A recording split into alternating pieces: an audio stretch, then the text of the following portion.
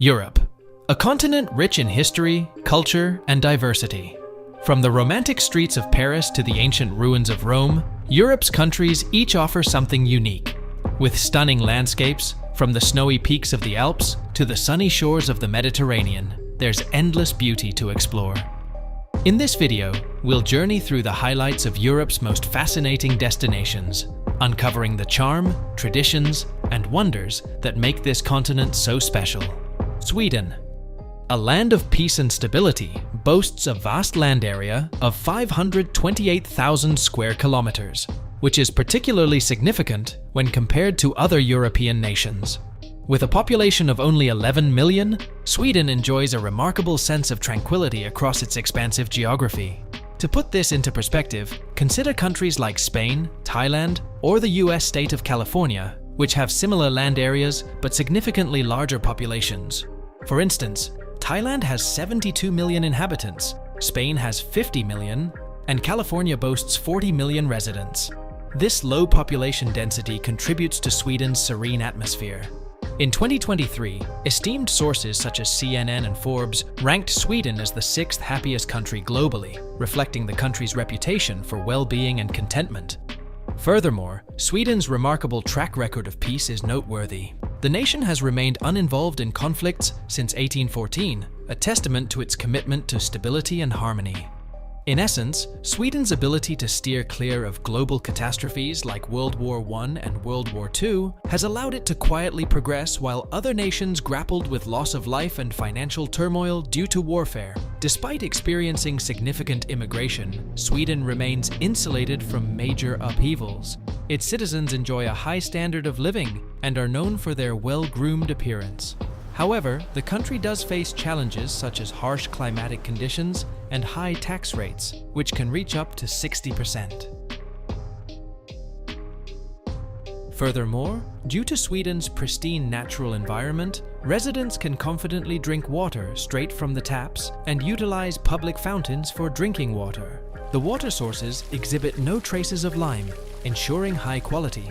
Even amidst such a high standard of living, Swedes can trust tap water for consumption without hesitation.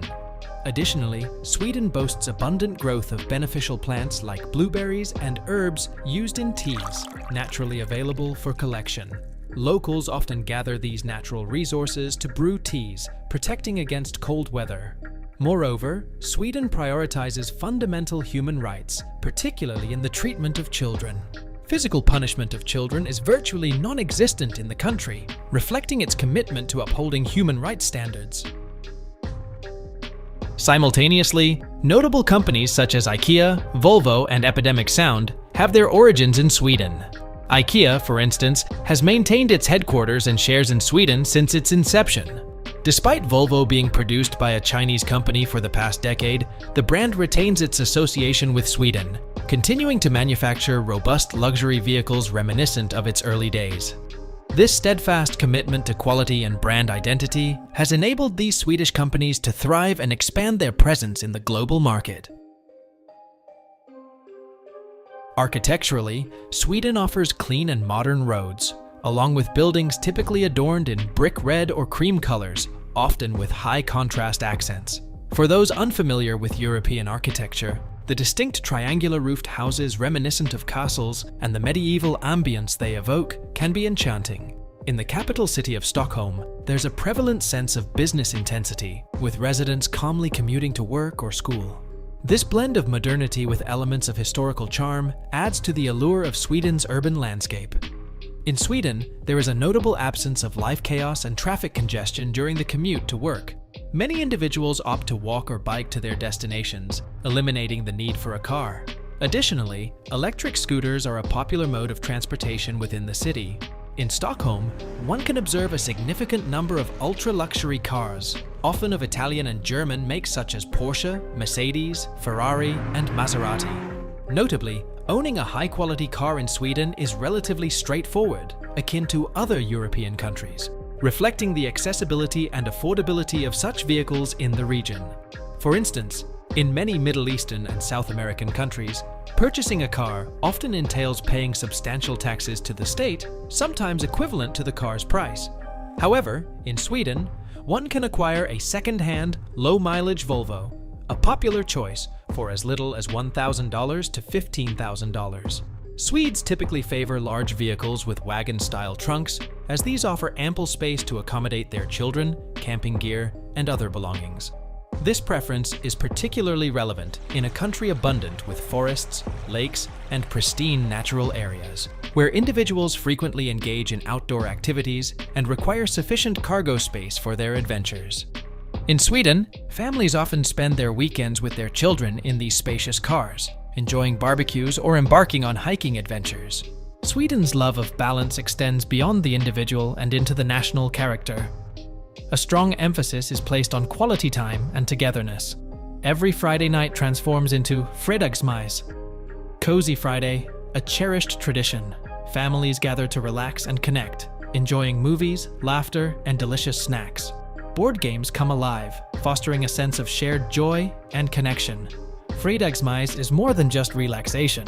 It exemplifies the importance Swedes place on creating warm and social spaces for their loved ones.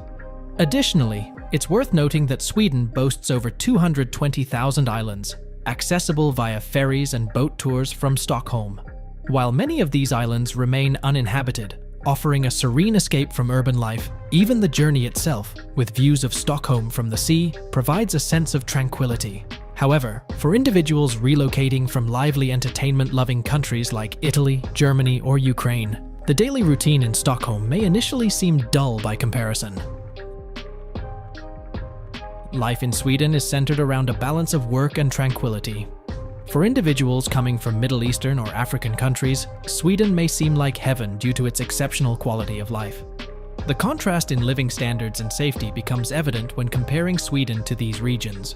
Crime rates are significantly lower in Sweden, offering a sense of security that is often lacking in African and Middle Eastern countries. People, including women, can comfortably walk the streets at night with a probability of harassment being less than 1%.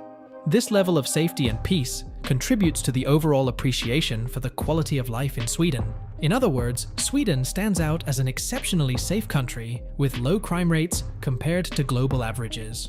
Recent research places Sweden at 60th in terms of countries with the highest crime rates. It's noteworthy that the majority of crimes in Sweden are committed by immigrants rather than locals.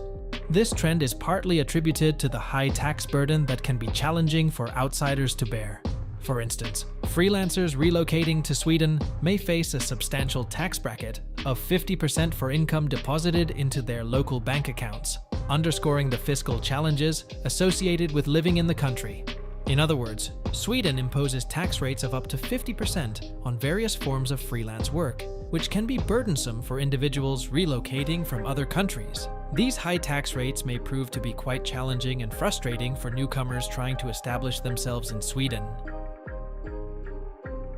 Despite the economic challenges, immigrants often hold a deep affection for Sweden.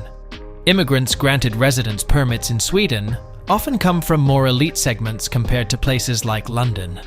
Those residing in Sweden understand this sentiment well, as immigrants in the country tend to be smarter, more educated, calm, and hard-working compared to counterparts in cities like London and New York. Immigrants in Sweden exhibit a remarkable ability to adapt, quickly learning Swedish to attain permanent residency and achieving high scores in language exams. Moreover, immigrants who move to Sweden with their families seamlessly integrate into the country's lifestyle and culture, experiencing minimal adverse effects from the adaptation process. This speaks volumes about the inclusive and welcoming nature of Swedish society towards immigrants. Africans in particular demonstrate remarkable success in adapting to life in Sweden, readily embracing the country's rules and customs. Additionally, there's a sizable population of Syrian, Iranian, and Arab immigrants in the country, alongside some blonde, blue-eyed individuals who have migrated from Russia and Ukraine. When speaking to immigrants, a common sentiment emerges. They unanimously regard Sweden as the best country in the world. However, for those unable to sustain themselves in expensive cities like Stockholm, many opt for a more rural lifestyle in Sweden. One such example is Skansen, located south of Stockholm, a charming village town opening to the Baltic Sea. These rural areas offer immigrants an alternative, perhaps more affordable yet equally enchanting way of life in Sweden. This place also serves as an open-air museum, offering a glimpse into Sweden's way of life centuries ago. If you're seeking immersion in lush nature, complete with ducks, streams, and the melodic sounds of birds and insects, heading south rather than north is advisable. While the northern regions of Sweden can experience harsh weather conditions, the southern areas boast enchanting fairy tale villages where one can truly connect with nature. In these regions, it's common to encounter more residents over the age of 50, as younger individuals, typically the children of these families, often relocate to Stockholm to pursue their career goals. Sweden's distinctive feature, known as allemansrätten, or the freedom to roam, sets it apart from other countries. This unique concept grants individuals the freedom to explore the most undeveloped land in the country. This includes forests, meadows, and even some private property, as long as it is done responsibly and with respect for the environment and property owners. Imagine hiking through ancient woodlands, camping by a serene lake, or kayaking among a network of islands, all of which are perfectly acceptable activities under the principles of allemansrätten. In addition to these aspects, it's widely acknowledged that Swedish individuals are among the most aesthetically pleasing in the world. While beauty is subjective, when comparing across European countries, Swedes stand out for their striking looks. With their blonde hair, tall stature, and impeccable sense of style, it's not uncommon to see Swedish men resembling movie stars as they stroll through streets or parks. The Swedish populace, both young and old, exudes a level of grooming and sophistication that is unparalleled in many other countries. While Swedish men may not prioritize entertainment as much, they are known for their inclination toward leading serious and purposeful lives. Indeed, Swedish individuals typically prioritize long-term relationships and seek partners with whom they can build a serious and committed bond. However, for women in Sweden, this may present its own challenges, as Swedish women are equally as beautiful as men, making it intimidating for immigrants to feel accepted. Swedish women, known for their cultured and educated demeanor, also possess striking physical attributes.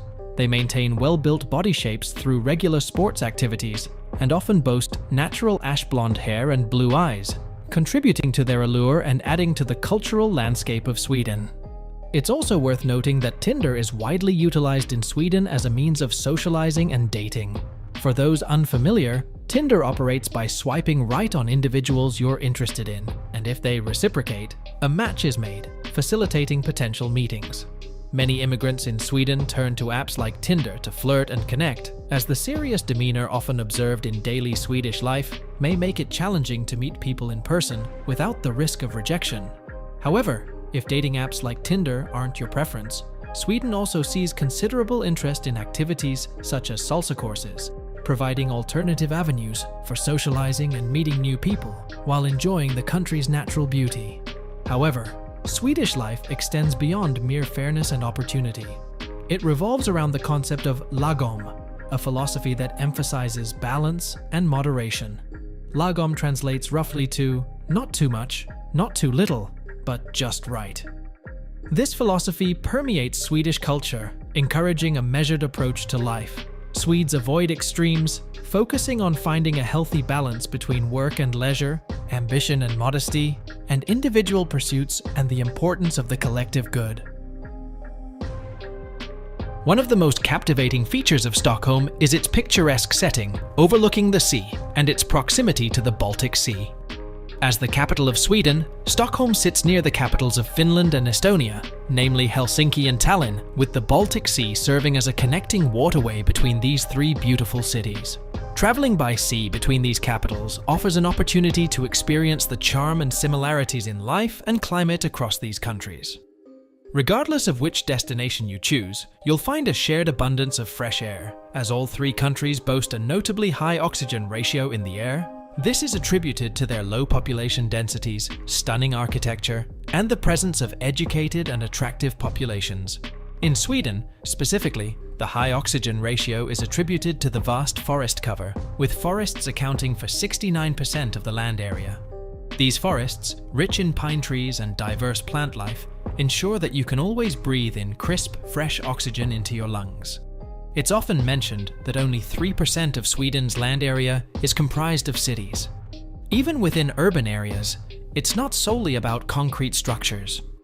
For instance, in Stockholm's city layout, many buildings are surrounded by trees, and numerous parks dot the landscape.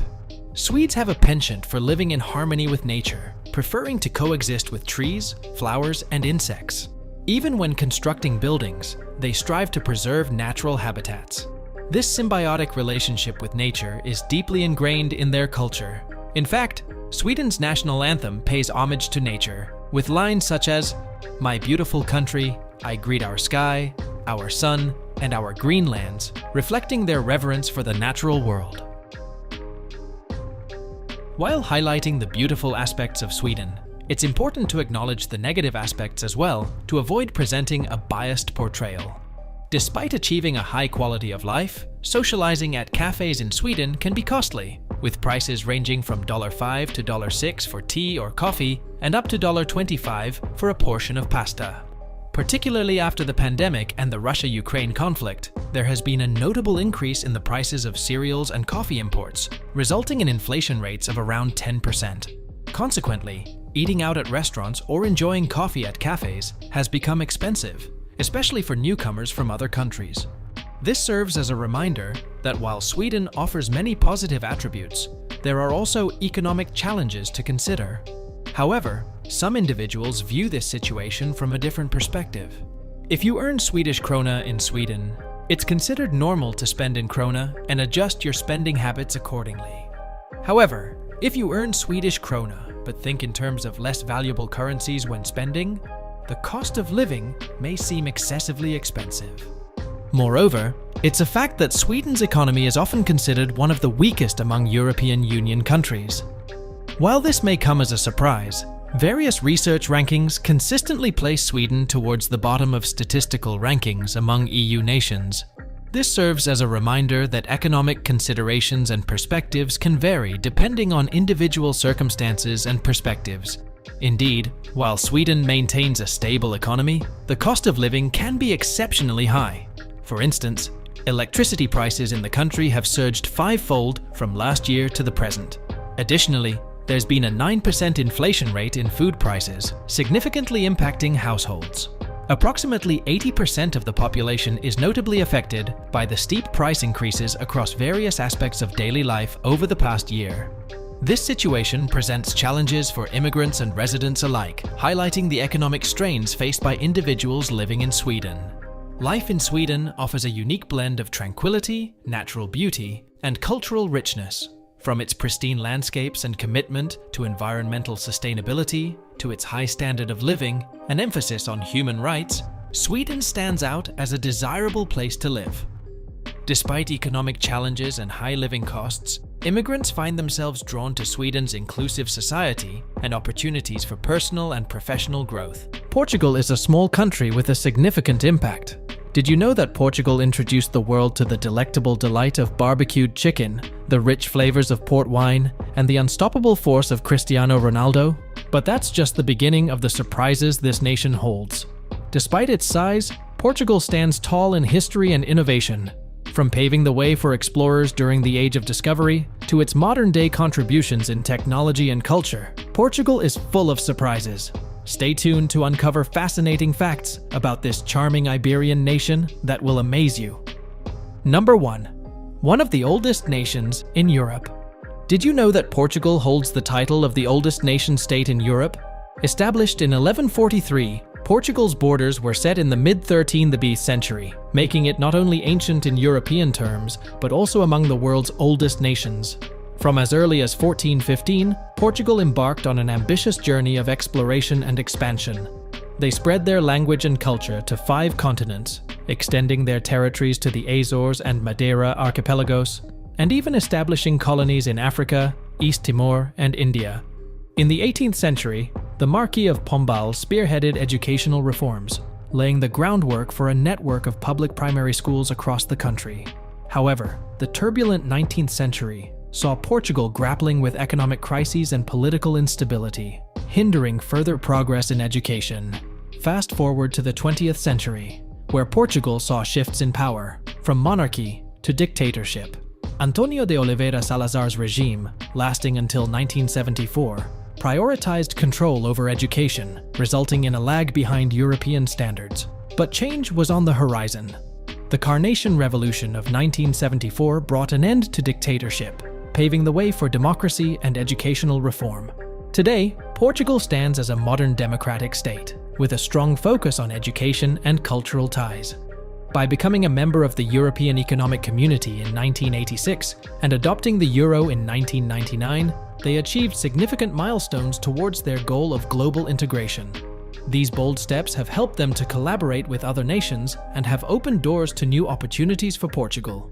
Speaking of global connections, Portugal's commitment to its Portuguese-speaking counterparts led to the formation of the Community of Portuguese-Speaking Countries, CPLP, fostering cultural and economic ties across borders. And as we move forward, Portugal continues to invest in education, with a focus on building a knowledge-based economy and reducing early school leaving rates. Number 2. Lisbon's catastrophic earthquake tragedy.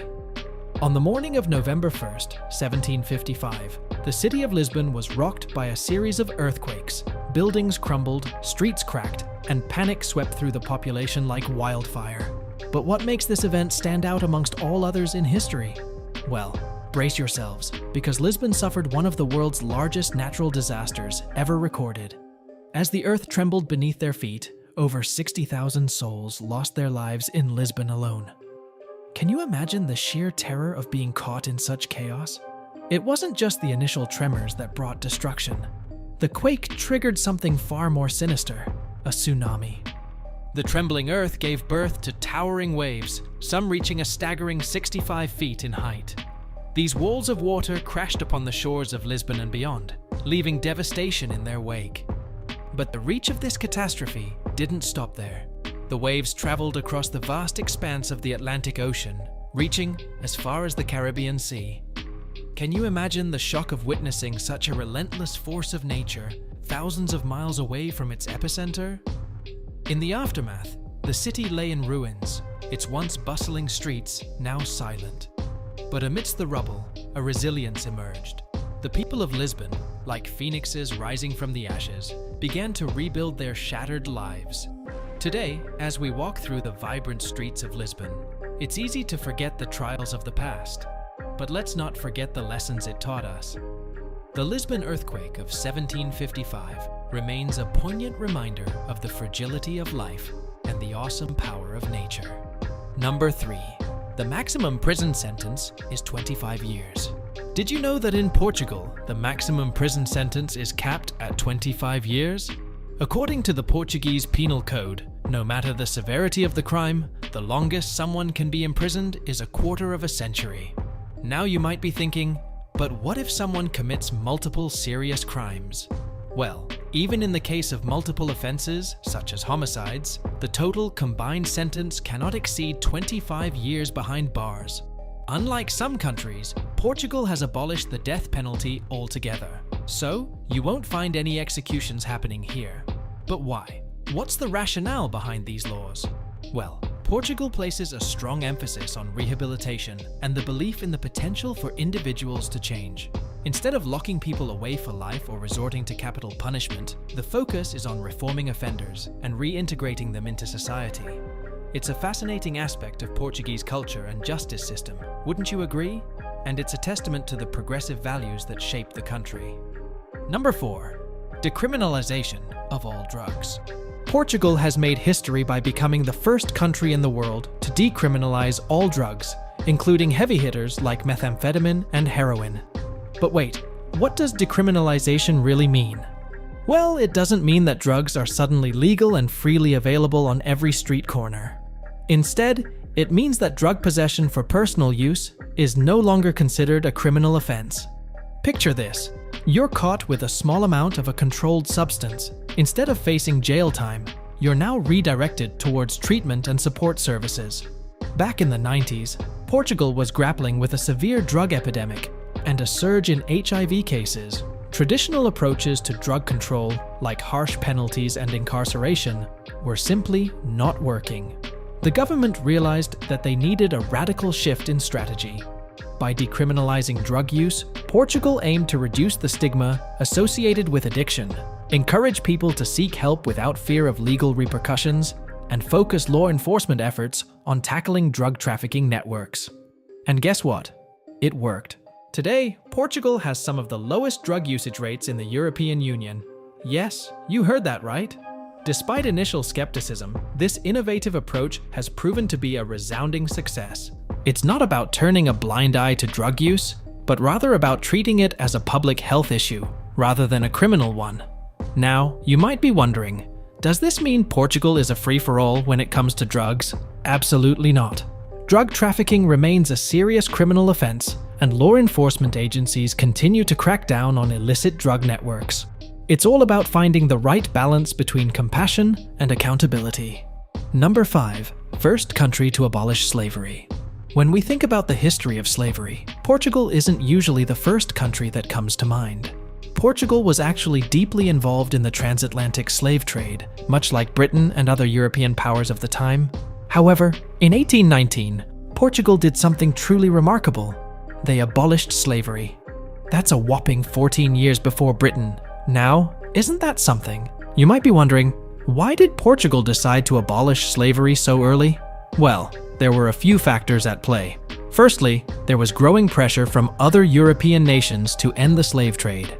Portugal, being a global player, wanted to maintain its reputation and avoid potential conflicts with other powers.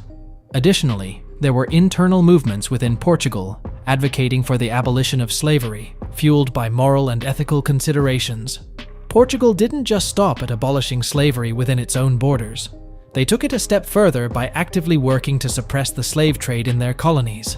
This meant cracking down on illegal slave ships and actively enforcing anti-slavery laws in regions under Portuguese control. It was a bold move that set Portugal apart from other colonial powers of the time. Number 6. Portugal and Spain once divided up the world. You might have heard the myth that Portugal conquered half the world. But here's the truth. While Portugal and Spain didn't conquer half the world, they did something quite extraordinary back in 1494. They signed a significant agreement known as the Treaty of Tordesillas. This treaty, approved by the Vatican, was a big deal. It was like drawing a giant line across the globe, dividing up the navigational and colonial rights between these two seafaring nations. Picture this, diplomats sitting around a table, debating where to draw this line. Eventually, they settled on one, approximately along the 25° W meridian. That's roughly smack dab between Cape Verde and Cuba. So, what did this line mean? Well, it was supposed to be like a boundary, separating Portugal's sphere of influence from Spain's. Portugal got one side, Spain got the other. Neat and tidy, right? While Portugal and Spain were busy patting themselves on the back for this agreement, other countries weren't exactly lining up to congratulate them. Nope, countries like England and the Netherlands, notably Protestant nations, basically shrugged and said, we'll do our own thing. Yep, while Portugal and Spain were carving up the world on paper, other emerging naval powers were out there doing their own exploring and colonizing. So while the Treaty of Tordesillas was a big deal for Portugal and Spain, it didn't really mean much to everyone else. Number 7. The longest dictatorship in Europe. Portugal holds a unique record in Europe, the longest lasting dictatorship. Lasting a staggering 48 years, from 1926 to 1974, this period was dominated by the rule of António de Oliveira Salazar, a figure whose influence shaped the country for decades. Salazar's rule was marked by a staunch nationalistic conservatism, heavily influenced by Catholicism.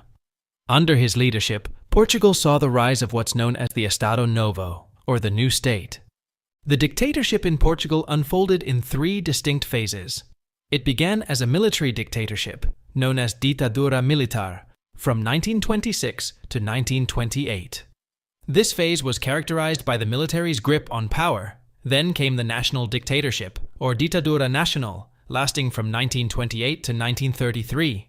During this period, Salazar consolidated his power and implemented his vision for Portugal. Finally, we have the Estado Novo from 1933 to 1974, the longest and most enduring phase of the dictatorship. This era saw Portugal under Salazar's iron grip, with strict censorship and limited political freedoms. But as they say, all good, or in this case, not so good, things must come to an end.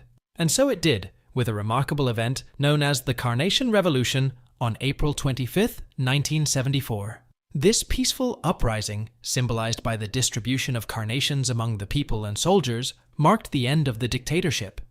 Every year, on April 25th, Portugal celebrates Freedom Day, or Dia de Liberdade, commemorating the country's transition to democracy.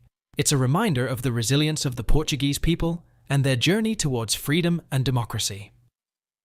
Number 8. Portugal introduced tea to England. Our story begins in 1662 when Catherine of Braganza, a Portuguese princess, married Charles II of England. Little did the English know, they were about to welcome more than just royalty into their lives. Catherine brought with her a beloved beverage from Portugal, tea. Now, tea wasn't entirely unknown in England at the time, but it was Catherine's fondness for this aromatic infusion that truly sparked a revolution.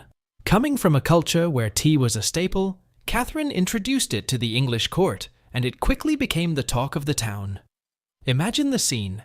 Ladies in extravagant gowns, delicately sipping tea, discussing the latest gossip and politics.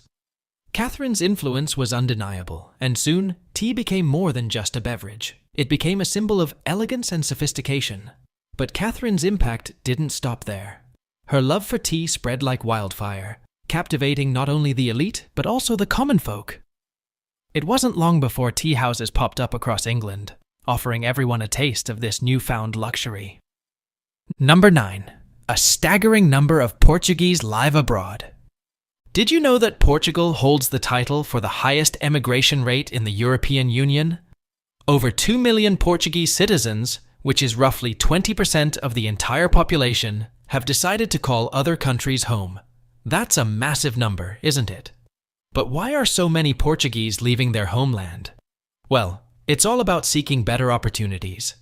Between 2011 and 2014 alone, nearly 500,000 Portuguese workers waved goodbye to Portugal in pursuit of a brighter future elsewhere. One such destination that has become a significant hub for the Portuguese diaspora is Luxembourg. In 2021, this tiny yet prosperous country hosted close to 100,000 Portuguese residents. That's a whopping 14.5% of Luxembourg's entire population. More than 2 million Portuguese citizens now reside abroad. But here's the kicker. If we include the descendants of these emigrants, the total population with Portuguese origins in host countries balloons to over 5 million. That's a staggering 40% of the population residing in Portugal itself. It's a testament to the dynamic and resilient nature of the Portuguese people. Despite leaving their homeland, they've made their mark around the world, contributing to the rich tapestry of global culture and society. Number 10. Portugal is famous for its tiles. Portuguese tiles, known as azulejos, are not just your average ceramic squares. Oh no, they are an integral part of Portugal's history and culture. Dating back to the 13th century, these stunning tiles were first introduced by the Arabs during their invasion. But it wasn't until the time of King D. Manuel Wurst that they truly made their mark. Legend has it that King D. Manuel Wurst was so captivated by the brilliance of Seville's tiles that he imported them to adorn his palace walls, thus igniting Portugal's love affair with azulejos. And boy, did they become popular! Almost every building in Portugal boasts these intricate designs, each telling its own unique story. Now you might be wondering about the striking blue and white combination that dominates Portuguese tiles. Well, during the Age of Discoveries, these colors were all the rage. Associated with wealth and power, they became synonymous with Portugal's maritime prowess. Influenced by Oriental porcelain and Dutch aesthetics, these tiles became a hallmark of Portuguese architecture. Crafted with precision and care, Portuguese tiles undergo a meticulous process. From shaping and painting to glazing and baking, each tile is a work of art in itself. And to preserve this rich tradition, Portugal even boasts its own dedicated museum, the National Tile Museum in Lisbon. Initially confined to the interiors of wealthy homes and religious institutions, these tiles eventually found their way onto the facades of buildings, transforming Portugal's urban landscape. Whether adorning a humble abode or a majestic cathedral, each tile tells a story, reflecting the creativity and craftsmanship of its creators. A place where naked women walk the streets. Germany, a country known for its rich history, world-class engineering, and vibrant culture. But did you know that there are some truly surprising aspects of German life that might catch you off guard? From nudity being embraced in public parks to traditions that seem downright bizarre to outsiders, Germany is full of quirky surprises. Stick around as we dive into some of the strangest and unusual facts about this fascinating country. Number 1. The culture of nudity. Germany's free body culture is a unique aspect of German life that may surprise you. This movement, which champions nudity in public spaces, is deeply ingrained in German culture and is more than just a quirky tradition. It's a way of life. The roots of FKK go back to the late 19th century, when the movement began promoting nudity as a natural and healthy way to live. This philosophy is not just about shedding clothes. It's about embracing naturalism and promoting well-being. In Germany, you'll find designated FKK areas in parks, on beaches, and even in some public pools. For instance, in Berlin, it's perfectly normal to see people sunbathing or relaxing in the nude at specific spots. This open attitude towards nudity extends to other public areas as well, fostering a sense of freedom and comfort. This acceptance is underpinned by a cultural belief in the benefits of natural exposure and a non-sexualized view of the human body. It's seen as a way to promote health, build self-esteem, and reduce body shame. Number 2. Beer spas. Bathe in your favorite brew. In Germany, beer is not only consumed but also used for bathing. Beer spas are a new wellness craze where you can soak in warm beer for relaxation. These exclusive spas are well liked due to their alleged health advantages. It is believed that the lukewarm beer can improve blood flow, loosen muscles, and refresh the skin. However, the situation improves. While you are immersed in the beer, you can also savor a chilled beer alongside. Incorporating relaxation with your preferred beverage is a key component of the overall experience. The beer spas have their roots in medieval times, when beer was utilized for its medicinal properties. Contemporary wellness practices have been integrated with traditional beer spa traditions by modern beer spas. The hops, yeast, and malt ingredients are full of vitamins and antioxidants that are thought to provide advantages for the skin. If you are concerned about cleanliness, there is no need to worry. Beer spas take great care to ensure the cleanliness of their beer baths by utilizing special techniques to maintain the freshness and purity of the beer. Number 3. The world's largest cuckoo clock. Measuring an extraordinary height of 15 feet, this cuckoo clock is not just a clock, it's a massive show. The cuckoo bird that appears every hour is massive, weighing an astonishing 330 pounds. That weighs more than the majority of full-grown humans. Constructed in 1997, this clock honors Germany's extensive history of crafting cuckoo clocks, which began in the Black Forest area. The clock demonstrates impressive artistry by melding old-fashioned methods with contemporary technology. The detailed carvings and intricate mechanisms of the clock elevate it from being just a timepiece to a work of art. Make sure to visit this huge clock if you are ever in Freiburg. It's more than just the dimensions, it's also about the skill and artistry that embodies the culture and history of the region. Additionally, witnessing the giant cuckoo bird emerge is a memory that will stay with you. Number 4. Escaping prison is not illegal. Escaping prison is not against the law in Germany. It may seem incredible, but it is accurate. Here's the reason. In Germany, attempting to flee is viewed as a natural desire for freedom, not as a criminal offense. If a prisoner attempts to escape, they are not penalized with an extra offense for the attempted escape. The emphasis, however, is on security. After being captured, the fugitive is promptly taken back to jail, and officials enhance security to deter any more escape efforts. This strategy shows a widespread belief in Germany that prisoners should have their human rights and desire for freedom recognized. The objective is to preserve organization while not penalizing the inherent desire for liberty. Number 5. Autobahn has no speed limit. The Autobahn in Germany is famous for its high-speed freedom, but it's not a lawless zone. Many areas do not have a set speed limit, which is attractive to those who enjoy driving fast. Nevertheless, there are strict regulations that accompany this freedom. Initially, despite being able to drive at any speed on these unrestricted areas, safety remains the top priority. Germany has strict regulations in place to ensure the safety of the Autobahn. For example, it is necessary for vehicles to be in good condition. It is not only inconvenient, but also against the law to run out of fuel on the Autobahn. It is required by law for drivers to ensure their vehicles are properly maintained, and their gas tanks are always full in order to prevent accidents or disturbances.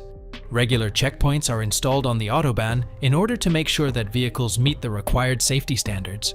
Speed restrictions are put into effect in specific locations, such as construction zones or in inclement weather. These boundaries are closely monitored in order to guarantee protection. Number 6. Underground bunkers in Berlin. Berlin hides a past that is not readily visible. Underneath the busy streets lies a network of underground bunkers from World War II. These bunkers are more than just remnants. They offer a glimpse into an intense period of history. In WW2, Berlin was heavily bombed, so the city constructed a widespread network of bunkers for the safety of its residents. A few of these bunkers were very large, built to accommodate thousands of individuals during air raids.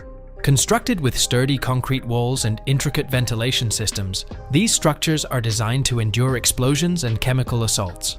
Today, some of these bunkers have been converted into places for tourists to visit. For instance, Berliner Unterwelten provides tours that investigate these underground areas. Visitors have the opportunity to observe where individuals took shelter, gain knowledge about the bombings, and even view traces of wartime graffiti. Another remarkable location is the Flakturm, a large anti-aircraft tower included in the Berlin Wall Memorial. Initially constructed for the purpose of protecting the city from air attacks, it now stands as a strong representation of Berlin's ability to withstand wartime challenges. Number 7. Home to the world's largest beer festival. Oktoberfest holds the title of being the biggest beer and folk festival globally. Each year, it attracts millions of tourists from all over the world. What is its size? This huge event lasts for 16 to 18 days, beginning in late September and continuing into the first weekend of October. It is a festivity that dates back to 1810. The festival is more than just beer, despite beer being a main focus. During Oktoberfest, there are 14 large beer tents, each representing a different brewery, and approximately 7 million liters of beer are consumed. That amount of beer is beyond what the majority of individuals could fathom consuming in their lifetime. The event features vibrant music, dance, and many individuals wearing colorful lederhosen and dirndls to celebrate Bavarian culture. Additionally, there are exciting amusement park attractions and numerous food vendors selling a variety of snacks, such as pretzels, sausages, and mouth-watering pastries. Number 8. No drilling on Sundays. In Germany, Sundays are dedicated to relaxing. In accordance with regulations, Sunday is assigned as a day of relaxation, resulting in a strict ban on noisy activities such as drilling. This rule is a component of the German law known as the Ruhetag, or Day of Rest law. The roots of this legislation date back to 1956, demonstrating the importance Germans place on their leisure time. The goal is to guarantee that all individuals can have a calm day of relaxation without any interruptions. Therefore, if you have a DIY project planned for Sunday in Germany, you will have to postpone it for a different day. Drilling is not the only activity prohibited. Vacuuming, lawn mowing, and playing loud music are also not allowed. These rules stem from a culture that places a high importance on spending time with family and unwinding. Stores and establishments are also typically shut down, promoting individuals to enjoy quality moments with their family and friends. Breaking this silence ordinance may result in penalties, and neighbors often remind each other about these rules. Number 9. The bizarre tradition of tree wrapping. In Germany, there is a unique custom called tree wrapping that could be unexpected. When a man who is not in a relationship reaches the age of 30, his friends play a light-hearted and slightly sneaky joke on him. They decorate a tree in front of his house with colorful ribbons or even toilet paper. The practice, known as Baumkuchen, holds significance beyond mere amusement. It is a traditional custom signifying the shift from carefree youth to grown-up duties. The tree is embellished with various decorations, making a vibrant and attention-grabbing display. After wrapping the tree, the man must do a task to remove the festive wrapping. This may involve tasks like cleaning the road, engaging in community service, or carrying out other minor acts of civic duty. The concept is to adopt a sense of accountability and demonstrate readiness for the responsibilities of adulthood. Number 10. The first horror film was made in Germany. Germany produced the very first horror film, a fact that can be quite surprising. In 1922, Nosferatu, a silent film by German director Friedrich Wilhelm Murnau, solidified the horror genre. The film Nosferatu is revolutionary and introduced several elements still present in vampire movies nowadays.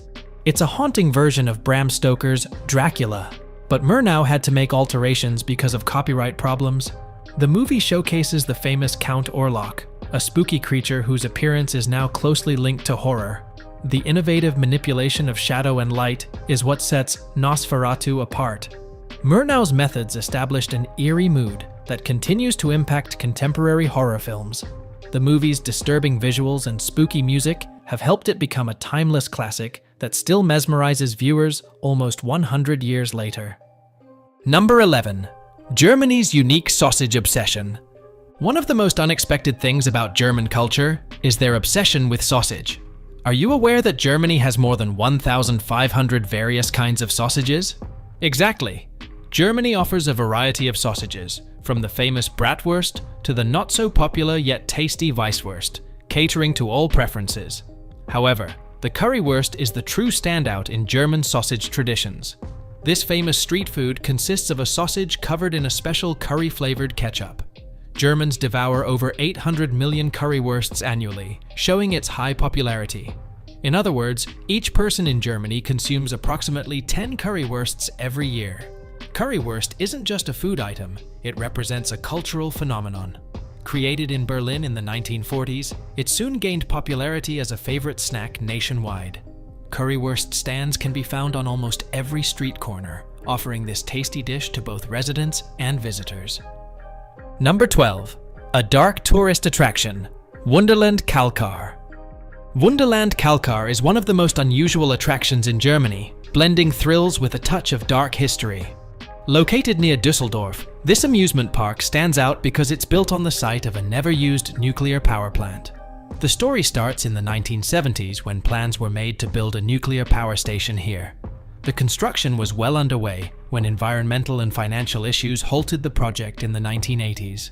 Fast forward to the 1990s, and a Dutch investor saw potential in the abandoned facility. Instead of dismantling it, he transformed the site into an amusement park, retaining much of the original nuclear infrastructure. Today, visitors to Wunderland Kalkar can enjoy roller coasters, bumper cars, and a variety of food and drink options.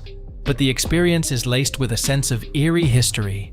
The park's design incorporates the original nuclear cooling towers and reactor buildings, giving it a unique and somewhat unsettling atmosphere. One striking feature is the park's main building, which was the original reactor building. Its circular, futuristic design now houses restaurants and shops.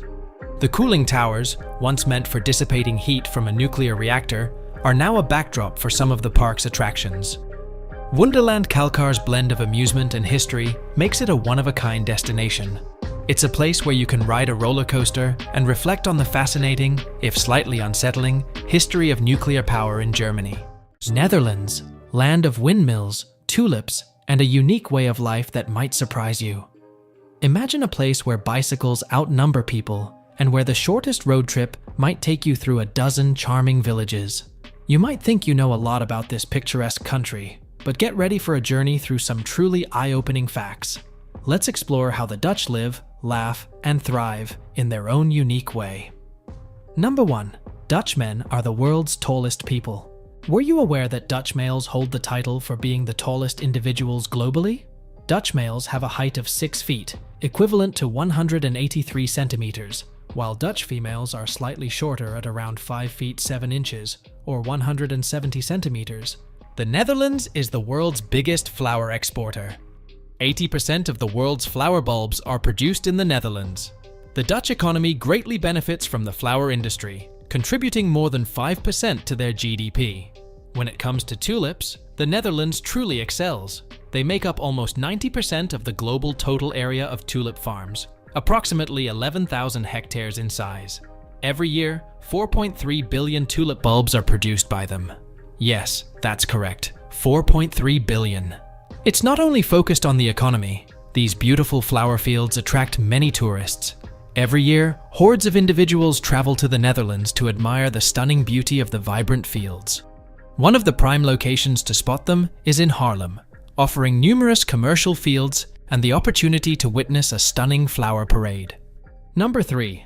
Amsterdam has over 1,200 bridges. Were you aware that Amsterdam boasts more than 1,200 bridges? Absolutely correct. There are exactly 1,281 bridges that link the city's beautiful 165 canals. The bridges of Amsterdam serve not only as functional transportation links, but also contribute significantly to the city's charm and aesthetic appeal.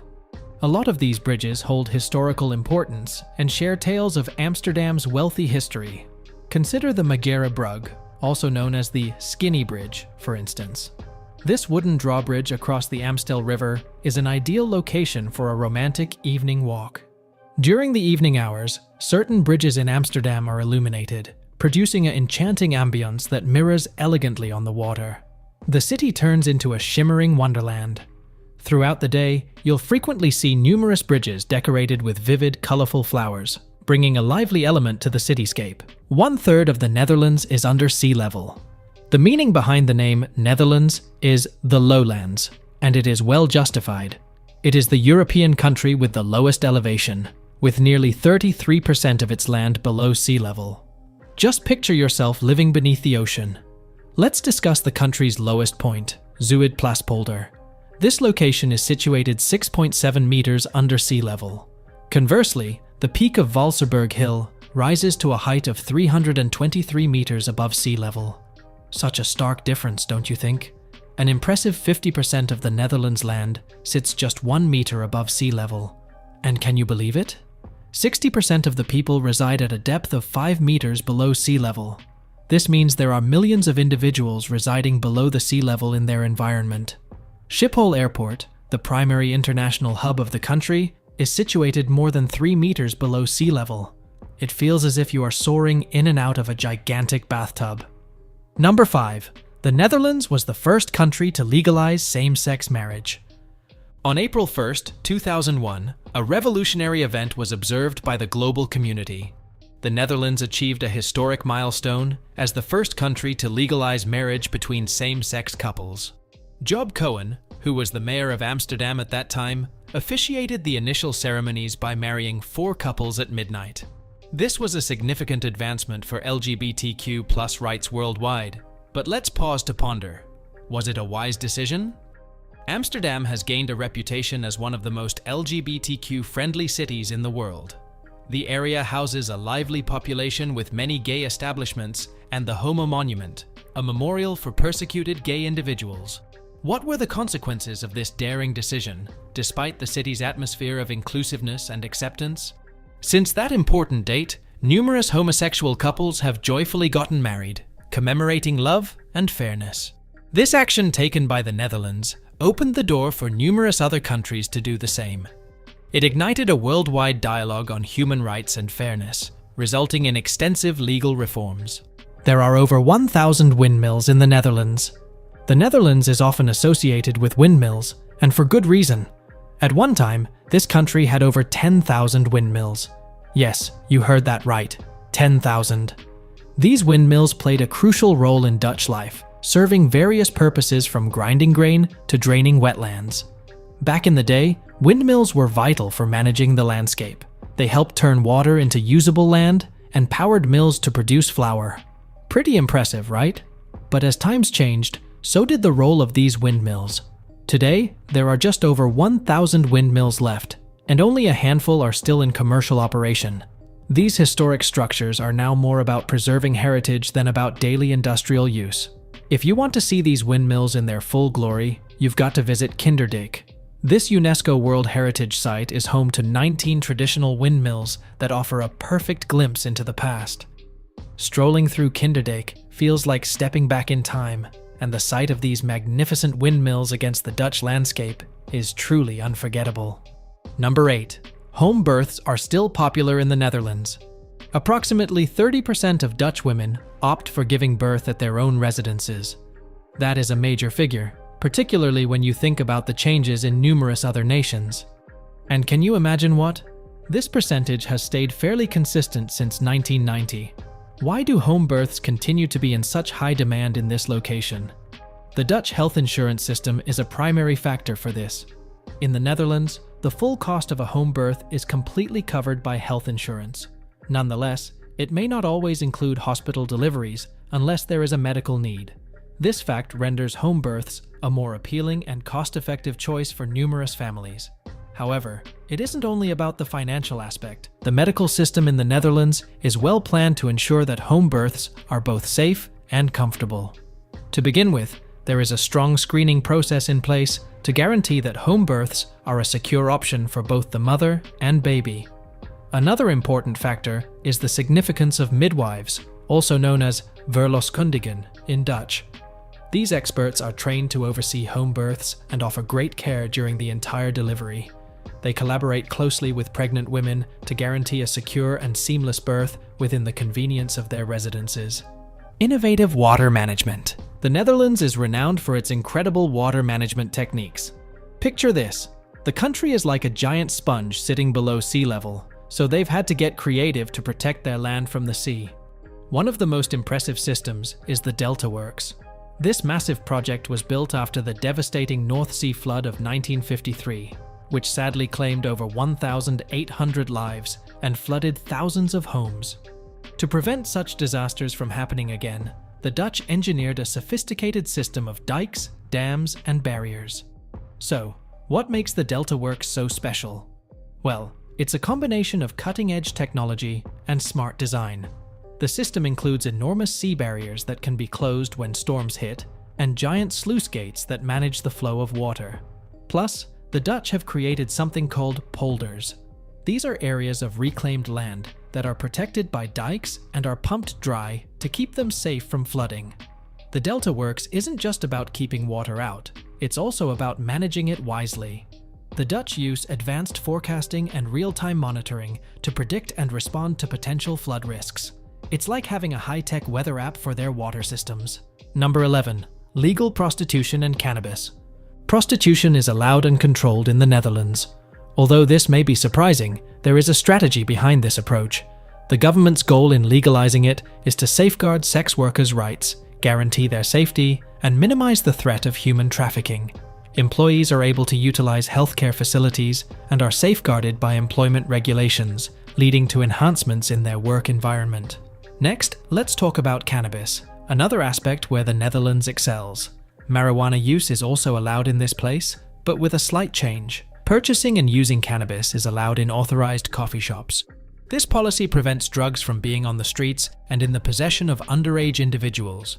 Additionally, it enables the government to regulate and supervise its distribution in order to decrease related criminal activities and health hazards. What is the main concept driving these policies? The Dutch strategy focuses on minimizing harm and ensuring public safety.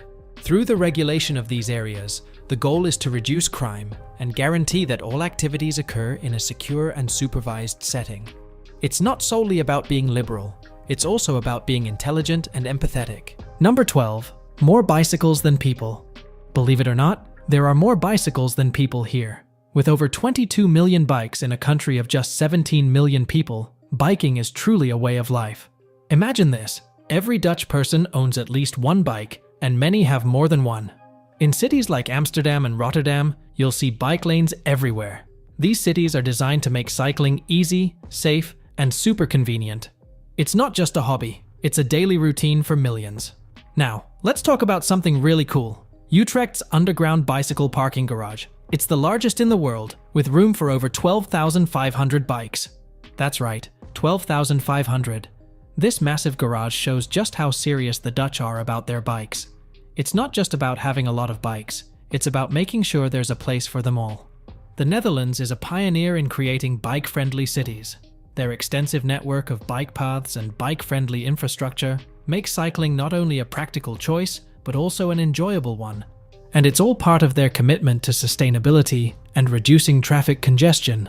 So next time you think about cycling, remember the Netherlands, where bikes are more than just a mode of transport. They're a key part of daily life, helping people get around easily and keeping cities greener.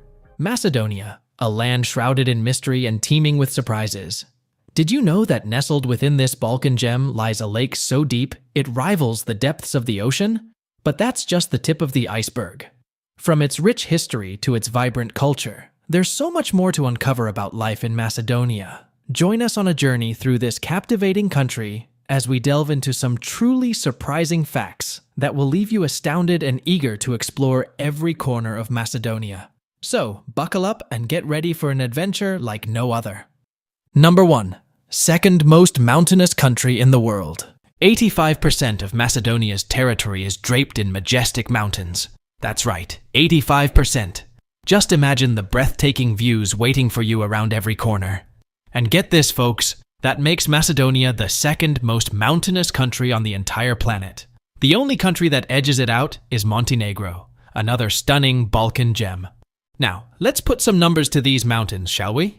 Macedonia boasts a whopping 34 mountaintops towering above 2,000 meters. That's like having your own personal collection of peaks reaching for the sky. When you consider the size of the country, Macedonia actually takes the crown for the most mountaintops, above 2,000 meters per square kilometer. That's some serious altitude per square inch. So, what's the deal with all these mountains, you might wonder? Well, they're not just there for show, folks. These peaks offer adventurers like us endless opportunities for hiking, climbing, and exploring. And let me tell you, the views from up here are absolutely worth the effort. You'll feel like you're on top of the world. But it's not just about the thrill of the climb. The mountains of Macedonia are also home to a rich diversity of flora and fauna. From rare alpine flowers to elusive wildlife, there's so much to discover in these rugged landscapes. It's like stepping into a nature lover's paradise.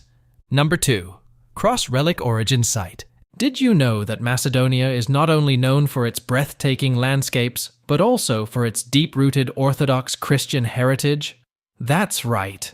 This small but mighty country is home to over 1,000 churches, each with its own unique story to tell. 3 churches contain fragments of the cross on which Jesus was crucified. Now, let's explore these sacred sites. The first stop on our journey is St. Bogodorica Prechista in Kičevo. Here, nestled amidst the Macedonian landscape, you'll find a piece of history intertwined with faith. The church's foundation holds a fragment of the cross, a testament to the enduring legacy of Christianity in this region.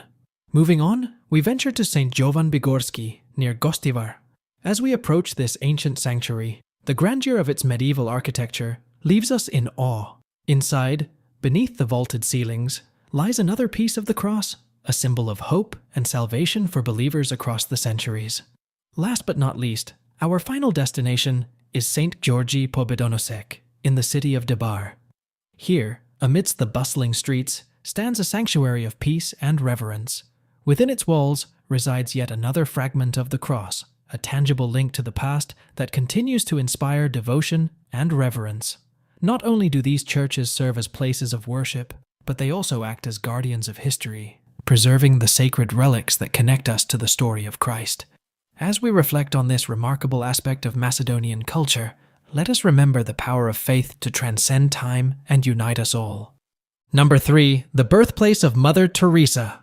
Most people associate Mother Teresa with Calcutta, where she spent a significant part of her life helping the poor and the sick. But the truth is, she was actually born right here in Skopje, the capital of North Macedonia, in 1910. And guess what? Today, near the iconic Macedonia Square, stands a memorial house museum that beautifully commemorates her life and her extraordinary achievements. It's a place where you can step back in time and learn more about the early years of this remarkable woman. Imagine, right in the heart of Skopje's bustling center, you can explore the very place where Mother Teresa's journey began. It's not just a museum, it's a testament to her enduring legacy and the values she stood for. Inside, you'll find fascinating exhibits showcasing her humble beginnings, her unwavering faith, and her tireless dedication to serving others. From her childhood photographs to personal belongings, every corner of this museum tells a story of compassion and selflessness. Now, let's talk about some major milestones in Mother Teresa's life. In 1979, she won the Nobel Peace Prize for her humanitarian work, bringing global attention to her mission of love and compassion. Then in 2003, Pope John Paul II beatified her, recognizing her exemplary life of virtue and sanctity. And finally, in 2016, she was canonized by Pope Francis, officially becoming Saint Teresa of Calcutta. It's truly remarkable to think that this incredible woman, born right here in Skopje, went on to touch the lives of millions around the world. Her legacy serves as a reminder of the power of kindness and the importance of serving others, inspiring generations. Number 4. Macedonia has a country within. Did you know that after Macedonia gained its independence in 1991, a tiny village nestled in the hills north of Ohrid Lake made a groundbreaking declaration? That's right. I'm talking about Vevkani, a charming village that decided to become a micronation right here on the Balkan Peninsula. Picture this. Vevkani proudly raised its own flag and even minted its currency. Imagine a small village with dreams of sovereignty. It was a bold move that caught everyone's attention. But here's the kicker. Despite its independence declaration, every single person living in Vevkani was ethnically Macedonian. Now, you might be wondering, what led to this quirky decision? Well, it was a mix of pride, creativity, and perhaps a dash of rebellious spirit. But as we know, all good things must come to an end. The Republic of Vevkani eventually integrated into the nearby municipality of Struga. Even though Vevkani relinquished its micronation status, the locals are not ones to let go of a good story. They cleverly used the legacy of the Republic of Vevkani to draw in curious travelers.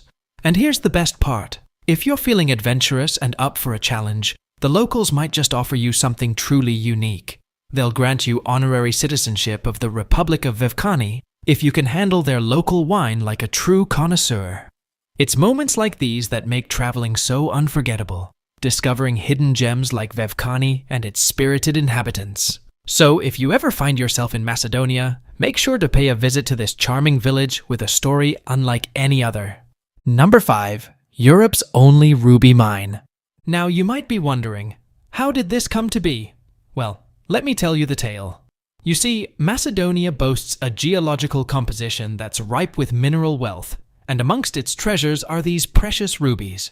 It's like nature's own little secret, hidden beneath the Earth's surface. The ruby mine in Prilep stands as a testament to Macedonia's unique position in the gemstone world.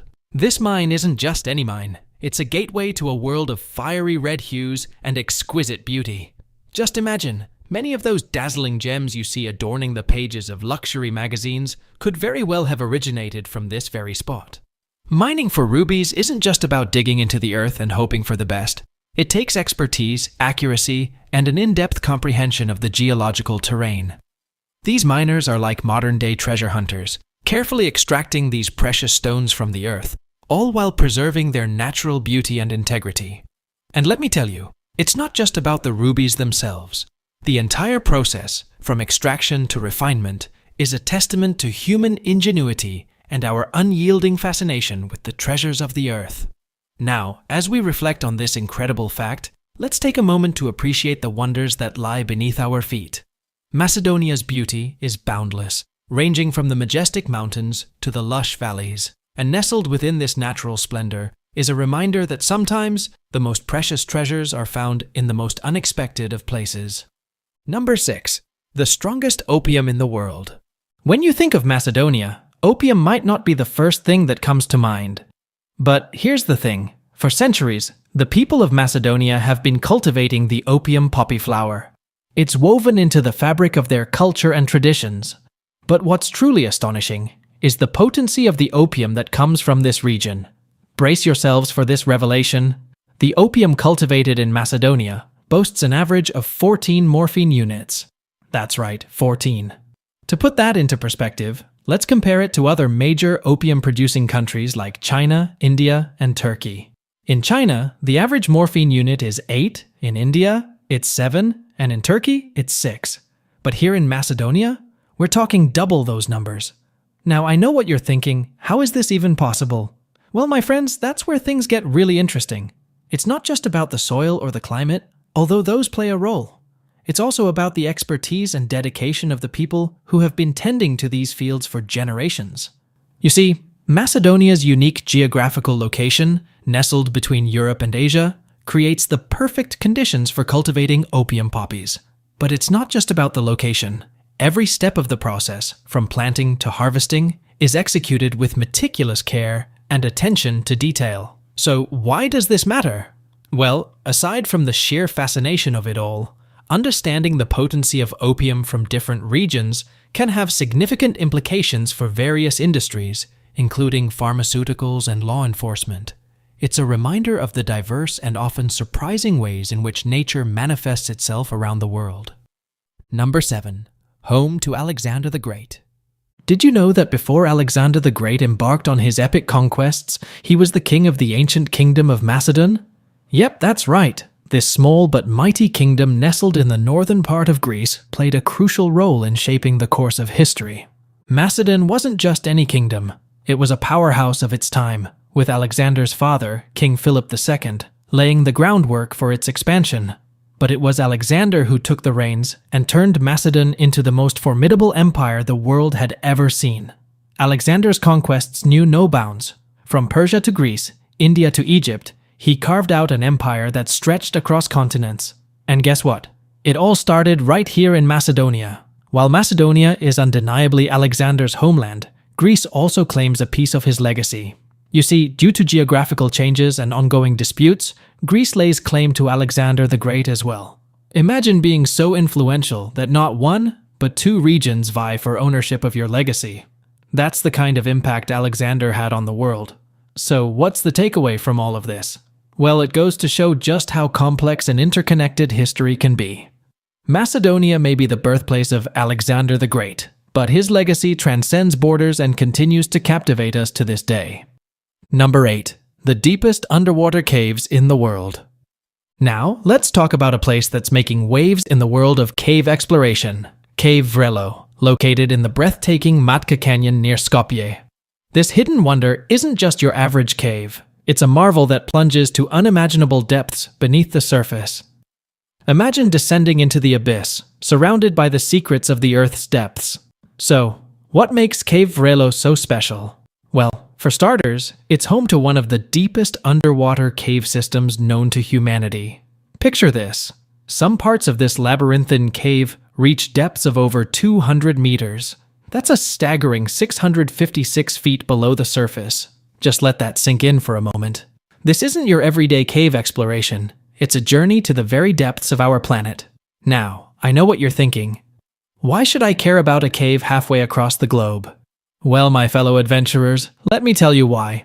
Exploring Cave Vrelo isn't just about ticking off another item on your bucket list. It's about unlocking the mysteries of our world. Every dive into its depths reveals new insights into the hidden realms beneath our feet. Matka Canyon isn't just about the cave, it's a paradise for nature lovers. Picture yourself drifting along the tranquil waters of the canyon, surrounded by towering cliffs and lush greenery. It provides a sanctuary for a variety of plant and animal species, allowing for a glimpse into nature's unspoiled beauty. Number 9. One of the world's oldest astronomical observatories. Imagine standing atop a mountain, surrounded by ancient stones that have witnessed the dance of the cosmos for over 3,800 years. That's Kokino for you, the fourth oldest astronomical observatory in the world. Perched more than 3,300 feet above sea level, this remarkable site holds the key to understanding how our ancestors charted the movements of the sun and moon. As we explore Kokino, we're greeted by two distinct platforms, separated by an elevation of about 62 feet. On the first platform, ancient markers etched into andesite rocks serve as celestial signposts, guiding us through the rhythms of the heavens. These markers weren't mere decorations. They were carefully placed to track significant astronomical events, such as the four major astronomical events that occur each year are the winter and summer solstices, which mark the shortest and longest days of the year respectively, as well as the autumn and spring equinoxes, which signal the beginning of fall and spring. On the second platform, we uncover an even deeper level of sophistication. Here, intricate carvings reveal the precise movements of light during the equinoxes and solstices.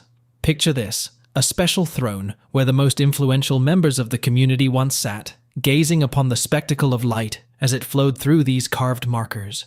It's as if they held the very essence of time in their hands. And let's not forget the rituals. The people of Kokino didn't just passively observe the celestial phenomena, they actively participated in them. Based on the changing patterns of sunlight, they conducted rituals that were deeply intertwined with the rhythms of nature. It was a graceful dance that unified humanity with the universe, bridging the gap between the mundane and the divine. Number 10. Skopje has been rebuilt many times. North Macedonia's capital, Skopje, is not just a city, it's a testament to human perseverance. Situated on the banks of the majestic Vardar River, Skopje has endured a series of challenges that would have left many cities in ruins. Yet, each time, it has risen from the ashes like a phoenix. Let's rewind the clock. Imagine ancient Skopje, founded by the Illyrians, evolving into a bustling Roman provincial capital by the 4th century. But disaster struck in 518 when a powerful earthquake shook the city to its core. Did it crumble and fade into history? Not quite. Skopje was rebuilt, showing the world its resilience. Fast forward to medieval times, Skopje flourished under Ottoman rule, with mosques, baths, and bazaars adorning its streets. But even the mighty Ottoman Empire couldn't shield Skopje from calamity. In 1689, invaders from Austria razed the city to the ground. Yet, once again, Skopje rose from the ashes. The 20th century brought both triumphs and tragedies. Skopje became the capital of a newly formed Yugoslavia after World War I. But in 1963, tragedy struck again. A devastating earthquake shook the city, leaving thousands dead and many more homeless. It was a dark chapter, but the world rallied together, sending aid from 78 countries to help rebuild Skopje, and rebuild it did. Skopje's resilience shines through in its architectural marvels, blending historic treasures like the Kale Fortress and the Mustafa Pasha Mosque with modern developments. The Skopje 2014 project transformed the cityscape, creating a harmonious blend of old and new. Skopje is now a bustling center for industry, commerce, and culture in North Macedonia. From bustling markets to bustling factories, Skopje embodies the spirit of resilience and reinvention. So, the next time you stroll through Skopje's streets, remember the city's incredible journey through time. Each stone, each building tells a story of resilience, reminding us that no matter what challenges we face, we can always rebuild and rise again. Albania, a small country with a big heart and even bigger surprises. Nestled in the heart of the Balkans, this hidden gem boasts stunning landscapes, rich history, and a culture that's as vibrant as it is unique. Ever wondered what makes Albania so fascinating? From its breathtaking coastlines and ancient ruins, to its delicious cuisine and warm, welcoming people, Albania has secrets that will amaze you. Stick around as we dive into some of the most surprising and interesting facts about this incredible country. Number 1. Albania's bunker mania. Albania has more than 173,000 bunkers, and the history behind them is extremely captivating. Albania experienced a period of extreme paranoia and seclusion during Enver Hoxha's dictatorship.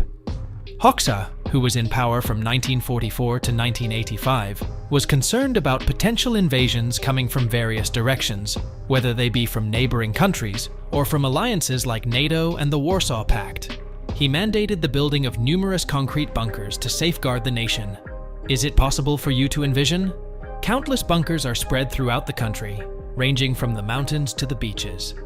It's believed that there are approximately 173,000 of these bunkers in existence. They were constructed to be sturdy and long-lasting, able to endure assaults and offer secure shelters for the residents. However, the catch is that the majority of these bunkers were never utilized for their original purpose. Albania never experienced the invasions that Hoxha was afraid of. These bunkers now serve as eerie relics from a highly fraught and solitary era in the nation's past. In current times, Albanians have discovered innovative methods to reuse these bunkers. Some have been changed into eccentric coffee shops, distinct galleries, and even comfortable residences. It's incredible to witness the transformation of something that used to represent dread and loneliness into a key aspect of everyday life and society. Number 2. The world's first atheist state. In 1967, Albania did something that no other country had been brave enough to do prior to that. It proclaimed itself as the first atheist country in the world. This was not simply a random choice. It was a component of Enver Hoxha's ambitious plan for Albania. Hoxha, who led Albania as a communist from 1944 until his passing in 1985, thought that religion stifled progress and was a means of control. During Hoxha's rule, Albania set out on a mission to eliminate religion from society. The prohibition of all religious activities led to the closure or conversion of religious buildings. Churches, mosques, and monasteries were closed. Some were even converted into museums, sports halls, or cultural centers. The government initiated a strong propaganda effort against religion, pushing atheism as the new official ideology. This marked a significant shift for a nation with a deep religious background. Prior to 1967, Albania was a location where different religions lived together harmoniously. Muslims, Orthodox Christians, and Catholics coexisted peacefully together. However, Hoxha's extreme decision was intended to eradicate the impact of religion on Albanian society entirely. The government highlighted the importance of secularism and science, asserting that Albania could only advance by rejecting religious superstitions. Number 3. The mysterious Blue Eye Spring. What is the Blue Eye Spring exactly? Situated close to the charming town of Saranda in the south of Albania, this natural wonder is a mesmerizing deep blue spring that appears truly enchanting. Simply observe that hue. It is incredibly vivid and transparent, as if gazing into the Earth's eye. The Blue Eye Spring, also called Siri y Kalter by locals, is not only stunning but also very enigmatic. Divers have tried to explore its depths, yet no one has successfully reached the bottom yet. Yes, it seems to have no end. Picture submerging into these transparent waters and descending further and further with no sight of the bottom. It's an exciting yet unsettling idea. Every year, thousands of tourists from all over the world are drawn to this stunning spectacle. Visitors arrive not only to view the stunning blue water, but also to appreciate the peaceful and vibrant environment. It's an ideal location for those who enjoy nature and crave adventure. Number 4. More Albanians live abroad than in Albania. Albania has a population of approximately 2.8 million individuals. But can you guess what?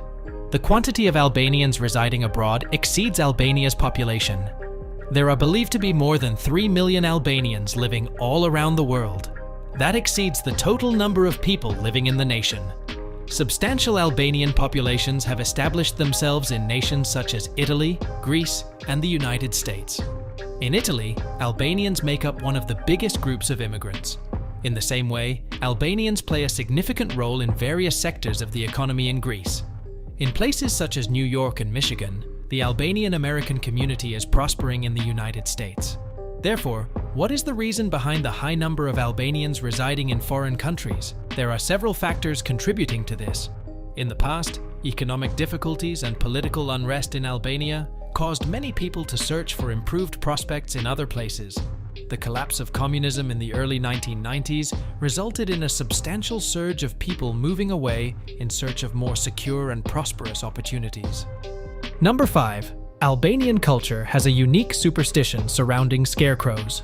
When you think of scarecrows, you most likely picture them standing upright in fields, deterring pesky crows from crops. In Albania, scarecrows, known as dordaleks, have a significantly different role. Dordaleks have the ability to manifest in various shapes and sizes. Mutilated toys, devil-like statues, and figures resembling scarecrows are commonly observed. However, the surprise is that they are not located in fields. You can locate them on construction sites instead. Albanians install these dordaleks at construction sites. What is the reason behind that? The focus is on avoiding negative energies and attracting positive fortune. Albanian culture believes that dordaleks protect property from jealousy of neighbors and onlookers. They serve as a form of spiritual protection to ensure a smooth construction process and that the completed structure is bestowed with good luck. Number 6. In Albania, it's considered disrespectful to refuse food when it is offered. In Albania, being hospitable is more than just a friendly act. It's ingrained in their lifestyle.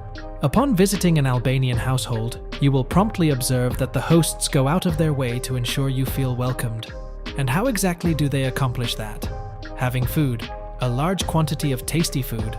Albanians have a strong sense of pride in their culinary customs, viewing the act of providing food as the highest form of demonstrating respect and hospitality towards their visitors. At an Albanian dining table, you can anticipate a spread of delicious dishes such as bajrek, lamb, and baklava. However, declining food in Albania is strongly discouraged. Refusing a plate of delicious food from your host can be perceived as impolite or disrespectful. It's as if you're implying that you don't value their hard work and kindness. Therefore, it's advisable to sample a small portion even if you're already satiated. Number 7.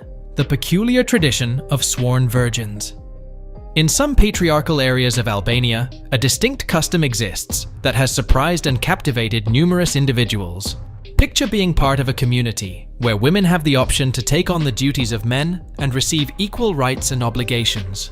Doesn't it sound captivating? This is the truth for Albania's sworn virgins. The custom of sworn virgins, referred to as burnashas in the local language, permits women to assume male roles through committing to a lifetime of celibacy.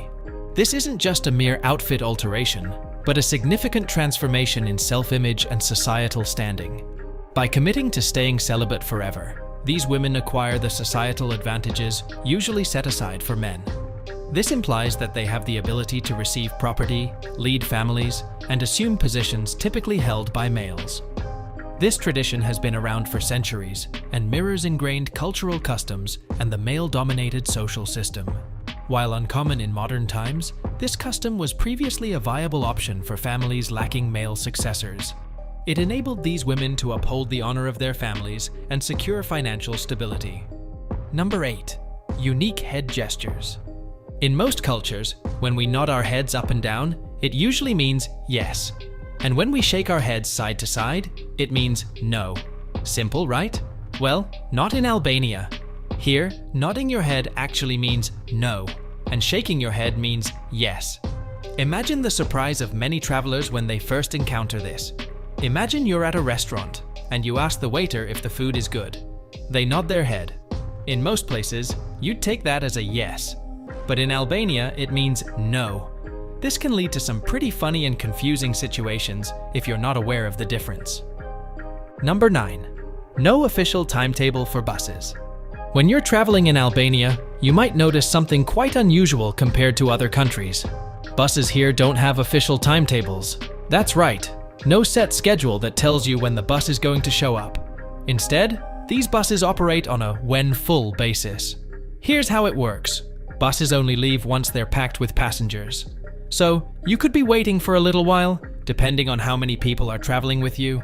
This might sound a bit frustrating, but it actually offers a unique glimpse into daily life in Albania. Now, why does this system exist? Well, it's partly due to historical and economic reasons. In the past, the public transport system was designed to be flexible and cost-effective.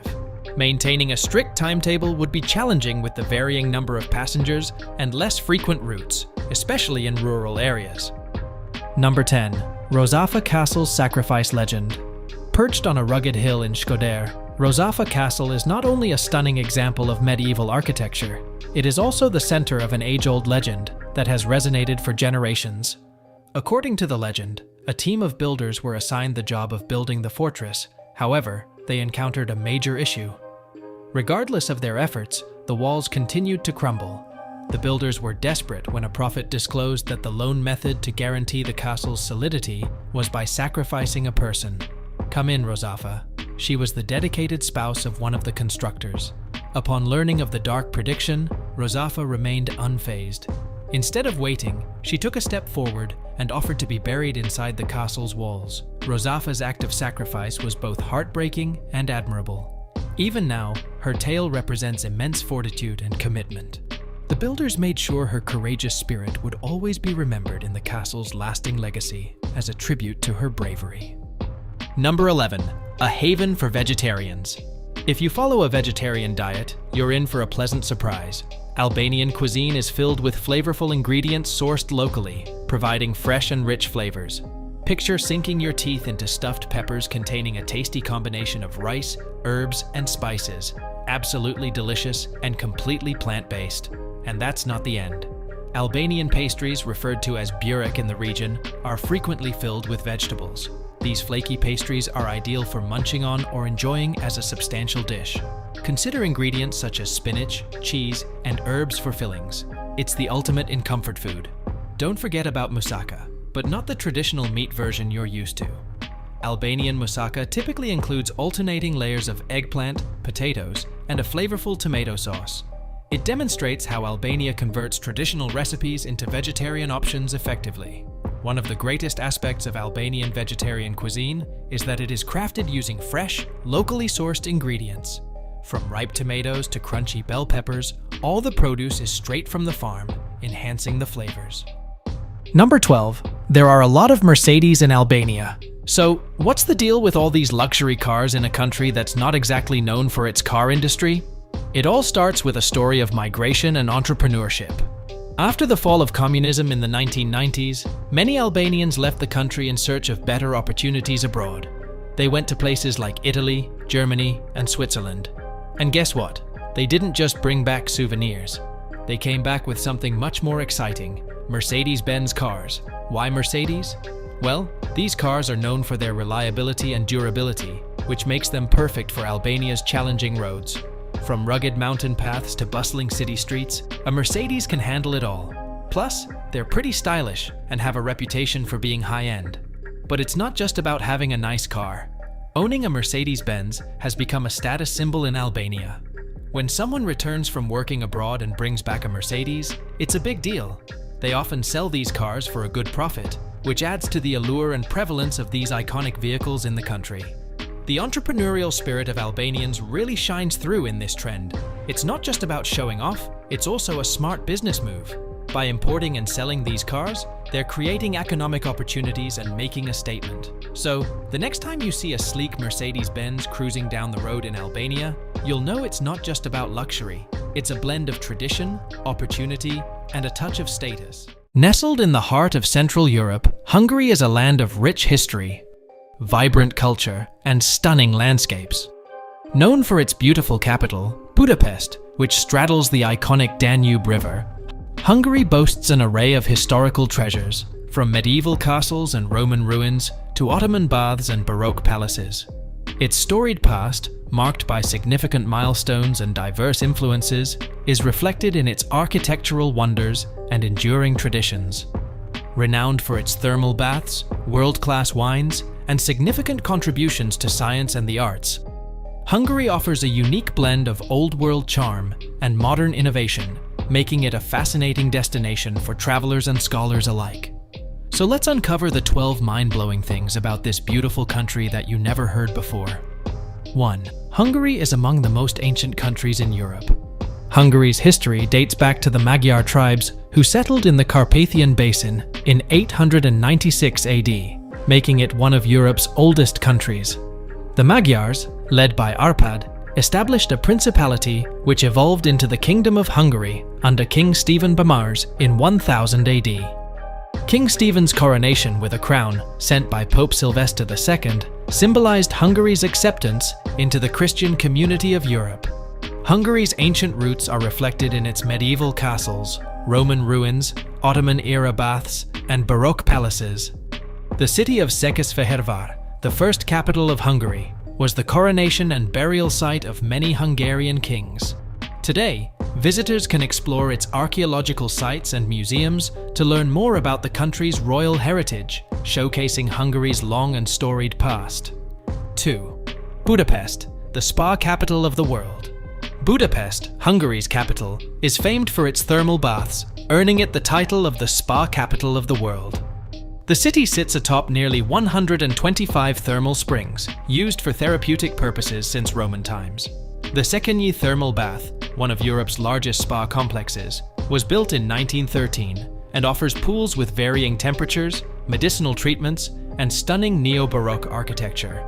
The Gellért Thermal Bath, opened in 1918, features Art Nouveau design and mineral-rich waters believed to have healing properties.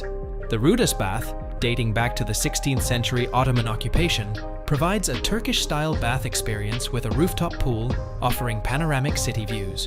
Budapest's bath culture is a blend of relaxation and social interaction, highlighting the city's historical and cultural connection to its natural thermal resources.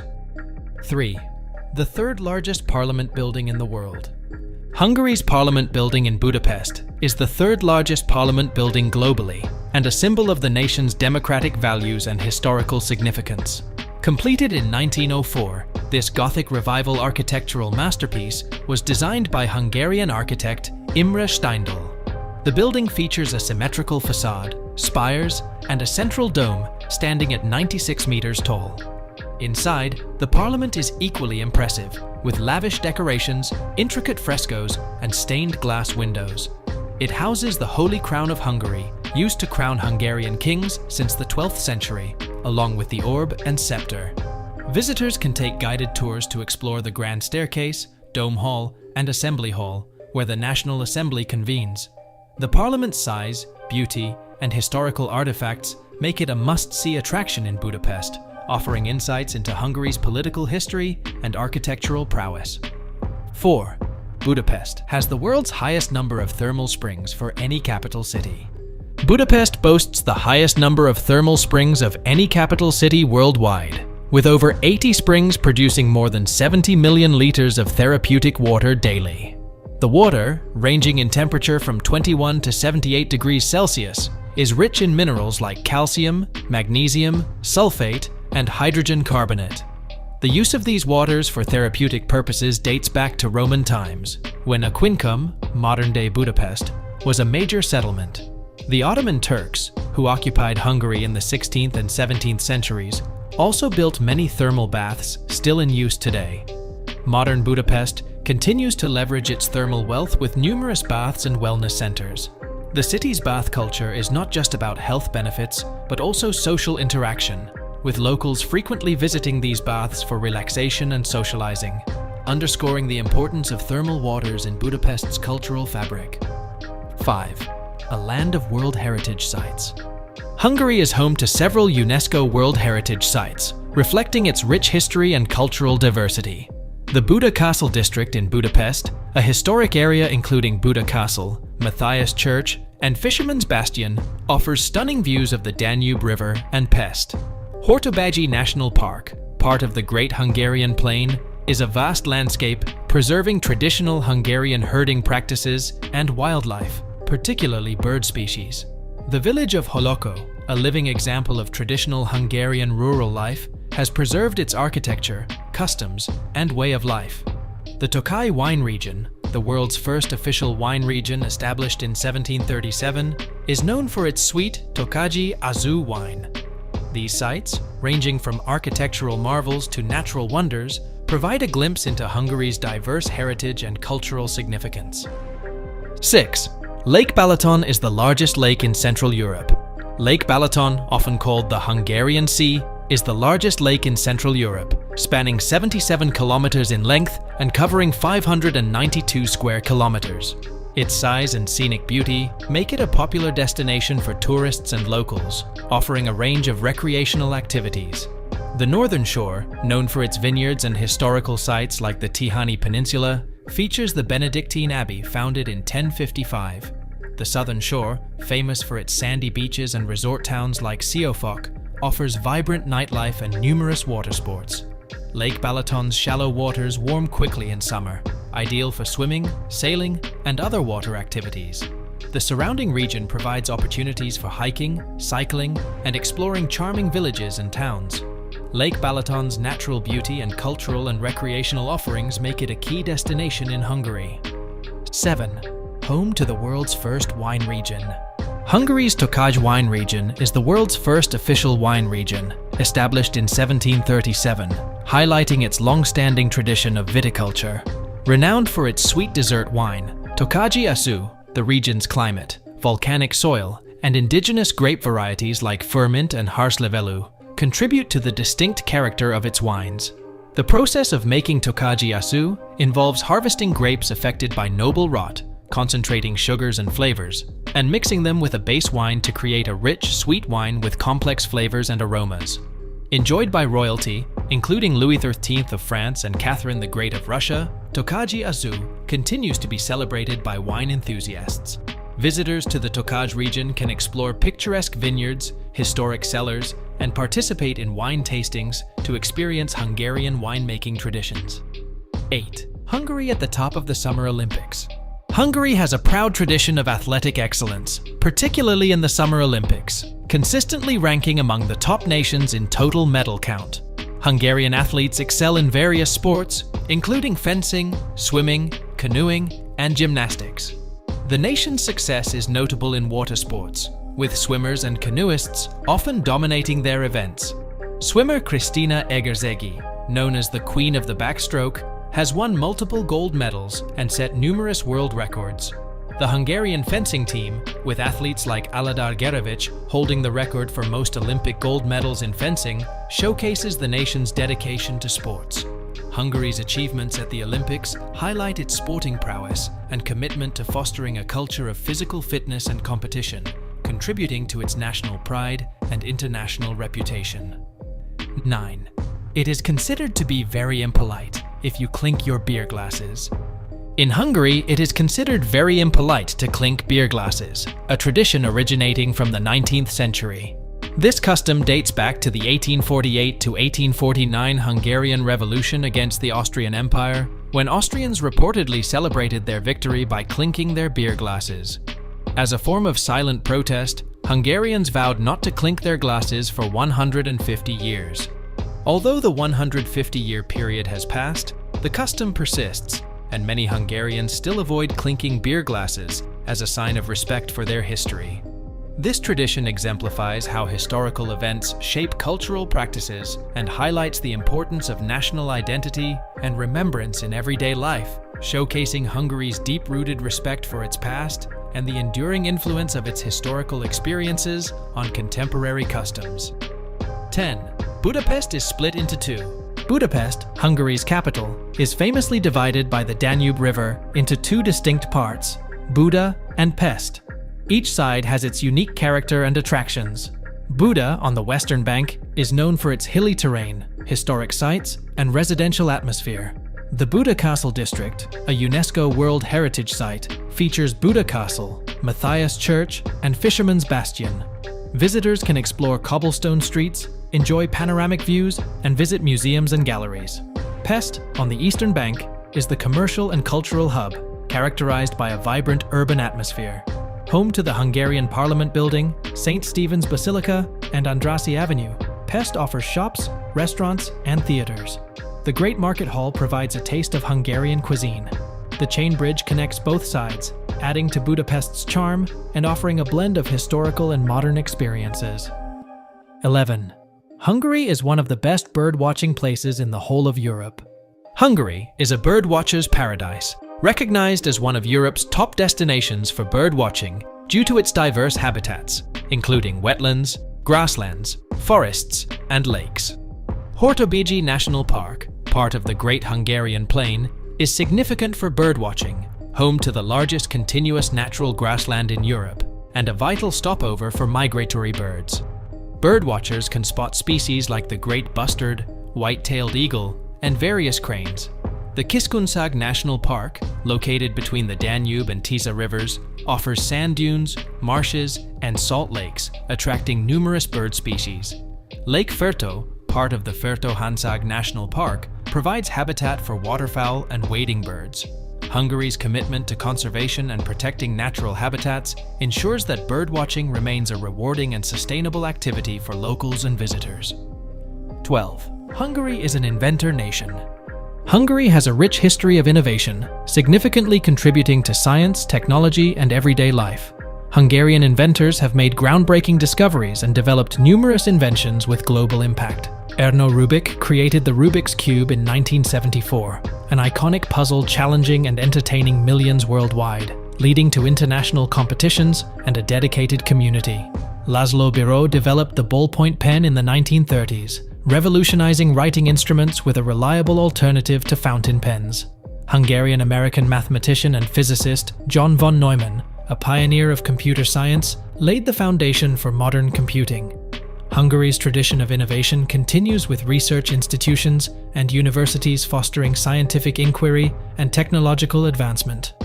The country's commitment to education and research ensures Hungary remains a hub of creativity and invention, contributing significantly to global progress and everyday conveniences. Belgium, the charming little country in Western Europe, is often overlooked in favor of its bigger neighbors.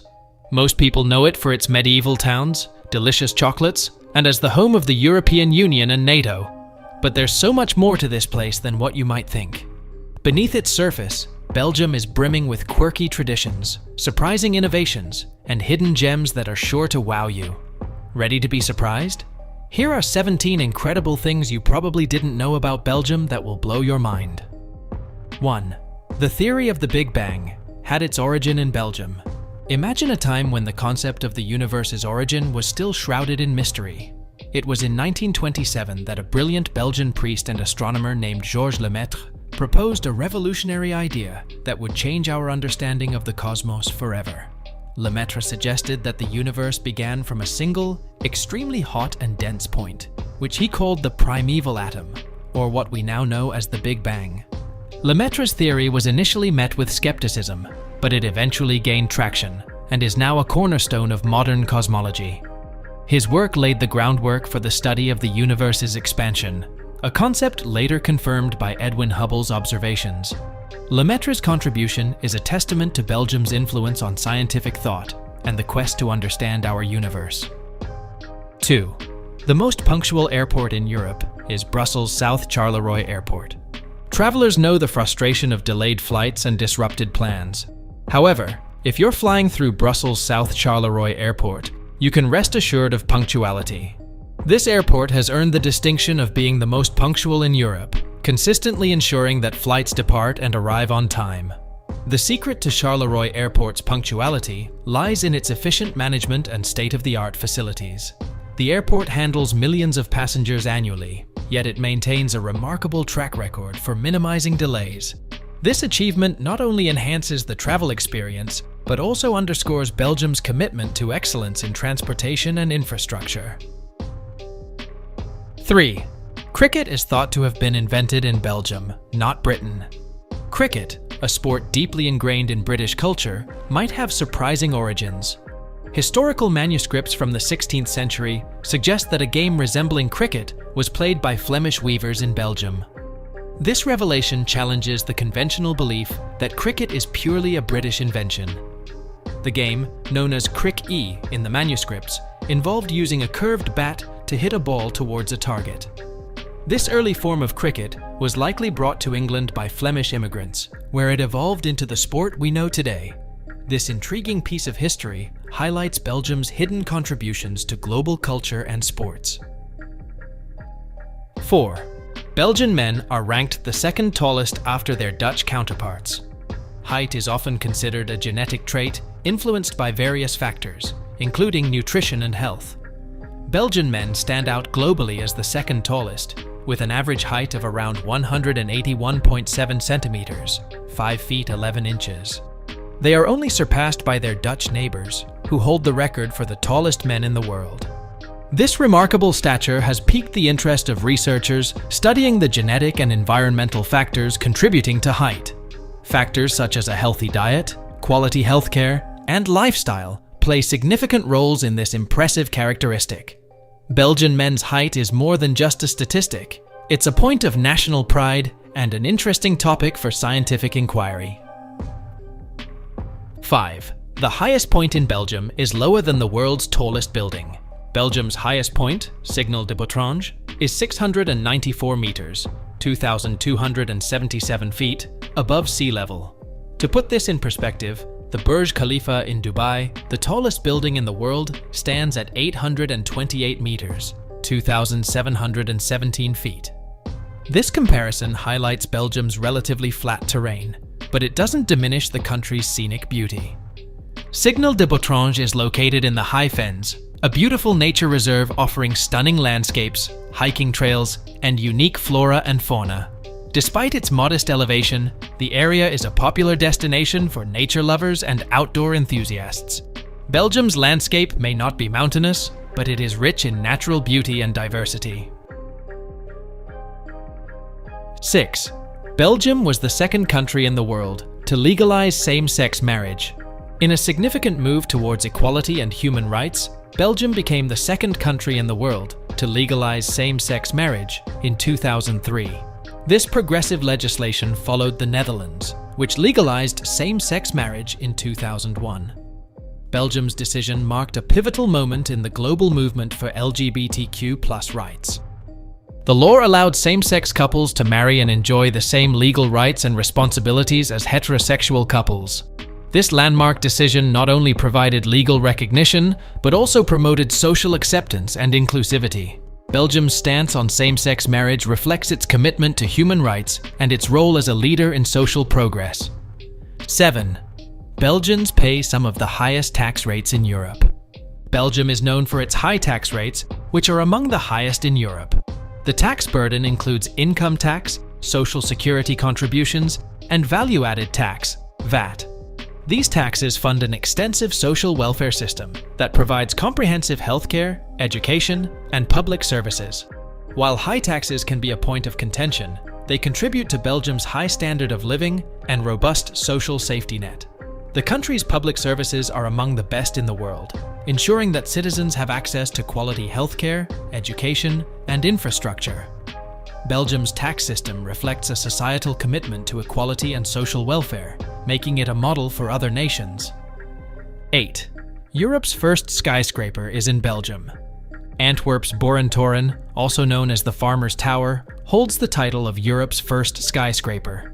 Completed in 1932, this Art Deco building stands at 97 meters, 318 feet, and was a groundbreaking architectural achievement at the time. The Boerentoren symbolizes Belgium's innovative spirit and contributions to architectural advancements. The tower was designed by architect Jan van Hoenacker and originally served as a headquarters for a banking cooperative. Its design was influenced by American skyscrapers and represented a shift towards modernism in European architecture. Today, the Boerentoren remains an iconic landmark in Antwerp, showcasing Belgium's rich architectural heritage. 9. The name Belgium goes back to the Romans. The name Belgium has ancient roots, tracing back to the Romans. The region was inhabited by a group of tribes known as the Belgae, and the name was first documented by Julius Caesar in his writings about the Gallic Wars. Caesar described the Belgae as fierce warriors, and their name has endured through the centuries. This historical connection highlights Belgium's deep cultural heritage and its significant role in European history. The country's name is a reminder of its ancient origins and the rich tapestry of cultures that have shaped its identity. Belgium's historical legacy is evident in its many archaeological sites, museums, and cultural traditions. 10. The Belgian divorce rate is the highest in Western Europe. Belgium has the highest divorce rate in Western Europe, with nearly 70% of marriages ending in divorce. This statistic reflects changing societal norms and attitudes towards marriage and relationships. Despite the high divorce rate, Belgium remains committed to supporting families through robust social services and legal frameworks that protect the rights of all parties involved. The high divorce rate can be attributed to various factors, including greater social acceptance of divorce, legal reforms making the process easier, and changing expectations of marriage. Belgium's family law system provides comprehensive support for divorcing couples, including mediation services, financial assistance, and child custody arrangements. This approach ensures that families receive the necessary support during difficult times. 11. Europe's most urbanized population, Belgium. Belgium boasts the most urbanized population in Europe, with over 98% of its citizens living in urban areas. This high level of urbanization has led to well-developed infrastructure, efficient public transportation, and a vibrant cultural scene. Belgium's cities are hubs of economic activity and innovation, making the country a dynamic and influential player on the European stage. Urbanization has brought both opportunities and challenges. Belgium's cities are known for their historical architecture, bustling markets, and diverse cultural offerings. However, urbanization also requires careful planning and investment in infrastructure to accommodate growing populations. Belgium has risen to the challenge, creating cities that are not only livable, but also thrive as centers of culture and commerce. 12. Belgium's highway is visible from the moon. Belgium's extensive and well-lit highway network is so bright that it is visible from space. This impressive feature is due to the country's commitment to road safety and infrastructure maintenance. The illuminated highways enhance safety for drivers, reducing accidents and ensuring smooth traffic flow, especially at night. The visibility of Belgium's highways from the moon has become a point of national pride. It symbolizes the country's dedication to excellence in public works and its innovative approach to infrastructure. Belgium's highways are not just functional, they are also a testament to the country's engineering prowess and attention to detail. 13. The word spa comes from the town of Spa in Belgium. The term spa originates from the town of Spa in Belgium, renowned for its mineral-rich thermal waters and healing properties since Roman times. The town became a popular destination for those seeking wellness and relaxation, leading to the widespread use of the word spa to describe health resorts around the world. Spa's thermal waters were believed to have therapeutic benefits, attracting visitors from across Europe. The town's reputation as a center of rejuvenation and healing continues to this day, with numerous spas offering a range of treatments and wellness programs. Spa's legacy as the namesake of health resorts highlights Belgium's historical contributions to wellness and self-care. 14. The Belgian who designed common sides of euro coins was a man. Luc Luix, a Belgian artist, is credited with designing the common sides of the euro coins.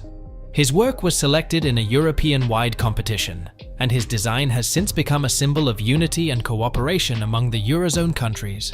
Luix's contribution to the euro's design reflects Belgium's influence on the continent's cultural and economic integration.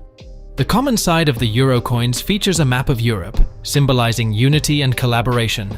Luix's design was chosen for its simplicity, elegance, and clear representation of European values.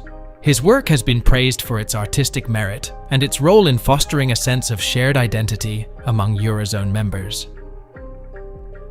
15. Tomorrowland is the world's biggest electronic dance music festival. Tomorrowland, held annually in Boom, Belgium, is the largest electronic dance music festival in the world. Known for its elaborate stage designs, top-tier DJ lineups, and immersive experiences, Tomorrowland attracts hundreds of thousands of music lovers from around the globe. The festival has become synonymous with Belgium's vibrant music scene and its ability to host world-class events. Tomorrowland's success can be attributed to its innovative approach to festival design and production. Each year, the festival features a new theme, with stunning stage designs, pyrotechnics, and visual effects creating a magical atmosphere. The event also emphasizes sustainability, with initiatives aimed at reducing its environmental impact. Tomorrowland's global reputation has solidified Belgium's position as a leader in the music and entertainment industry. 16. Castles, another world record held by Belgium. Belgium holds a world record for the number of castles per square kilometer. With over 3,000 castles scattered across the country, Belgium's landscape is dotted with these historic structures, each with its own unique story. From medieval fortresses to elegant chateaux, these castles offer a glimpse into Belgium's rich history and architectural heritage. Belgium's castles range from well-preserved tourist attractions to romantic ruins hidden in the countryside. Many of these castles are open to the public, offering tours, events, and even accommodations. They provide a window into the past, showcasing the country's medieval history, artistic achievements, and cultural evolution. Belgium's castles are not just historical landmarks, they are cherished symbols of the nation's legacy. 17. Chocolate is made in Belgium for almost 400 years. Belgium's reputation for producing high-quality chocolate dates back nearly 400 years. The country is home to some of the world's finest chocolatiers, who are renowned for their craftsmanship and innovation. Belgian chocolate is celebrated for its rich flavor, smooth texture, and meticulous production methods, making it a favorite among chocolate enthusiasts worldwide. The Belgian chocolate industry began to flourish in the 17th century, with the introduction of cocoa from South America. Over the centuries, Belgian chocolatiers have perfected their craft, creating iconic treats such as pralines and truffles. Today, Belgium is synonymous with premium chocolate, and its products are exported and enjoyed around the globe. Ireland. It's a land steeped in myth, music, and mystery. But beyond its rolling green hills and quaint villages lies a tapestry of surprises waiting to be unveiled. Today, we're diving deep into the hidden gems and astonishing facts that make Ireland a treasure trove of wonder. From ancient legends to modern marvels, get ready to discover a side of Ireland you never knew existed. Stay tuned as we unravel the 12 most shocking secrets that will change how you see this captivating country forever. Number 1. Ireland's Newgrange tomb is older than the pyramids.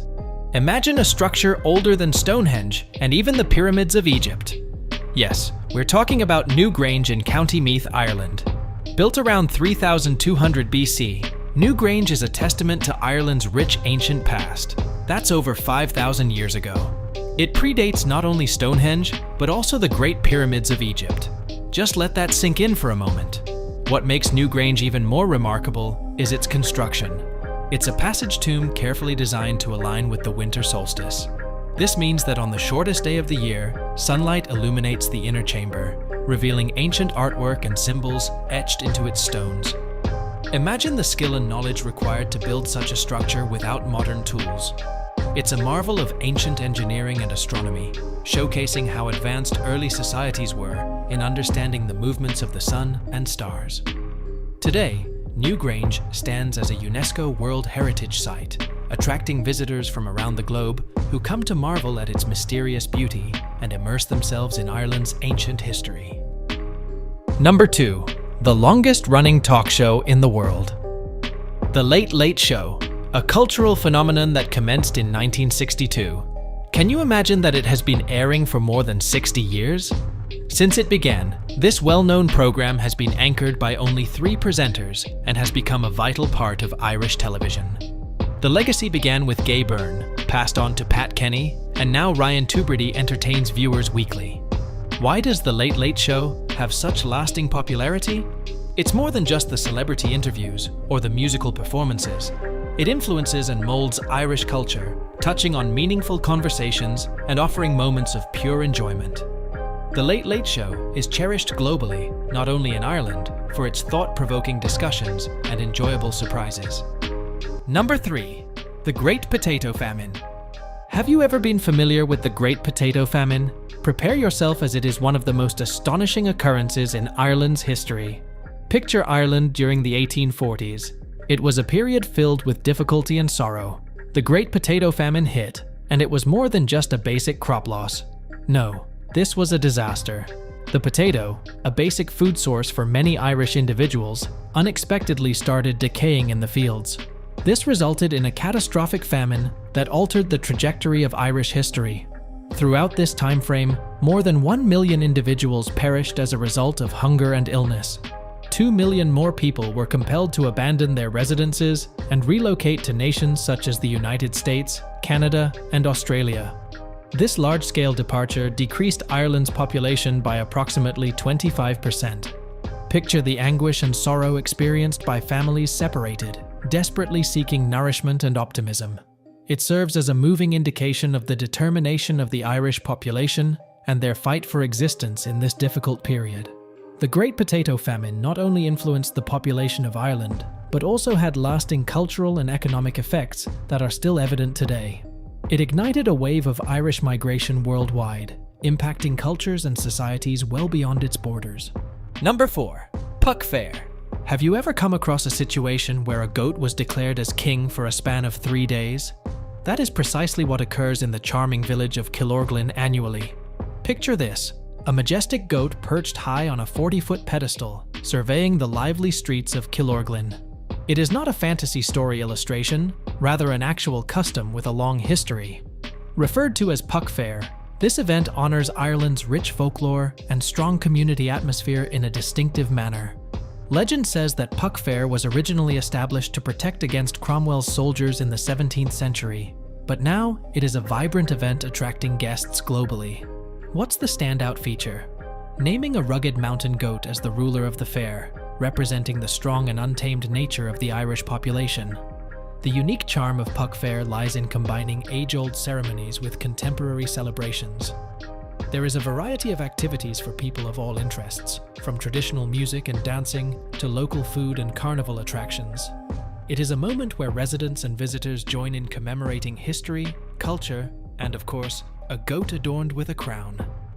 Number 5. A presidential misconception. When Ireland comes to mind, you may envision its president as a prominent individual influencing the nation's future. However, there is a surprising catch. The President of Ireland has minimal political authority. The President's main function in Ireland is essentially symbolic. They serve as the country's representatives at official events, welcome foreign dignitaries, and showcase Irish culture internationally. While holding a position of honor and respect, the true power for creating laws and decisions is held by another entity. So, who holds the power in the political sphere in Ireland? The duty belongs to the Taoiseach, which is pronounced Taoiseach. The Taoiseach holds the position of the government leader, performing duties akin to those of a prime minister in other nations. This individual is in charge of the Irish government, formulates policies, and collaborates with Parliament to create legislation that impacts daily life in Ireland. It is interesting that Ireland's political system is influenced by its history and dedication to democratic rule. Having a grasp of the difference between the president's symbolic duties and the Taoiseach's authority provides insight into Ireland's political system. Number 6. The Seed Fields. Located in County Mayo, this ancient wonder from 6,000 years ago is Europe's biggest Stone Age site. Picture strolling through meadows that conceal mysteries from our ancient history. The seed fields provide a distinctive look into Ireland's old history, making them a special archaeological site. These ancient fields are more than just a complex network of stone barriers that have survived for thousands of years. They serve as a time capsule, showcasing the lifestyle and farming practices of our ancestors in the Stone Age. Discoveries made at this site offer insights into ancient agricultural practices and everyday routines. It's amazing to consider the talents and resourcefulness that our predecessors had. With stunning Atlantic views all around, the cedar fields provide more than just a glimpse into the past. They display the breathtaking natural beauty of Ireland, where the land and sea harmoniously converge. Number 7. Trinity College's Campanile Legend. Picture this. You're a Trinity College student strolling beneath the Campanile Bell on your way to class. However, were you aware that there is a belief that passing underneath it before graduation will result in exam failure? Let's delve into this captivating myth. Situated in the center of Trinity College, the Campanile stands grand and towering, with a view of the busy campus below. It's more than just a bell tower. It's rich in tradition and legends. Students through the years have quietly passed along this superstition, injecting a blend of anticipation and anxiety into their college experience. According to legend, failing exams is a risk if you pass under the Campanile Bell before graduation. It is a widely held belief that has been integrated into student life, mixing superstition with the usual academic grind. Surprisingly, this superstition is not merely a fleeting gossip. It mirrors the diverse range of customs that Trinity College welcomes. Students frequently exchange tales and anecdotes about the Campanile, blending the past of their college with a hint of playfulness. Number 8. Monty's Red Light District. It may come as a shock to discover that Monto, a nickname for Montgomery Street, was previously the biggest red light district in Europe. Between the 1860s and 1950s, Monto was vibrant and lively, although not in the typical manner. At its height, Monto had around 1,600 prostitutes residing there. It wasn't only a hub of immorality, it was an intricate network of jobs and challenges, influencing Dublin's societal structure that continues to impact today. Although Monto was notorious, it was more than just a hub for vice. It was a place where residents existed, labored, and thrived in a society that frequently turned a blind eye. Dublin's history still resonates with the legacy, highlighting the intricacies of past urban life. While walking through Monto today, you may not witness its past glory, but its tales are still ingrained in the city's recollection. It serves as a reminder of the way cities develop and the historical influences that mold them. Number 9. St. Valentine in Dublin. When Valentine's Day comes to mind, the typical thoughts are about chocolates and flowers. However, are you aware that the remains of St. Valentine, the patron saint of love, are located in Dublin? St. Valentine's ashes are kept in a lovely shrine located at the Whitefriar Street Church. It is a destination where partners from around the globe visit to receive well wishes for their relationships. Picture the ambience, a peaceful church nestled in the center of Dublin, brimming with optimism and affection. Why choose Dublin? Well, it's a tale that goes back centuries. The church received St. Valentine's remains as a gift from Pope Gregory XVI in 1836, turning this shrine into one of Dublin's lesser-known treasures, admired for its tranquility and historical importance.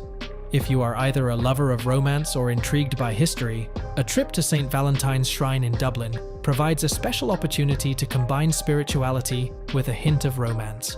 It serves as a sign that love goes beyond boundaries and locations, honored in the very heart of Ireland. Number 10. First country to ban smoking indoors. Back in 2004, Ireland took a groundbreaking step, by implementing a ban on smoking in workplaces, pubs, and restaurants. This move wasn't just about convenience, it was a major leap forward for public health. By reducing exposure to secondhand smoke, Ireland set a global example for promoting healthier environments. Imagine walking into your favorite pub in Dublin and not having to worry about smoke-filled rooms. That's the kind of change Ireland brought about. This bold decision sparked similar legislation across the globe, showing the power of leadership in public health initiatives. Number 11. The Irish Imagination. Right here on O'Connell Bridge in Dublin, there's a plaque dedicated to Father Pat Noyes. Now you might wonder, who is Father Pat Noyes? Well, he's not exactly a saint, but rather a quirky example of Irish humor and creativity. Have you ever heard of a prank becoming a beloved landmark? Stick around as we explore how the Irish turn imagination into reality. Ireland is more than just stunning landscapes and friendly locals. It's a land where myths and legends blend seamlessly with everyday life. One of the quirkiest examples is the tale of Father Pat Noyes, a fictional character whose plaque mysteriously appeared on O'Connell Bridge. Picture this, a plaque honoring a non-existent priest, celebrated for his legendary sermons, and known for his unusual sense of humor. This isn't just a prank, it's a testament to Ireland's vibrant storytelling tradition. Beyond pranks, Irish imagination colors everything from literature to music and even sports. It's a nation where creativity thrives, inspiring generations with its rich cultural heritage. Today, Irish creativity isn't confined to folklore. It's alive in the bustling streets of Dublin, the vibrant art scene, and the innovative tech hubs. From literary giants like James Joyce to the latest tech startups, Ireland continues to push boundaries. The legacy of Irish imagination isn't just about fun anecdotes. It's about resilience, innovation, and the ability to see beyond the ordinary. It's what makes Ireland a land of legends, where every corner tells a story and every story sparks the imagination. Number 12. Ireland's neutrality. In Dwabattu.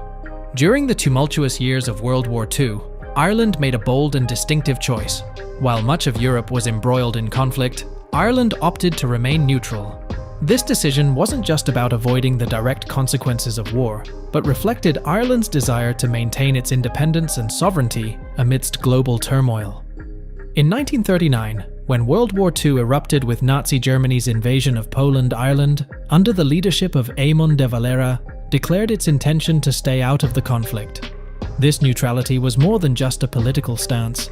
It was a declaration of Ireland's determination to chart its own course, separate from the alliances and conflicts gripping the rest of Europe. You might wonder why Ireland chose neutrality. Well, there were several reasons. First, Ireland had only recently gained independence from Britain in 1922 after centuries of struggle. Neutrality was seen as a way to protect and solidify that hard-won independence. Secondly, Ireland's leaders believed that staying neutral would help to avoid the devastation and loss of life that came with being directly involved in a global conflict. By remaining neutral, Ireland aimed to safeguard its people and preserve its economy during a time of uncertainty and hardship. Now, let's talk about the impact of Ireland's neutrality. While it avoided the direct horrors of war, Ireland still faced significant challenges. Economic hardships, trade restrictions, and a scarcity of essential goods were common as the war disrupted global commerce. Interestingly, Ireland's neutrality also led to some unexpected outcomes. It became a safe haven for refugees fleeing the conflict, including Jews escaping persecution in Nazi-occupied territories. This humanitarian role, providing refuge and Scotland is a land of breathtaking landscapes, rich history, and vibrant culture. From its ancient castles to its modern cities, Scotland never fails to fascinate. But beyond the well-known tartans and bagpipes, there are some surprising facts that make this country truly unique. Did you know that Scotland has over 790 islands, each with its own charm and mystery? Or that it's home to the world's oldest tree, a Fortingall yew that's more than 5,000 years old? Join me as we explore these fascinating facts and more, diving into the heart of Scotland to discover what makes it so special. Whether you're a history buff, a nature lover, or just curious about different cultures, there's something here for everyone. Number 1. Scotland has approximately 790 islands. Did you know that Scotland has approximately 790 islands? This intriguing information about Scotland will definitely make you daydream about your upcoming vacation. Let's explore the specifics of these islands and uncover their unique qualities. Of the 790 islands, only 240 are currently occupied by people. This indicates that there are more than 500 islands ready to be discovered, each with their own distinct appeal and natural attractiveness. Let's begin with a few of the most stunning islands. Visiting the Isle of Lewis is essential due to its beautiful scenery and deep cultural roots. Next, there is Harris, well known for its untouched beaches and rough mountains. Remember mainland Shetland and mainland Orkney, where you can experience a mix of ancient history and stunning landscapes. The Isle of Arran is frequently referred to as Scotland in miniature, due to its diverse range of features, including mountains, forests, beaches, and castles. Additionally, there is the Isle of Skye, famous for its striking scenery, charming villages, and ancient castles. For individuals in search of excitement, there is the granite islet of Rockall. In 2020, you have the opportunity to visit this isolated rock in the North Atlantic Ocean. Specialist tour operators now provide adventurous trips to Rockall, just like the ones they organize to other extreme destinations such as Cornobill. The islands of Scotland offer more than just stunning scenery. They have a deep connection to history and culture. Numerous islands in Scotland have historical remains, stone formations, and sites of archaeological significance that narrate the history of the country. The islands also boast a lively community atmosphere, including traditional music, festivals, and artisanal crafts. The variety of species that call these islands home will excite wildlife enthusiasts. The Scottish Islands are a paradise for those who appreciate nature, with a variety of wildlife including puffins, seals, eagles, and red deer. Number 2. Edinburgh was the first city in the world to have its own fire brigade. Were you aware that Edinburgh was the inaugural city to establish its own fire department? Yes, it is true that the capital city of Scotland was at the forefront of firefighting history, and the tale is incredibly extraordinary. In the year 1824, Edinburgh was a thriving city, bustling with energy and liveliness. However, along with that liveliness also arrived a significant issue: fires. During that period, fires posed a frequent and destructive danger. The risk of fire was extremely high due to buildings constructed with wood and the use of open flames for lighting and heating. The residents of Edinburgh were aware that they required an improved method to safeguard their city. Introducing James Braidwood, a name that should be as famous as any hero from history. James Braidwood was an innovative leader in the field of firefighting, and he helped set up the first municipal fire department in the UK, in Edinburgh. This was a significant development, not only for Edinburgh, but for cities globally. Braidwood not only established a fire brigade, he transformed firefighting methods. He implemented a methodical strategy for firefighting, emphasizing training, equipment, and organization. His techniques were so successful that they now form the basis for current firefighting methods utilized worldwide. Number 3. The highest proportion of redheads is in Scotland. Did you know that Scotland is home to the highest proportion of redheads in the world? That's right. Less than 2% of the global population has red hair. But here in Scotland, that number skyrockets to between 6% and 13%. Let's dive into some surprising and fascinating facts about this fiery feature and why Scotland is the perfect place for redheads.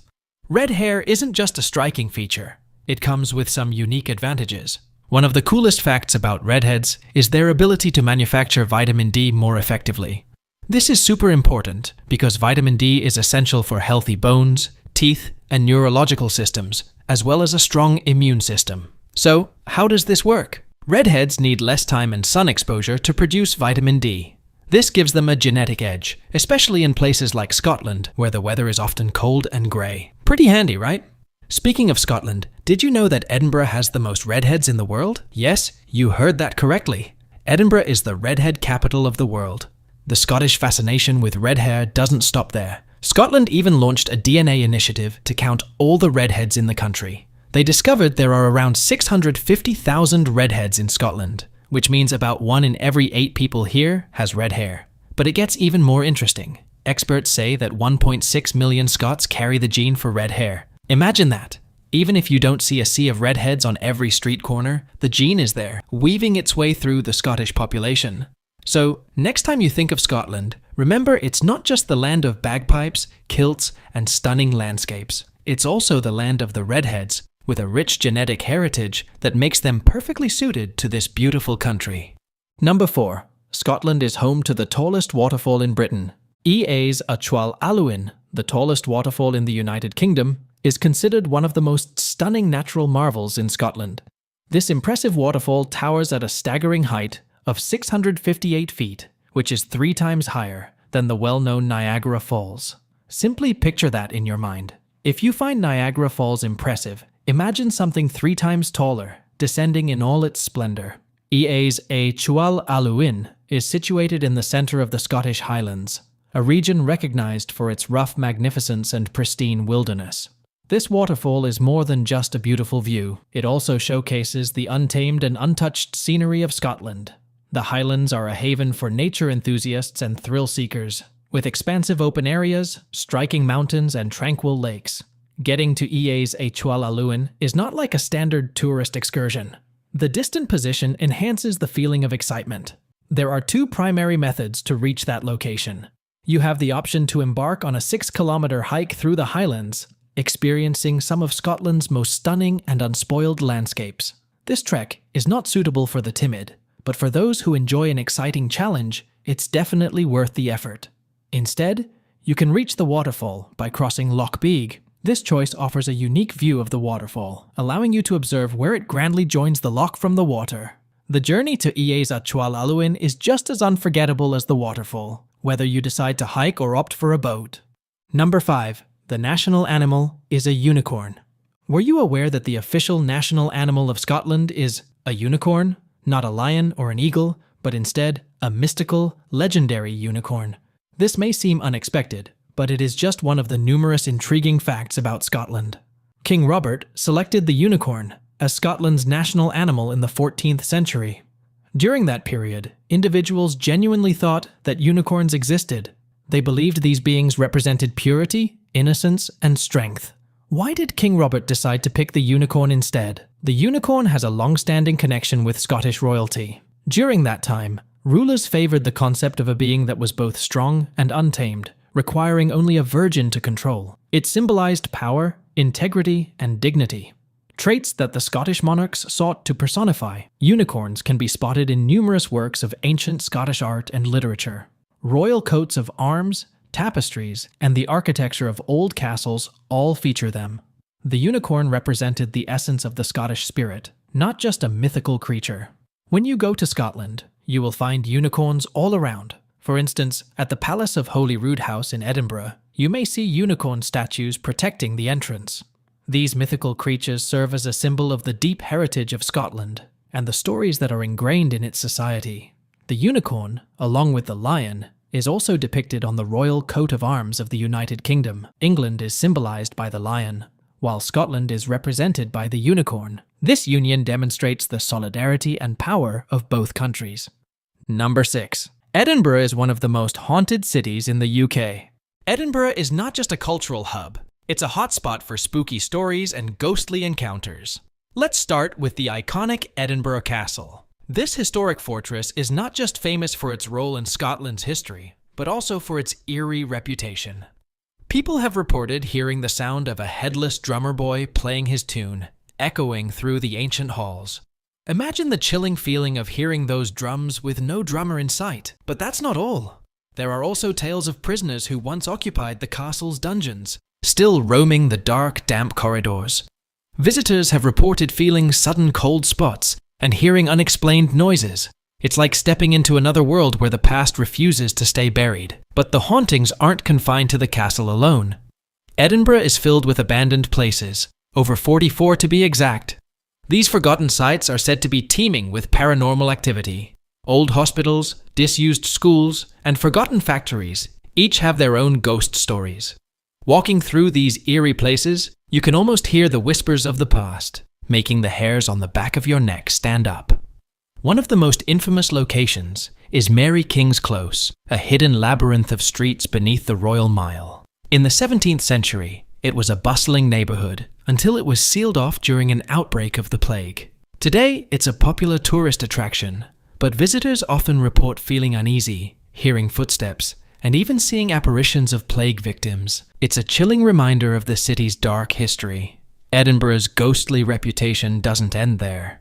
The city's graveyards, like Greyfriars Kirkyard, are known for their paranormal activities. The graveyard is the resting place of many notable figures, but it's also known for its Mackenzie poltergeist, a malevolent spirit that's said to attack visitors. People have left the graveyard with unexplained scratches and bruises, and some have even fainted during tours. Number 7. Home to the shortest commercial flight in the world. Have you ever wished to experience a flight that is briefer than your typical elevator trip? Welcome to Scotland, where you can find the shortest commercial flight in the world. This small journey quickly takes you from Westray Island to Papa Westray in approximately 1 minute. Yes, that's correct, only 60 seconds. And let me tell you, it's not a luxurious airplane that quickly takes you to your destination. No, it is an 8-person Britten-Norman Islander. Comfortable, isn't it? However, do not be deceived by the size. This flight offers excitement and adventure like no other. In addition, you will also receive a stylish certificate as evidence that you have taken the shortest commercial flight in the world. These small islands offer more than just short flights and official documents. Oh no, they're brimming with attractiveness and charm. From long sandy beaches to historical treasures that transport you back in time, and mesmerizing natural marvels that fill you with wonder. The Orkney Northern Isles have everything. Whether you're in the mood for a seaside escape or a hiking adventure, take a quick journey and explore the fascinating hidden treasures of Scotland. Number 8. The raincoat was invented in Scotland. Charles Mackintosh, a Scottish scientist hailing from Glasgow and born in 1766, is introduced. Mackintosh was more than just an ordinary scientist. He was a trailblazer in the realm of water-resistant materials. In 1818, during an examination of factory waste, Mackintosh made a remarkable discovery. He found dissolved India rubber in the waste. Due to his curious nature, he conducted tests with it and ultimately found out it had the potential to produce a waterproof substance. Mackintosh didn't come to a halt there. Collaborating with chemist George Hancock, they improved the procedure, developing a technique to bond 2 fabric pieces together and render them waterproof, and in an instant, the raincoat came into existence. Thanks to the innovation of Mackintosh, we are able to withstand the weather without getting wet. Number 9. The home of golf. Scotland isn't just famous for its stunning landscapes and rich history. It's also the birthplace of one of the world's most beloved sports, golf. Picture this. It's the 15th century, and on the rugged east coast of Scotland, people are playing a game using nothing but pebbles and sticks, and thus the seeds of golf were planted. Fast forward a few centuries and we arrive at a pivotal moment in golfing history, the founding of St. Andrew S, the oldest golf course in the world. Established in 1754, this iconic course is still considered one of the finest to this day. It's like stepping back in time as you walk along its hallowed fairways, soaking in the echoes of golfing legends past and present. But why Scotland? What is it about this land that makes it the perfect cradle for golf?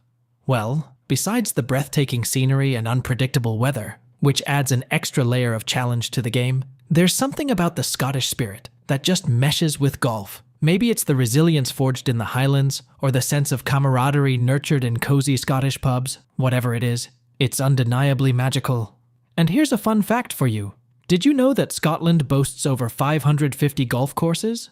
That's right. From the windswept links of the coast to the lush greens of the Highlands, there's a course for every golfer, no matter their skill level or handicap. Number 10. Playing the bagpipes. Were you aware that one of the most iconic things about this amazing country is playing the bagpipes? The bagpipes, well known for their droning sound, trace back to ancient Egypt. How did they manage to reach Scotland? Legend says the Romans brought them to the Scots, who adored their distinct sound and adopted them as their own. The Great Highland Bagpipe, known for its unique sound, is currently the official instrument of Scotland. And can you believe it? Bagpipes were first mentioned in Scotland around the year 1400 in historical records. That is history from a long time ago. However, it was not until a long time later that bagpipes became deeply rooted in Scottish culture. Indeed, the British Armed Forces were the ones who truly established the practice of playing bagpipes, incorporating them into processions and events.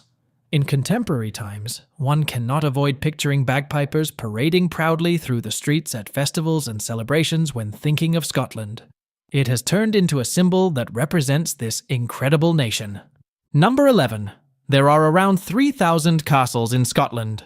Were you aware that Scotland has approximately 3,000 castles? Yes, you heard correctly. That equals approximately one castle per every 100 square miles. Why such a large number? In the past, every Scottish clan had at least one castle in their land. It served as their shelter, their stronghold, ensuring the safety of their land and citizens.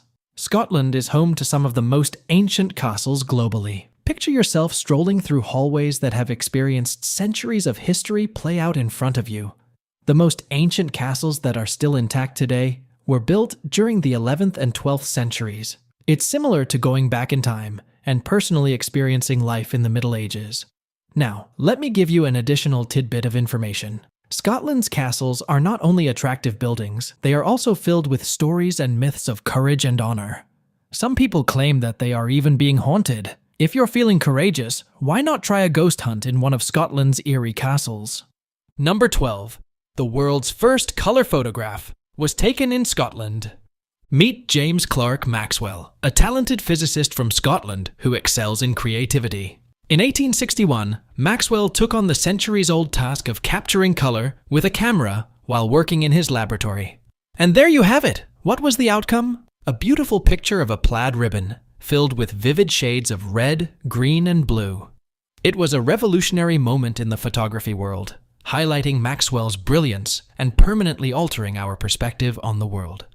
Scotland is not only where the world's first colored photograph was taken, but is also a country filled with a deep culture, stunning scenery, and a tradition of creativity that still motivates people today. Montenegro is a hidden gem in the Balkans, boasting an adventurous spirit, a rich history, and some of the most stunning landscapes you'll ever see.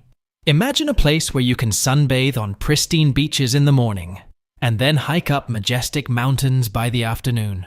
That's Montenegro for you. This captivating country is home to charming bays, rugged mountain ranges, a thriving wine industry, and mouth-watering cuisine.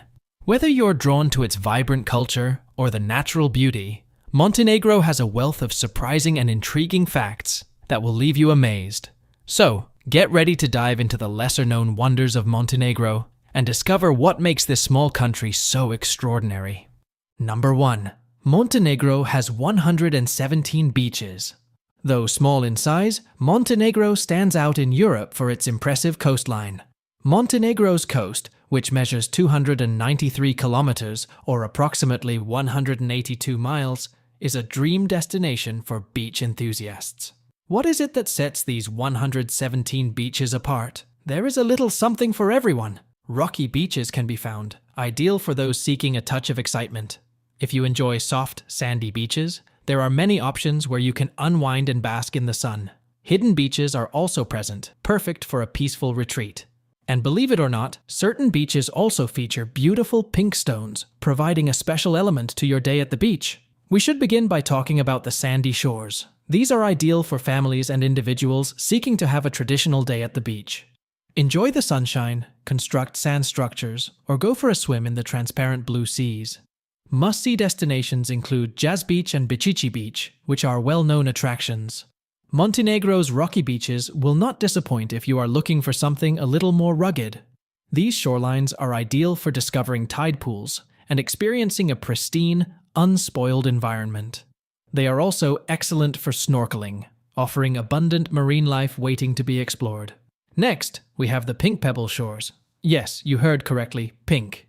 The distinct beaches, such as those located on the island of Sveti Stefan, are not just beautiful, but also offer a unique setting for your vacation pictures.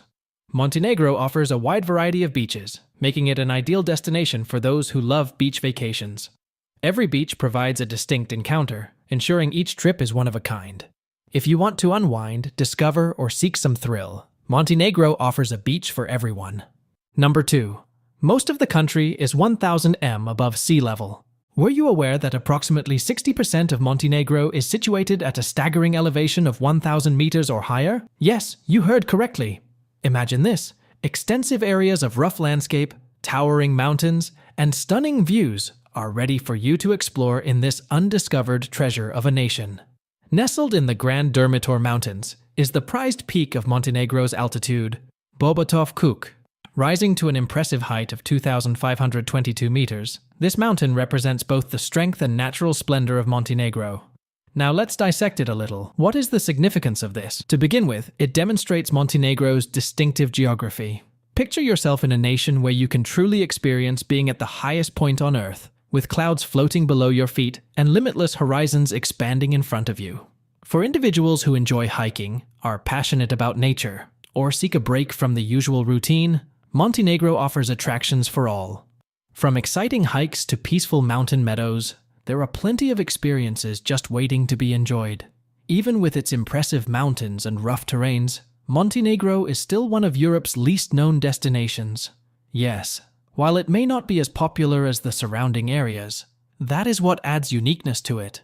You are not simply touring a popular attraction, you are starting an adventure of exploration, with surprises waiting at every corner.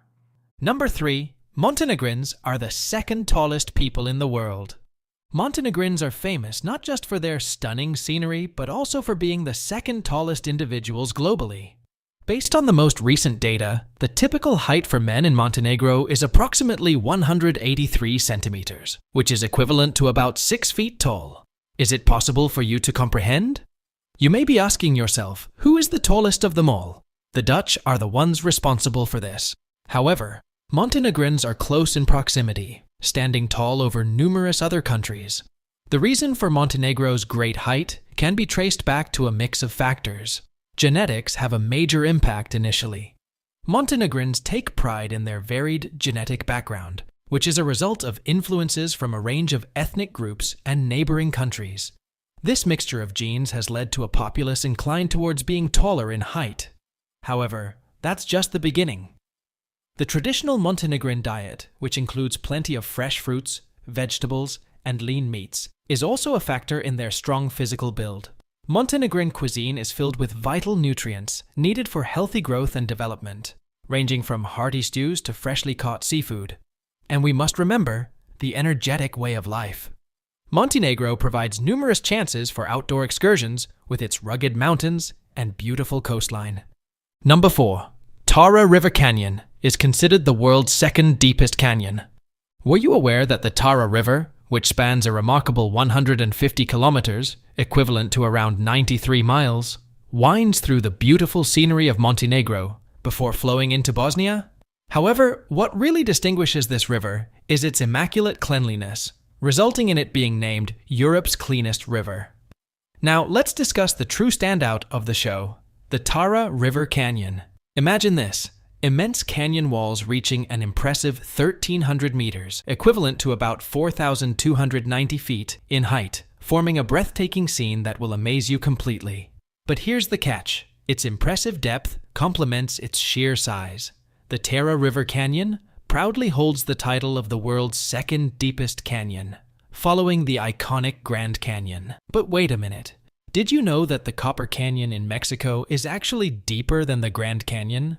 This is a little tip for insiders. Exactly. Therefore, in technical terms, the Tara River Canyon that we adore now ranks in 3rd place. However, it remains an impressive wonder that warrants full recognition. Number 5. The world's first and only ecological state. Were you aware that Montenegro is recognized as the world's first and only ecological state? That is correct, people. This tiny yet powerful nation located in the center of the Balkans ratified the Zabljac Declaration of Ecological State on September 20th, 1991. What is the true definition of being an ecological state? It's more than just a fancy name. It is a dedication, a pledge to Mother Nature directly. This indicates that Montenegro has committed to making environmental conservation and sustainable development its top priority in all activities. Imagine this: clear lakes, rough mountains, and untouched beaches that seem to go on forever. Montenegro is an ideal destination for those who love nature. Preserving this natural beauty is a top priority because of its ecological state status. Montenegro is not simply being complacent. Oh dear, this nation is at the forefront of promoting sustainable practices. Montenegro is leading the charge towards a more sustainable future by endorsing eco-friendly tourism, investing in renewable energy, and cutting down on waste. However, what is the significance of all this?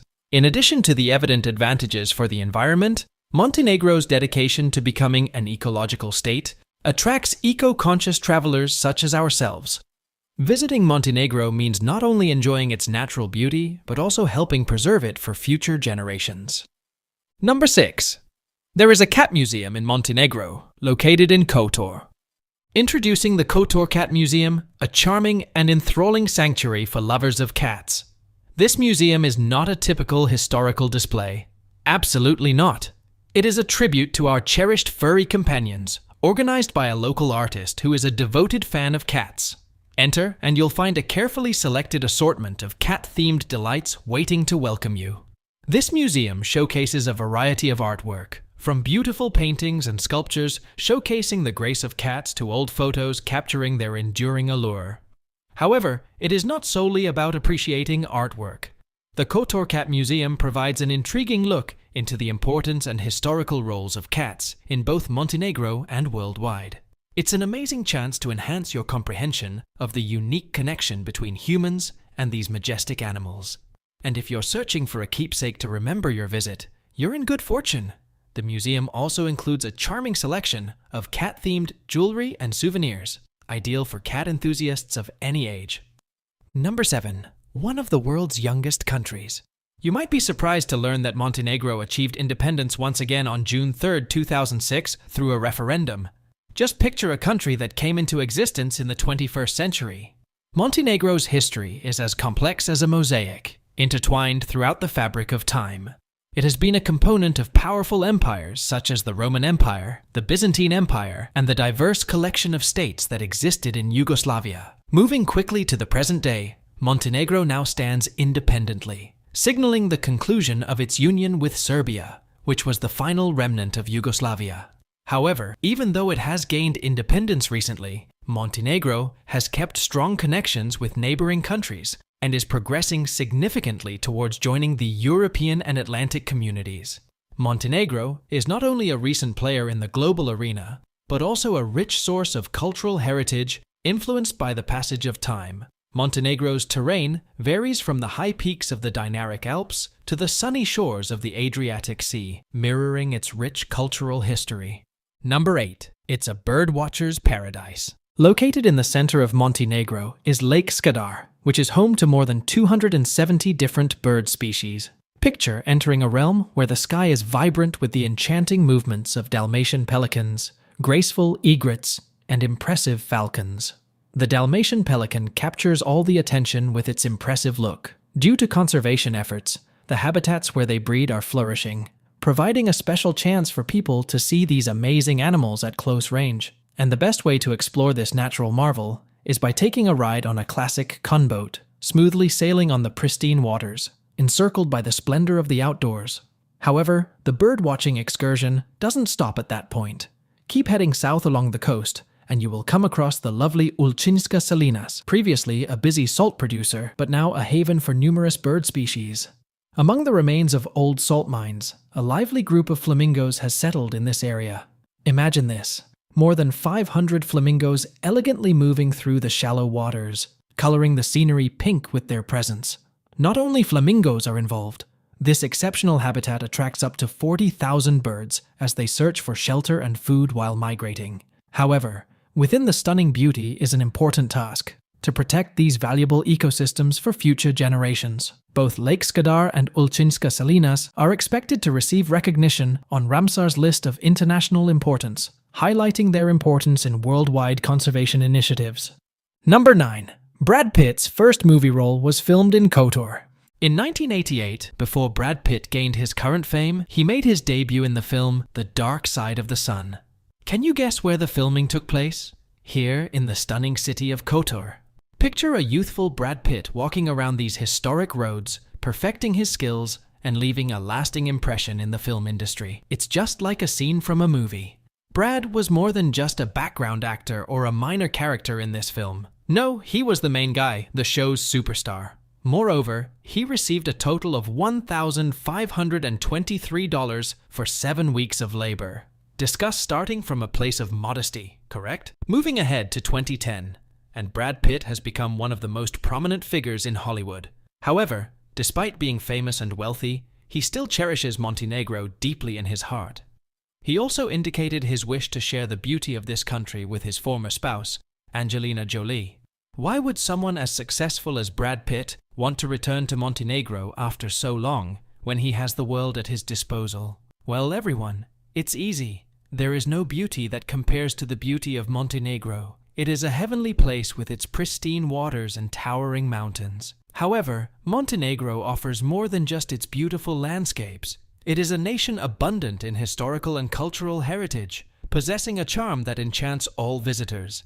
And the fact that it contributed to Brad Pitt's rise to fame only enhances its appeal. Number 10. It breeds criminal genius. Have you ever heard of the Pink Panthers? No, I'm not talking about the lovable cartoon characters. I'm talking about the notorious thieves who have struck fear into the hearts of jewelers around the globe. These cunning masterminds have pulled off some of the most audacious heists in history. Picture this: Harry Winston Jewelers in Paris, a single robbery, a staggering $100 million haul. And that's just the tip of the iceberg. Over the course of 6 years, they've left a trail of glittering chaos across 20 countries, hitting a jaw-dropping 120 stores. But what sets them apart isn't just their brazenness, it's their criminal genius. But here's the kicker. While their operations span the globe, their roots run deep in the Balkans, particularly in Serbia, Croatia, and Montenegro. Yes, Montenegro, the jewel of the Adriatic, harbors a surprising secret. It's estimated that around half of the Pink Panthers hail from this picturesque nation. Now, you might be wondering, what makes Montenegro a breeding ground for criminal masterminds? Is it something in the water, or perhaps the mountain air? Well, let's dig deeper. Montenegro's turbulent history, a blend of influences from the Ottoman Empire to the Soviet bloc, has created a unique melting pot of resilience and resourcefulness. And nestled within this rugged terrain lies a culture of survival, where wits and cunning are prized virtues. But let's not paint Montenegro with broad strokes. While some may choose the path of crime, many Montenegrins are law-abiding citizens, contributing to their communities and country in meaningful ways. So, what's the takeaway from all this? Well, it's a reminder that every place has its complexities and contradictions. And while Montenegro may have its share of shadows, it also shines bright with resilience and potential. Estonia, nestled in northern Europe, boasts dense woods, the charming historic center of Tallinn, and a rich history. This Baltic gem is quickly becoming a tourist hotspot, especially with its new digital nomad visa, attracting remote workers. Life in Estonia is a dream with free healthcare, walkable streets, good governance, free education, and affordable public transport. The safety here is unparalleled, and the news is often as quaint as a minor scuffle in Kuressaare. Estonia is known for its high percentage of atheists and a surprisingly high number of single women. These unique aspects add to its intrigue, making Estonia not just a destination, but a fascinating experience. Join us as we explore the captivating life in Estonia, revealing what makes this small country so special. Let's dive in. Number 1. The country has over 2,000 islands. Are you aware that Estonia, a nation in Northern Europe, has more than 2,000 islands? Yes, indeed, over 2,000. Despite not having the tropical atmosphere of the Maldives or Seychelles, Estonia's islands are distinct and full of unexpected delights. Let's explore and find out what makes these islands unique. When you think about islands, you likely envision sunny beaches and palm trees. However, the islands of Estonia provide a unique and enchanting experience. These islands remain mostly untouched by modern society, making them ideal for those seeking a break from the busyness of daily life. Can you picture going back in time and immersing yourself in a more conventional way of life? Seems fascinating, doesn't it? Let's discuss a few islands we love: Hiiumaa, Kihnu, and Saaremaa. Every island possesses distinct charm and personality.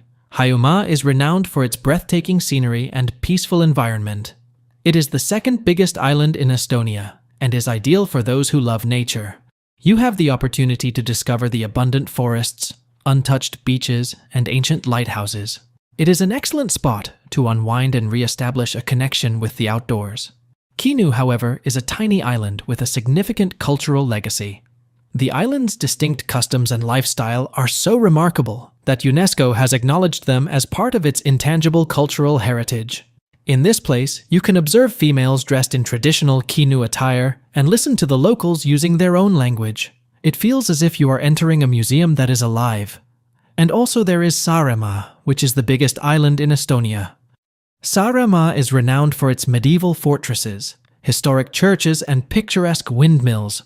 The Kuressaare Castle is definitely worth visiting as it is among the top preserved medieval fortresses in the Baltic area. Additionally, Saaremaa's spas are ideal for a peaceful escape.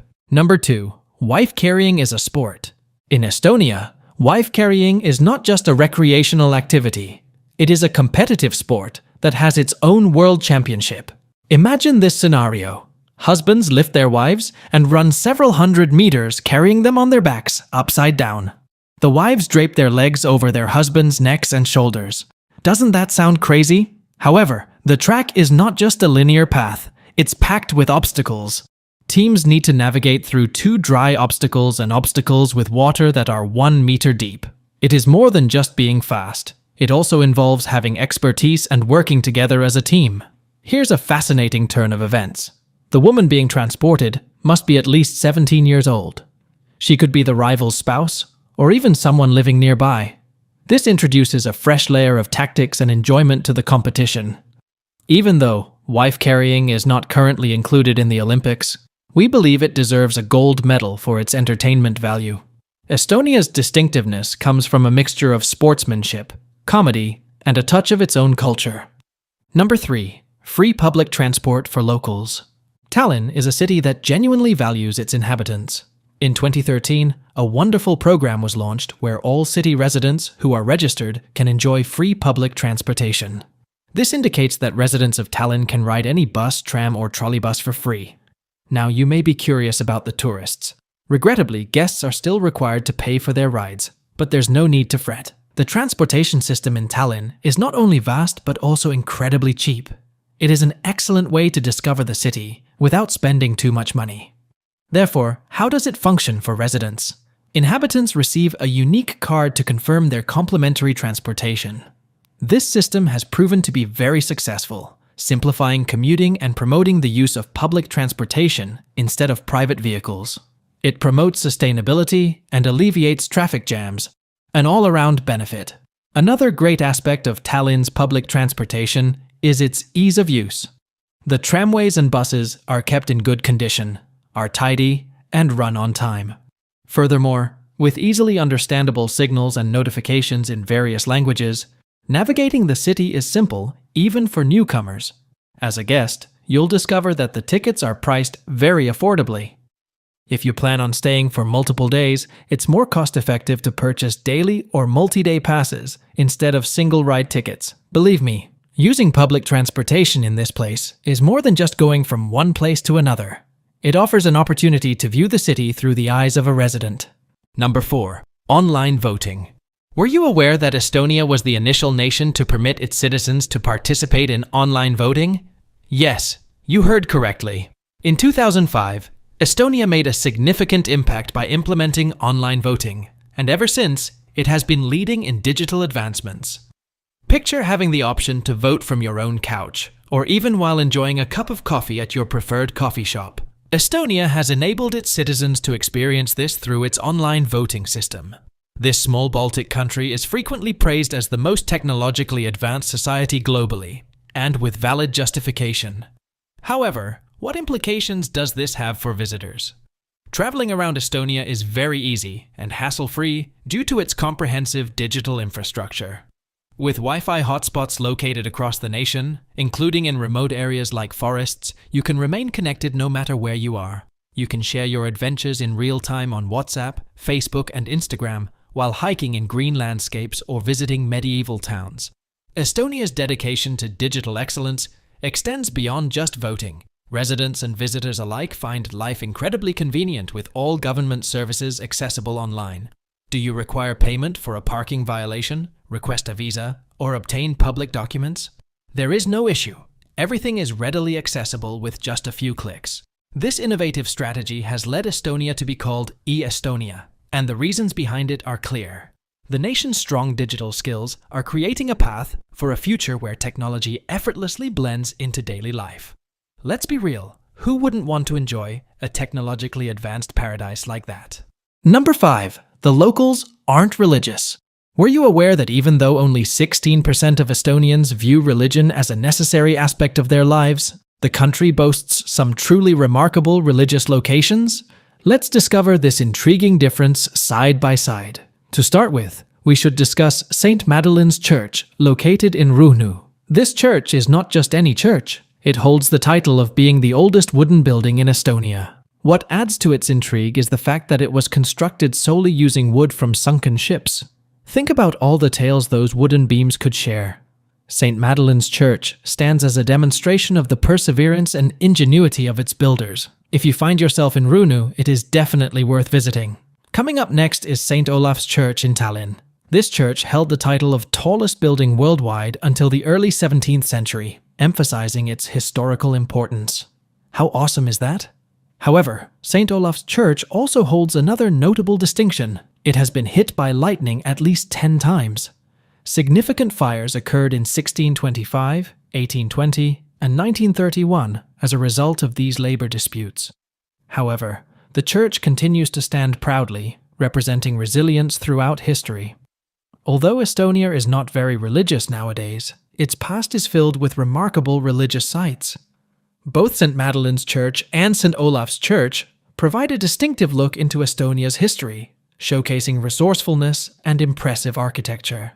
Number 6. One of the least densely populated countries in the world. Did you know that Estonia has a population of slightly more than 1.3 million individuals?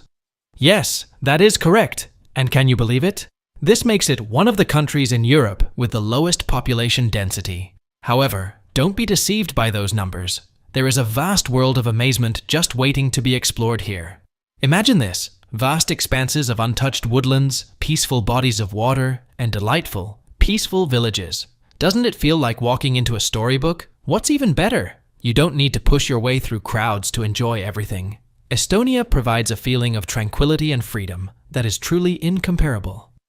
However, it's not only about the scenery. Estonia is a location where nature and culture exist in perfect harmony. Every part of this Baltic jewel, from its colorful history to its lively customs, has a tale to share. With a smaller crowd, you can fully engage in the experience without any interruptions. Number 7. Free Wi-Fi is available almost everywhere. One of the most interesting facts about Estonia that you may be unaware of is the availability of free Wi-Fi. There is free Wi-Fi available in almost every corner of Estonia, from bustling Tallinn to remote countryside villages. Why is this small Baltic country so connected? Ultimately, it depends on Estonia's perspective on internet connectivity. Can you believe it? They actually view it as a fundamental human entitlement. Yes, that is correct, everyone. The Estonian government thinks that the internet should be easily accessible to all, regardless of their location. And believe me, they have truly lived up to that commitment. From filing taxes to checking the bus schedule, everything you need is easily accessible with just a few clicks. And honestly, who doesn't appreciate a nice touch of convenience? Estonia is not just limited to providing free Wi-Fi. They are also at the forefront of digital innovation. I'm discussing topics such as e-residency and blockchain technology. These guys are practically the Baltic version of Silicon Valley. Number 8. Over 50% of Estonia is covered in forests. Imagine this. You're wandering through Estonia, and all you see are trees, trees, and even more trees. Indeed, more than half of this beautiful country is covered in forests. That is an impressive 2 million hectares of lush vegetation. However, these trees are not typical.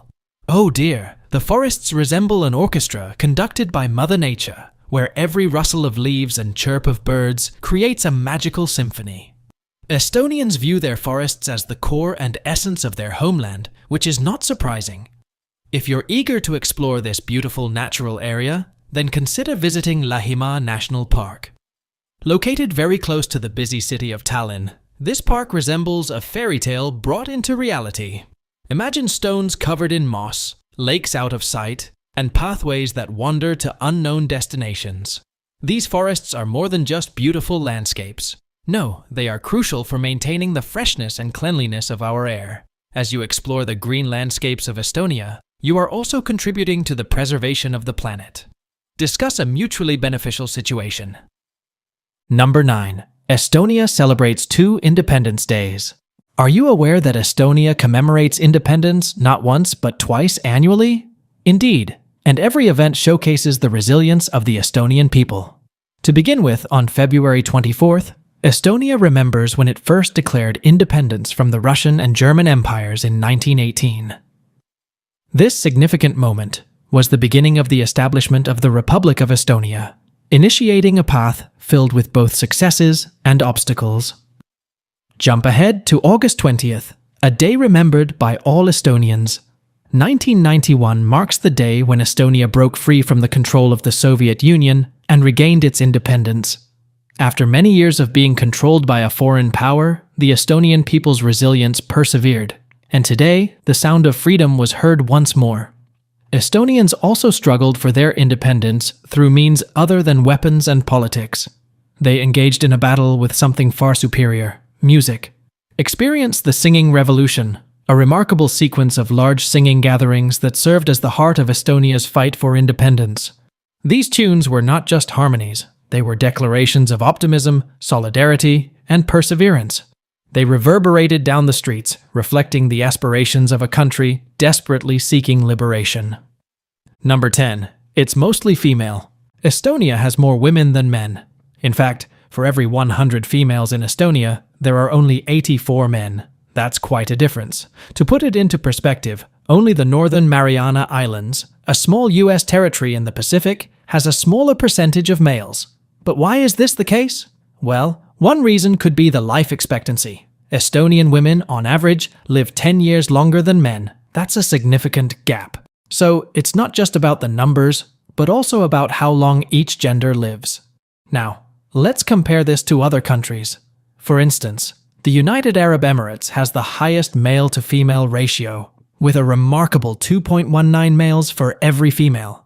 That's quite a contrast to Estonia's ratio. But what does this all mean for Estonia? Well, it's a fascinating aspect of its society that adds to its uniqueness. It showcases how different countries can have varying demographics and how that shapes their culture and society. Number 11. The Singing Nation.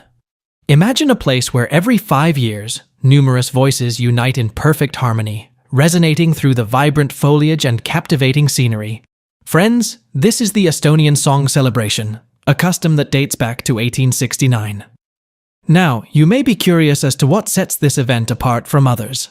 Let me explain. It's not a typical gathering of singers. The celebration is a significant part of Estonian culture, which has led to it being known as the Singing Nation. And the best part is that it is the biggest amateur choral event globally. Estonia is more than just traditional choral music. No, this nation can dance to any rhythm with style. From jazz to rock, pop to classical, Estonia accommodates a variety of music genres. Music festivals in this area cover a wide range of genres, attracting music enthusiasts from around the globe. The Estonian Song Celebration is not an ordinary festival. Oh gosh, it's a precious UNESCO, intangible cultural heritage item. Indeed, it is a tradition so treasured and one of a kind that it has secured a place on the esteemed list of UNESCO. The Estonian drive for autonomy wasn't solely influenced by politics or demonstrations. No, it was sparked by music and singing, a peaceful revolution appropriately named the Singing Revolution. Number 12. Cleanest air in the world. What is Estonia's secret to maintaining such high air quality? Let's reveal the mysteries of this ecological treasure.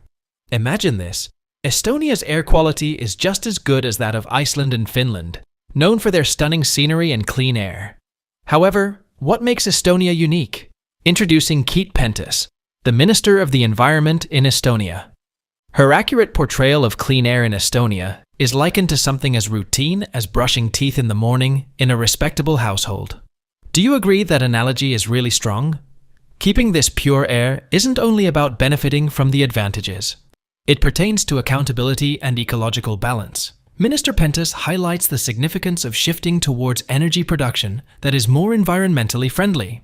This involves putting money into sustainable energy sources, such as wind and solar power, decreasing carbon emissions, and focusing on sustainability in all areas of life. Estonia is in the process of updating its public transportation system To enhance its modernity and comfort, they are creating cleaner, more sustainable ways to commute with efficient buses and convenient tram networks.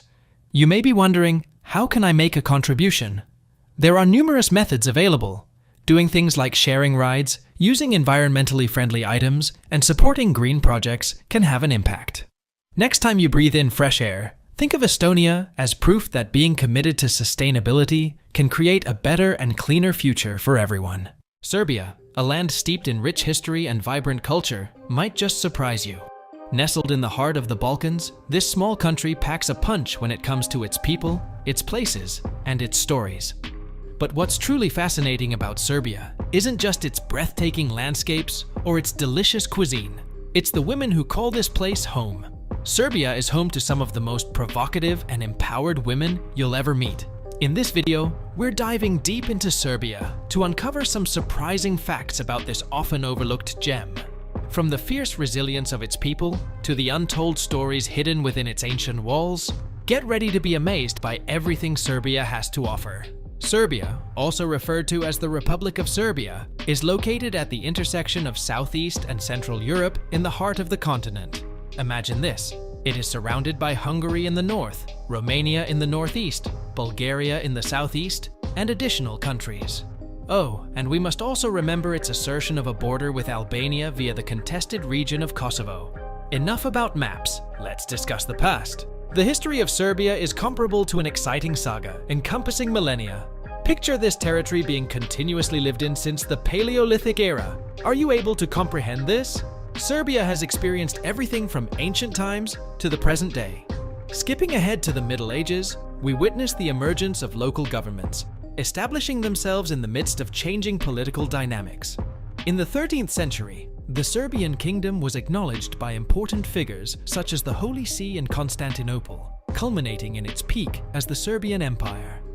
Discuss a time of prosperity and success. However, as in all epic tales, obstacles were encountered. During the 16th century, the Ottomans arrived and quickly took over Serbia. However, the flame of perseverance shone strongly. Even under Ottoman control, the flame of Serbia never went out. Indeed, it triggered a significant event, the Serbian Revolution in the early 1800s. Following World War I, Serbia united with other South Slavic countries to create Yugoslavia. However, brace yourself, as the Yugoslav wars in the 1990s resulted in Serbia regaining its independence in 2006. Currently, Serbia is positioned as an upper-middle-income economy, with a significant emphasis on advancement and growth. Serbia is navigating its path on the international stage, from talks with the European Union to maintaining military neutrality. However, it's not only politics and economics that matter. Serbia provides universal healthcare and free education for its citizens, taking care of its own people. Let's now explore the fascinating facts about this incredible nation. Number 1. Serbian women are gorgeous. A blend of Slavic and Mediterranean genetics mixed with diverse cultural impacts, finalized with a commitment to a wholesome lifestyle. This is the secret to the captivating charm of Serbian women. While walking through the streets of Serbia, numerous visitors experience the sensation of being on a glamorous fashion show runway. Not only do they attract attention with their innate beauty, but also with their flawless fashion sense. Serbian women are proud of their looks and frequently wear heels in all situations. No matter if it's a relaxed gathering or a fancy occasion, you can count on them to be dressed in a stylish manner. However, the amazing part is that they can rock that style without spending a lot of money. They possess the same ability as their East Slavic counterparts. However, Serbian women are not solely defined by their beauty. Their identity is rooted in their family. In Serbian society, strong values of mutual support and respect for extended family members are deeply rooted. Despite being separated by long distances, Serbian families gather to commemorate holidays and special events. You may believe that Serbian women primarily value tradition and conservatism. However, the truth is that they are traditional, although not conservative. These women possess a combination of power, drive, and intellect. They have no fear when it comes to pursuing their dreams or expressing their thoughts. Number 2. Contribution to science. Serbia may not immediately come to mind when you think of scientific advancements, but let me assure you that this country has produced some of the most exceptional minds in history. To start off, we will discuss the individual known for his innovative work, Nikola Tesla. Tesla was born in the Serbian village of Smiljan, and his brilliance had no limits. He was truly ahead of his time, from being a pioneer in alternating current, AC, electricity, to envisioning wireless communication. Have you ever come across Mihailo Pupin? This scientist, who excelled in both physics and chemistry, made significant contributions to electromagnetism and transformed long-distance communication with his creation of the Pupin coil. Discuss a significant changemaker. Now, let's direct our eyes to the stars alongside Milutin Milankovic. This mathematical expert not just computed the Earth's revolution around the Sun, but also suggested the concept of climate change due to changes in the Earth's orbit. The work he did established the basis for contemporary climate science. Let's also remember Vuk Stefanović Karadzic, who worked tirelessly in linguistics to standardize the Serbian language, ensuring the preservation of its cultural identity. Furthermore, Mihailo Petrović Alas, an expert in mathematics, made inventions that continue to influence disciplines such as engineering and computing. Why is all of this important? Clearly, intelligence does not recognize any boundaries. In spite of its tumultuous history, Serbia remains a source of inspiration for generations through its tradition of creativity and exploration. Number 3. Largest exporter of raspberries. Serbia is known for being one of the top global exporters of these tasty fruits. You may be wondering, Serbia? Is that true? Oh, definitely. Allow me to amaze you with some interesting information. Imagine yourself enjoying a piece of cheesecake or preparing a refreshing smoothie. Have you ever thought about the origins of those bright red raspberries? It is likely that they traveled from Serbia to your plate. Now let's calculate some figures, shall we? The Republic Statistical Office reported that Serbia produced an impressive 118,674 tons of raspberries in 2020, showcasing their strong presence in the raspberry industry. That is a substantial amount of sour and sharp deliciousness. Why do you ask about Serbia? It seems that the climate and soil in this country are perfectly suited for growing berries. Serbian raspberries flourish better than anywhere else due to abundant sunshine and optimal rainfall. And we must remember the dedicated farmers who are the driving force. I had the joy of talking with a few of them, and trust me, their enthusiasm for raspberries is infectious. From taking great care of every bush to guaranteeing superior quality, these individuals dedicate themselves wholeheartedly to each berry they cultivate. Oh, the benefits of this job. Now you may be asking yourself, what comes after Serbia's raspberry empire? With a successful story like that already behind them, the future appears very promising, my friends. Number 4. The priciest cheese in the world. What makes this cheese so special? Allow me to present to you Pule, a unique type of cheese. What makes it different? It is created using donkey's milk. Yes, indeed, these donkeys are manually milked 3 times daily, utilizing a 300-year-old method to turn the milk into the most expensive cheese globally. You may be asking yourself, what makes donkey milk unique? In addition to being rare, Pule cheese also offers remarkable health advantages. It's rich in vitamin C, and surprisingly has a low fat content. Indulging in a luxurious treat not only gives you pleasure, but also provides a good boost for your body. If you enjoy gathering special mementos from your trips, it's worthwhile to give Pule cheese a taste. It is a glimpse into Serbian culture and tradition, presented in a luxurious package. Number 5. Second largest Orthodox church in the world. The Church of St. Sava is located not too far from the busy city center of Belgrade, and is a remarkable blend of architecture and history. What is it that sets this church apart from others? This church is not your typical church. It is the second largest Orthodox church globally. Just think about that. It is located right here in Serbia. Why was it given the name St. Sava? St. Sava was the individual who established the Serbian Orthodox Church and was a significant figure in medieval Serbia. According to legend, it is said that this exact location is where his body was cremated. Even though it stands grandly now, the road to finishing this impressive building was challenging. Construction started in 1935, but was disrupted by World War II and the Communist period. In 1985, a major turning point happened when a liturgy with 100,000 attendees took place, signifying the church's restoration following a 10-year prohibition. Imagine a scenario where, back in 1989, a huge concrete dome, weighing an astonishing 4,000 tons, was lifted to its present location. An incredible feat of engineering. Today, St. Sava Church serves as a representation of belief, strength, and patriotic spirit. The tall dome, similar to the famous Hagia Sophia, is a stunning sight. Enter and you will be welcomed by stunning golden mosaics that span across 12,000 square meters. Do you think it's possible? It feels as though entering a paradise made of gold. Even top political figures acknowledge the importance of this church. In 2019, Vladimir Putin visited and declared Russia's backing for finishing the remaining tasks, such as the impressive mosaic cladding. Last year, the entire vicinity of the church was officially designated as a cultural historical entity, solidifying its significance in Serbian history and culture. Number 6. A tradition called Slava. Now you may be questioning what Slava really is. Sure, allow me to inform you. Slava is the observance of the patron saint of a Serbian Orthodox Christian family. However, it is not just a regular celebration. It is a traditional ritual full of deep symbolism and heartfelt assemblies. Picture this.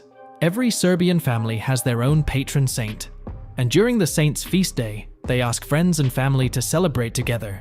It is a moment to unify, to uphold tradition, and to build connections. The festivities begin with a traditional bread known as Slavski kolak. This bread is not a typical loaf, absolutely not. It is adorned with intricate symbols and shapes that carry significant spiritual symbolism. The celebrations do not end just yet. Following the solemn ceremony involving the bread, it is now time for a lavish feast suitable for royalty. Tables are burdened by the abundance of delectable dishes, ranging from succulent meats to tempting desserts. And we must also remember the wine. Definitely. In typical Serbian style, every party must include a large amount of wine and other alcoholic drinks. It is a moment to lift a drink, to celebrate with loved ones, and to respect customs. One of the most charming features of Slava is the warm welcome provided to visitors. The moment you enter a Serbian home on this particular day, you are welcomed with open arms and a friendly smile. Additionally, a glass of wine and a sample of wheat pudding represent the plentiful blessings of Orthodox Christianity. Now, you may be curious about when the majority of Serbs observe their Slava. Yes, it is St. Nicholas Day, occurring on December 19th. However, it's important to note that every family has their own distinct patron saint, meaning the festivities may differ from one another at different times of the year. Number 7. Mysterious Mountain as an ancient pyramid. Embedded within the peaceful scenery of eastern Serbia, Ratanj Mountain stands out with a distinct shape, a flawless pyramid reaching up to the sky. However, the intriguing aspect of this mountain is not just its impressive form, it's the enigmas hidden inside. Imagine this. Ratanj's slope angle is similar to that of the Pyramid of the Moon in Mexico and the famous Pyramid of Cheops. Is it just a coincidence? Maybe. However, it is these eerie similarities that have ignited the creativity of numerous people, inspiring stories about old societies and celestial links. Ratanj is not only an amazing geological site, but also a hub for myths and stories. The valleys are filled with rumors of alien encounters and ancient ceremonies, attracting the attention of residents and tourists. Is it possible that there is truth concealed in these stories, or are they merely creations of the mind? However, in the midst of the mystery, science presents its own riveting story. Researchers have found that Ratanj releases energy, a subtle force that is believed to bring positive effects to those who approach it. Is it possible that this energy is the answer to revealing the mysteries of the mountain, or is it simply a natural occurrence? As the sun goes down behind the peaks of Ratanj, it is evident that this mountain holds significance beyond its geological features. It represents the mysterious and unexplored aspects of our world, serving as a reminder of the enduring enigmas present. Number 8. Belgrade has been destroyed and renovated over 40 times. Belgrade is more than just a typical city. Throughout history, it has attracted numerous conflicts and conquests. What is the reason? Ultimately, it all depends on its strategic positioning. Located between the Sava and Danube rivers, with the Pannonian Plain and Šumadija Mountains as its backdrop, Belgrade is a highly coveted city for potential conquerors. Throughout history, Belgrade has experienced multiple invasions from various groups, including the Romans, Ottomans, Habsburgs, and Nazis. Every instance, the city faced the main impact of war, enduring damage and ruin. However, what is truly remarkable is that, despite the extensive damage, Belgrade consistently emerged stronger after every setback. It's similar to a phoenix, always transforming and renewing itself. You can observe that in its structure.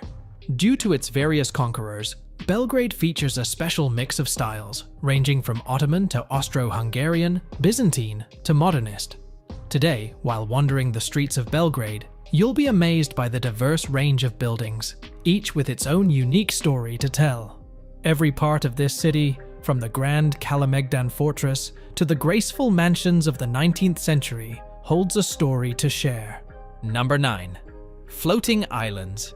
Imagine a peaceful lake surrounded by dense vegetation, mirroring the bright hues of nearby woods and peaks. But what enhances the enchantment of this scene are the floating islands scattered across the surface of the water. Let's explore this intriguing occurrence. At Lake Vlasina, you can discover these exclusive floating islands made from peat. So, you're wondering about peat, are you? Basically, it is organic material that develops in saturated conditions over many millennia. The islands contribute a surreal element to the landscape, with their different shades ranging from light gray to dark blue. At Lake Samites, located close to the stunning Kopaonik Mountains, you can encounter a truly exceptional experience. Yes, you've figured it out, additional floating islands. And what's even better, you are able to paddle across the lake using them, experiencing the tranquility of nature. Located within the stunning Kopaonik National Park, Lake Samites provides a unique and unparalleled experience. Picture yourself smoothly moving over the water, experiencing the soft rocking of the floating islands beneath you, a moment filled with complete happiness and peace. Thus, you may question why these islands are floating. The unique geological and environmental conditions of these lakes are responsible for it all. The buoyancy of these objects is caused by factors such as the existence of peat and other organic materials, resulting in a stunning natural display that will mesmerize you. Number 10. Christmas tree for New Year. In lots of countries, Christmas trees are the focal point of the festive season, isn't it? However, in Serbia, they choose a different path. Imagine this. As the rest of the globe is calming down from Christmas festivities, Serbians are getting ready for a lavish New Year's Eve party. And can you guess what is the main attraction? The Christmas tree is also referred to as Jelka.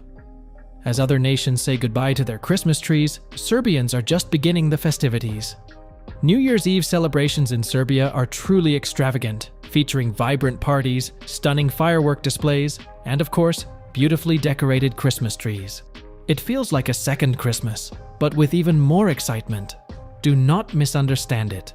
Christmas, which is called Božić in Serbia, is a major religious holiday. However, there is a twist. They have a specific tree for this event, and the surprising part is, it requires no decorations. Isn't it a real time saver, huh? On Christmas Eve, known as Badnje Veće, Serbians follow a tradition that will surprise you.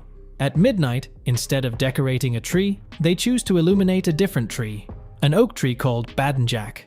It represents success, well-being, and luck in the upcoming year.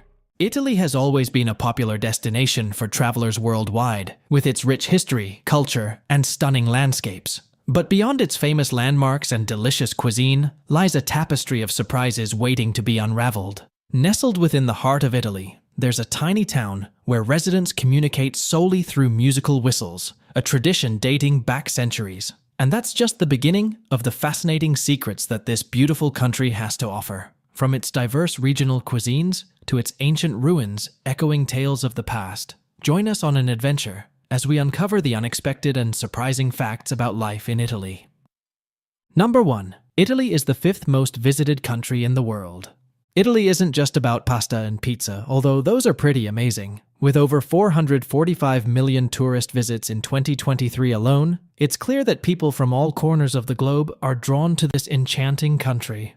Italy offers diverse experiences for all travelers, from the lively streets of Rome to the picturesque canals of Venice. History buffs can marvel at ancient ruins like the Colosseum, while art enthusiasts can get lost in the masterpieces of Michelangelo and Da Vinci. And let's not forget about the food. Italian cuisine is world-renowned for its simplicity and flavor.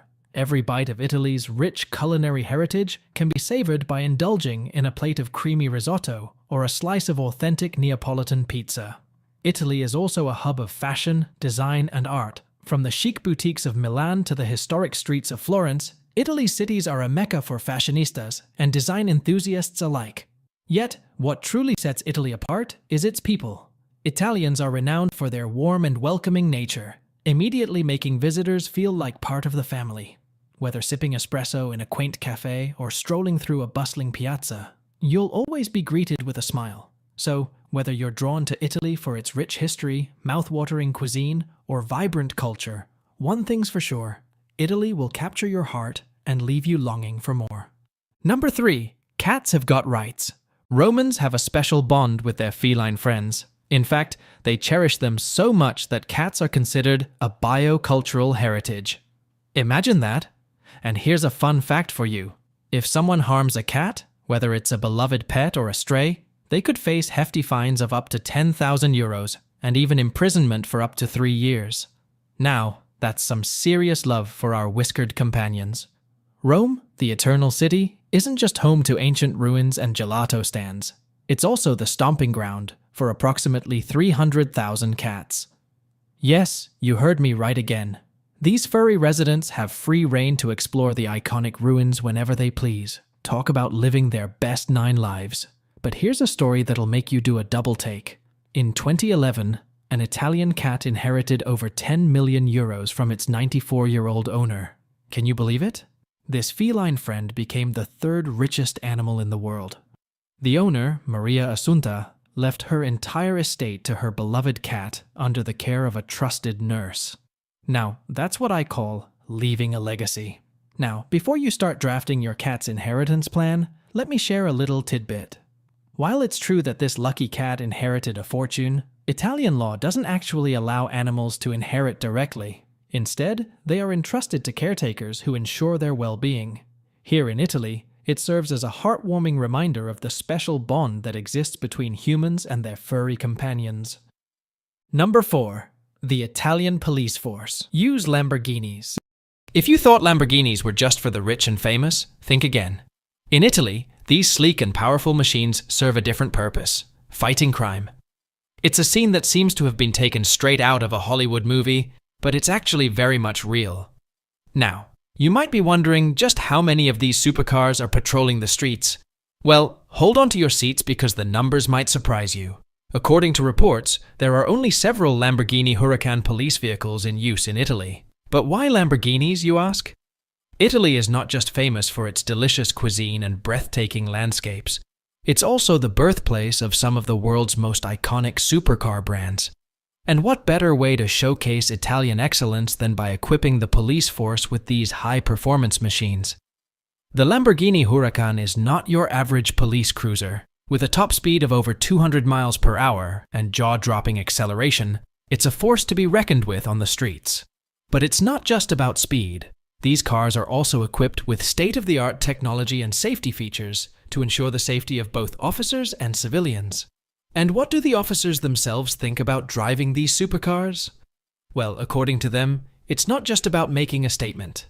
It's about improving response times and enhancing public perception of law enforcement. Plus, let's be honest, who wouldn't want to drive a Lamborghini as part of their job? Number 5. An Italian's generosity knows no bounds. Rome's iconic Trevi Fountain is a mesmerizing sight that attracts millions of visitors every year. But did you know that beneath its shimmering waters lies a tradition steeped in generosity? It's estimated that around 3,000 euros in change is tossed into the fountain every single day. But it's not just about making a wish. Legend has it that throwing a coin into Rome's fountain over your shoulder ensures your return to the city. And while tourists from around the globe participate in this tradition, it's the Italians who initially started it all. What's even more heartwarming is that all the proceeds from these coin tosses go towards local charities. Imagine that every coin cast into the fountain symbolizes not just a wish, but also a contribution to those in need. It's this collective spirit of giving that truly defines the Italian people. Generosity runs deep in Italian culture, From lending a helping hand to a neighbor in need to organizing community events for a good cause, Italians embody the essence of generosity in their daily lives. Number 6. Italy gets some pretty big earthquakes. Since 1905, Italy has experienced a staggering 15 notable earthquakes. That's not something to shake off lightly. But why does Italy seem to be a hotspot for seismic activity? Well, it all comes down to geography. You see, Italy sits right on a fault line sandwiched between the Eurasian and African tectonic plates. It's like living between two giant puzzle pieces that occasionally rub against each other.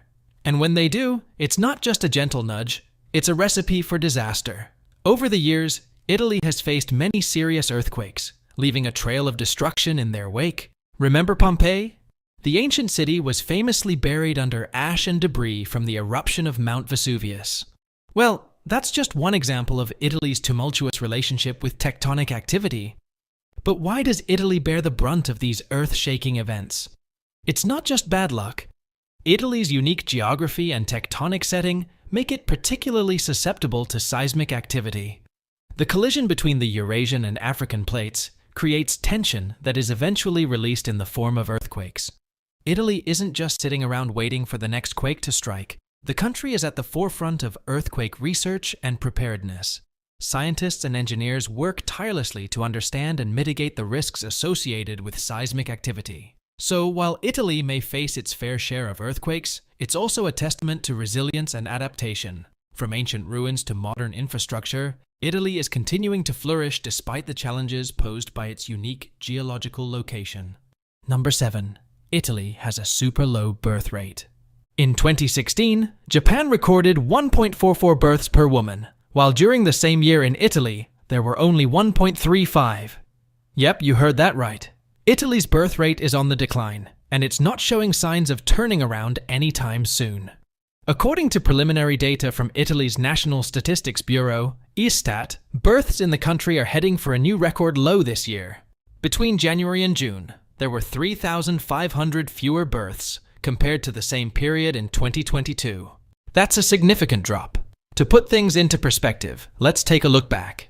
In 2022, births in Italy fell by 1.7% to 393,000. This marked the 14th consecutive drop and the lowest number since the country's unification in 1861. That's over a century and a half of recorded data, folks. So, what's being done about this demographic crisis? Prime Minister Giorgia Meloni recently allocated around €1 billion, approximately $1.05 billion, for measures aimed at addressing the issue. And it's not just about economics, it's about tackling the root causes. One of the factors contributing to Italy's low birth rate is the struggle many Italian women face in balancing work and motherhood. It's considered a national emergency for the Eurozone's third largest economy, and it's a complex issue that requires multifaceted solutions. Number 8. Within Italy's borders, there are 2 independent states. Did you know that within Italy's borders, there are not 1 but 2 independent states? Vatican City and San Marino are 2 tiny nations nestled within the embrace of Italy. Let's start with Vatican City. At just 0.44 square kilometers, it holds the title of the world's smallest independent state. To put that into perspective, you could fit over 22 Vatican cities within the city of Rome itself. And here's a quirky fact for you. If you want to send a postcard from Vatican City, you'll need a Vatican City stamp. That's right. This tiny enclave has its own postal system, which is just another reminder of its unique status on the world stage. Now, let's journey to San Marino. With an area of just 61.2 square kilometers, it's one of the smallest countries in the world. But don't let its size fool you, because this microstate has a big claim to fame. Founded in 301 AD, San Marino is not only tiny but also incredibly ancient. In fact, it's the oldest republic in the world, a testament to its enduring spirit of independence and resilience. Now, you might be wondering how these 2 independent states ended up within Italy's borders. Well, both Vatican City and San Marino are surrounded by Italy, making for a fascinating geopolitical dynamic. Number 9. In Marostica, locals play real-life giant chess. Every 2 years, as September rolls around, the quaint streets of Marostica transform into a scene straight out of history. Locals, dressed in elaborate costumes reminiscent of the Renaissance era, gather around a giant chessboard. But this isn't just any game of chess. It's a reenactment of a legendary 15th century battle between two noble families.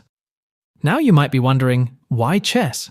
Well, legend has it that centuries ago, Marostika's fate was decided not by swords or armies, but by a game of chess. It all began with a forbidden love affair between the beautiful Leonora and two nobleman brothers, Rinaldo and Vieri. To settle their rivalry and win Leonora's hand, they agreed to a chess match.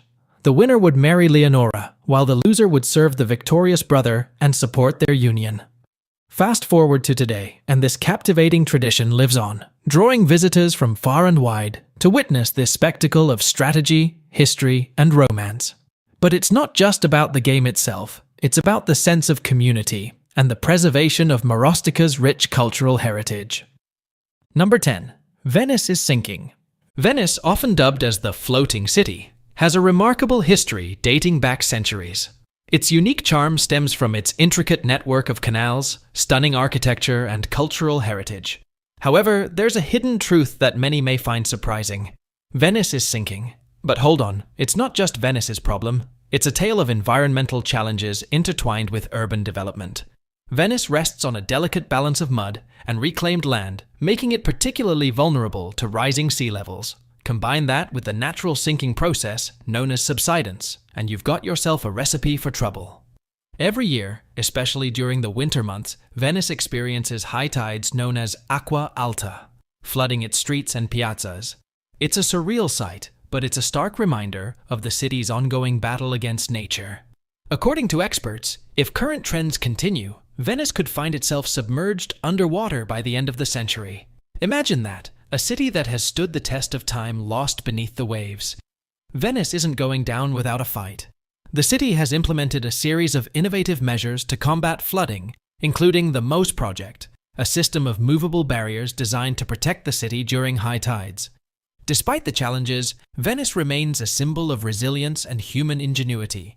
Its beauty continues to captivate millions of visitors from around the globe, reminding us of the importance of preserving our cultural treasures and safeguarding our planet. Slovakia, a country in the heart of Europe, might seem like just another dot on the map for many.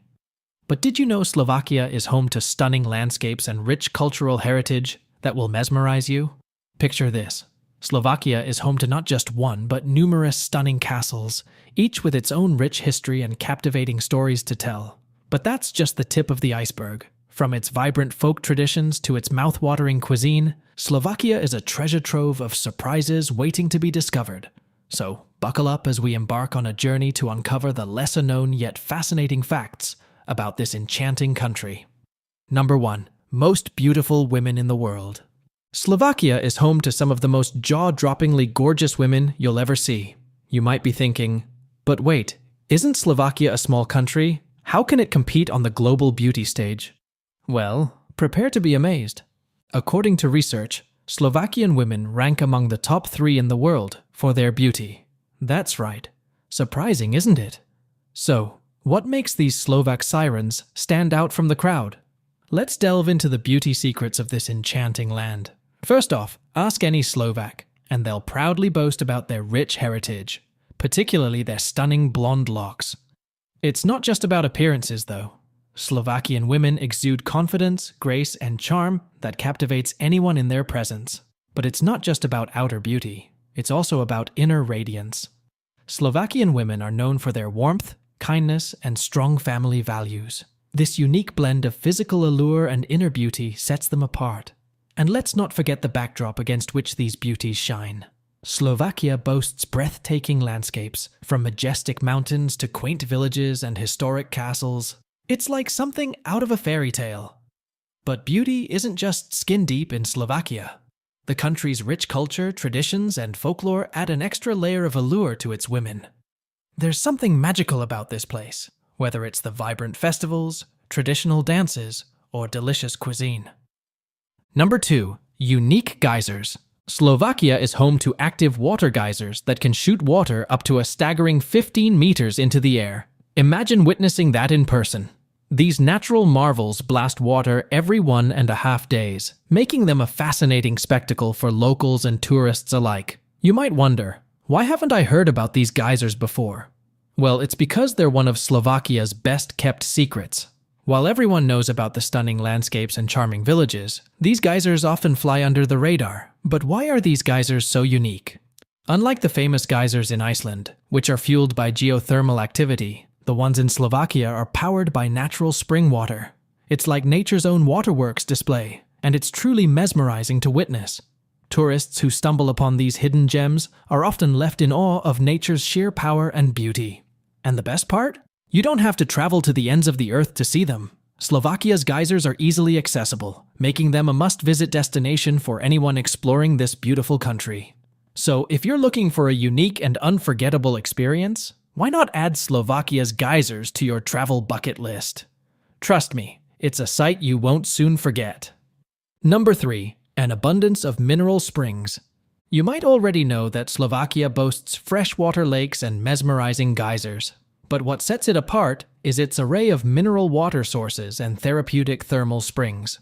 Believe it or not, around 21 spa resorts are scattered across the country, each offering a unique experience of relaxation and rejuvenation. What makes these springs so special, you ask? Unlike many thermal springs in the US that are often associated with luxury and come with a hefty price tag, the ones in Slovakia are affordable and renowned for their long-lasting benefits. These mineral-rich waters have been cherished for centuries, with historical figures like the Romans, Celts, and even the legendary composer Ludwig van Beethoven indulging in their therapeutic effects. In fact, Beethoven himself visited the spa town of Piestany to experience the incredible benefits of these natural wonders. And speaking of Piestany, it is one of the destinations where you can experience the therapeutic benefits of mineral springs. Whether you're seeking relief from joint pain or skin conditions, or just looking to unwind and relax, there's a spa resort here for everyone. Number 4. Free travels. Imagine exploring Slovakia's stunning landscapes and charming cities without spending a penny on transportation. Sounds too good to be true, doesn't it? Well, let me unravel this fascinating aspect for you. Since November 2014, Slovakia has implemented a remarkable rule that grants free travel privileges to certain groups of people. Who are these lucky individuals? Well, brace yourselves, because it includes children, students under 26 years old, widows, and senior citizens. But here's the kicker. This perk extends only to citizens or permanent residents of European Union member states. Incredible, isn't it? Now, you might be wondering, how does this all work? It's simpler than you might think. Let me break it down for you. All you need to do is head to the nearest railway station and register at the cash desk to obtain a buyer's card. This card will be your golden ticket to free travel within Slovakia's national railway system. Once you've got your hands on that shiny buyer card, the rest is a breeze. When you're ready to embark on your journey, just approach the ticket counter and request a zero-fare ticket to your desired destination. Yes, you heard me right. Zero fare. It's as easy as that. Picture yourself sitting comfortably aboard a train, gazing out at the rolling hills, quaint villages, and majestic castles that dot the Slovakian countryside, all without worrying about the cost of your ticket. Whether you're exploring the vibrant capital city of Bratislava or venturing off the beaten path to discover hidden gems, this free travel privilege opens up a world of possibilities. Not only does this initiative encourage exploration and adventure, but it also fosters inclusivity and accessibility for all. It's a testament to Slovakia's commitment to providing opportunities for its citizens and visitors alike to experience the beauty and diversity of this remarkable country. Number 5. Bordering two countries. Did you know that Bratislava, the capital city of Slovakia, is situated on the border of two countries? That's right. Bratislava shares its borders with Austria and Hungary, making it the only capital in the world to have this unique geographical feature. Picture this. You're standing in Bratislava, soaking in the charm of this historic city, and just a stone's throw away, you have the breathtaking landscapes of Austria and the vibrant culture of Hungary. It's like having a 2-for-1 deal on cultural exploration. Both Bratislava and Vienna, the capital of Austria, are nestled along the picturesque banks of the mighty Danube River. And get this, they're so close that you can hop on a river cruise from Vienna to Bratislava. And in just 90 minutes, you'll find yourself in the heart of Slovakia's capital. Imagine gliding down the Danube, witnessing stunning scenery along the way, and before you know it, you've crossed borders and arrived in Bratislava. It's like a journey through time and culture, all wrapped up in one scenic river cruise. Number 6. Largest number of caves. Slovakia is a land where nature's wonders lay hidden beneath the surface, waiting to be discovered. And when I say hidden, I mean it. With over 6,000 caves scattered across its terrain, Slovakia boasts one of the largest numbers of caves in the world. But where are these marvels hiding, you might ask? Well, you'll find them nestled within the pristine national parks of Low Tatras, Slovak Paradise, and Slovak Karst. These caves are more than just mere holes in the ground. They are gateways to a different world. Each place has its own distinct beauty and enigmas that are waiting to be discovered. Now let's talk about two caves that have truly stolen the spotlight. First up, we have the Ochtinska Aragonite Cave. This gem is not just any cave. It's the only aragonite cave discovered in all of Europe. Step inside, and you'll be greeted by shimmering crystals sparkling like stars in the darkness. It's a scene that looks like it's taken out of a fairy tale. If that wasn't enough to blow your mind, hold on to your hats because we're about to enter the Krasnohorska Cave. This cave doesn't just break records, it smashes them. Standing tall within its depths is a colossal column reaching a staggering 34 meters high, earning its rightful place in the Guinness Book of World Records. Now that's what I call reaching for the stars. Number 7. Run while you can. Did you know that Slovakia is home to one of the most historic marathons in the world? That's right. Forget what you know about marathons because the Kosice Peace Marathon is about to blow your mind. This isn't just any ordinary race. It's a tradition that dates back decades, making it the oldest marathon in Europe, and second only to the prestigious Boston Marathon worldwide. Picture this. Every first Sunday of October, the city of Kosice transforms into a running paradise as athletes from around the globe gather to test their endurance in this legendary event. But what makes the Kosice Peace Marathon truly special goes beyond its age. It's the spirit of unity and peace that permeates every stride. Speaking to the runners, you'll hear stories of camaraderie and determination as people from diverse backgrounds come together to celebrate the human spirit. Whether you're a seasoned athlete or a first-time runner, there's something magical about crossing that finish line amidst cheers from spectators lining the historic streets of Kosice. And let's not forget about the breathtaking scenery.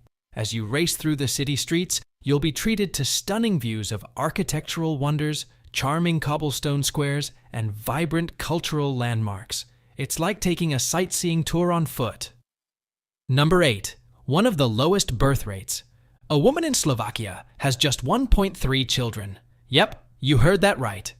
According to the World Bank, Slovakia has one of the lowest birth rates in the world. To put it into perspective, let's compare it to some other countries. In the UK, for instance, the average is 1.8 children per woman, while in Niger, which tops the charts, it's a whopping 7.6. Now, you might be wondering why Slovakia's birth rate is so low. Well, there are a few factors at play here. Economic stability, access to education, and career opportunities for women are some of the reasons contributing to this trend. Additionally, societal norms and changing family dynamics also play a significant role.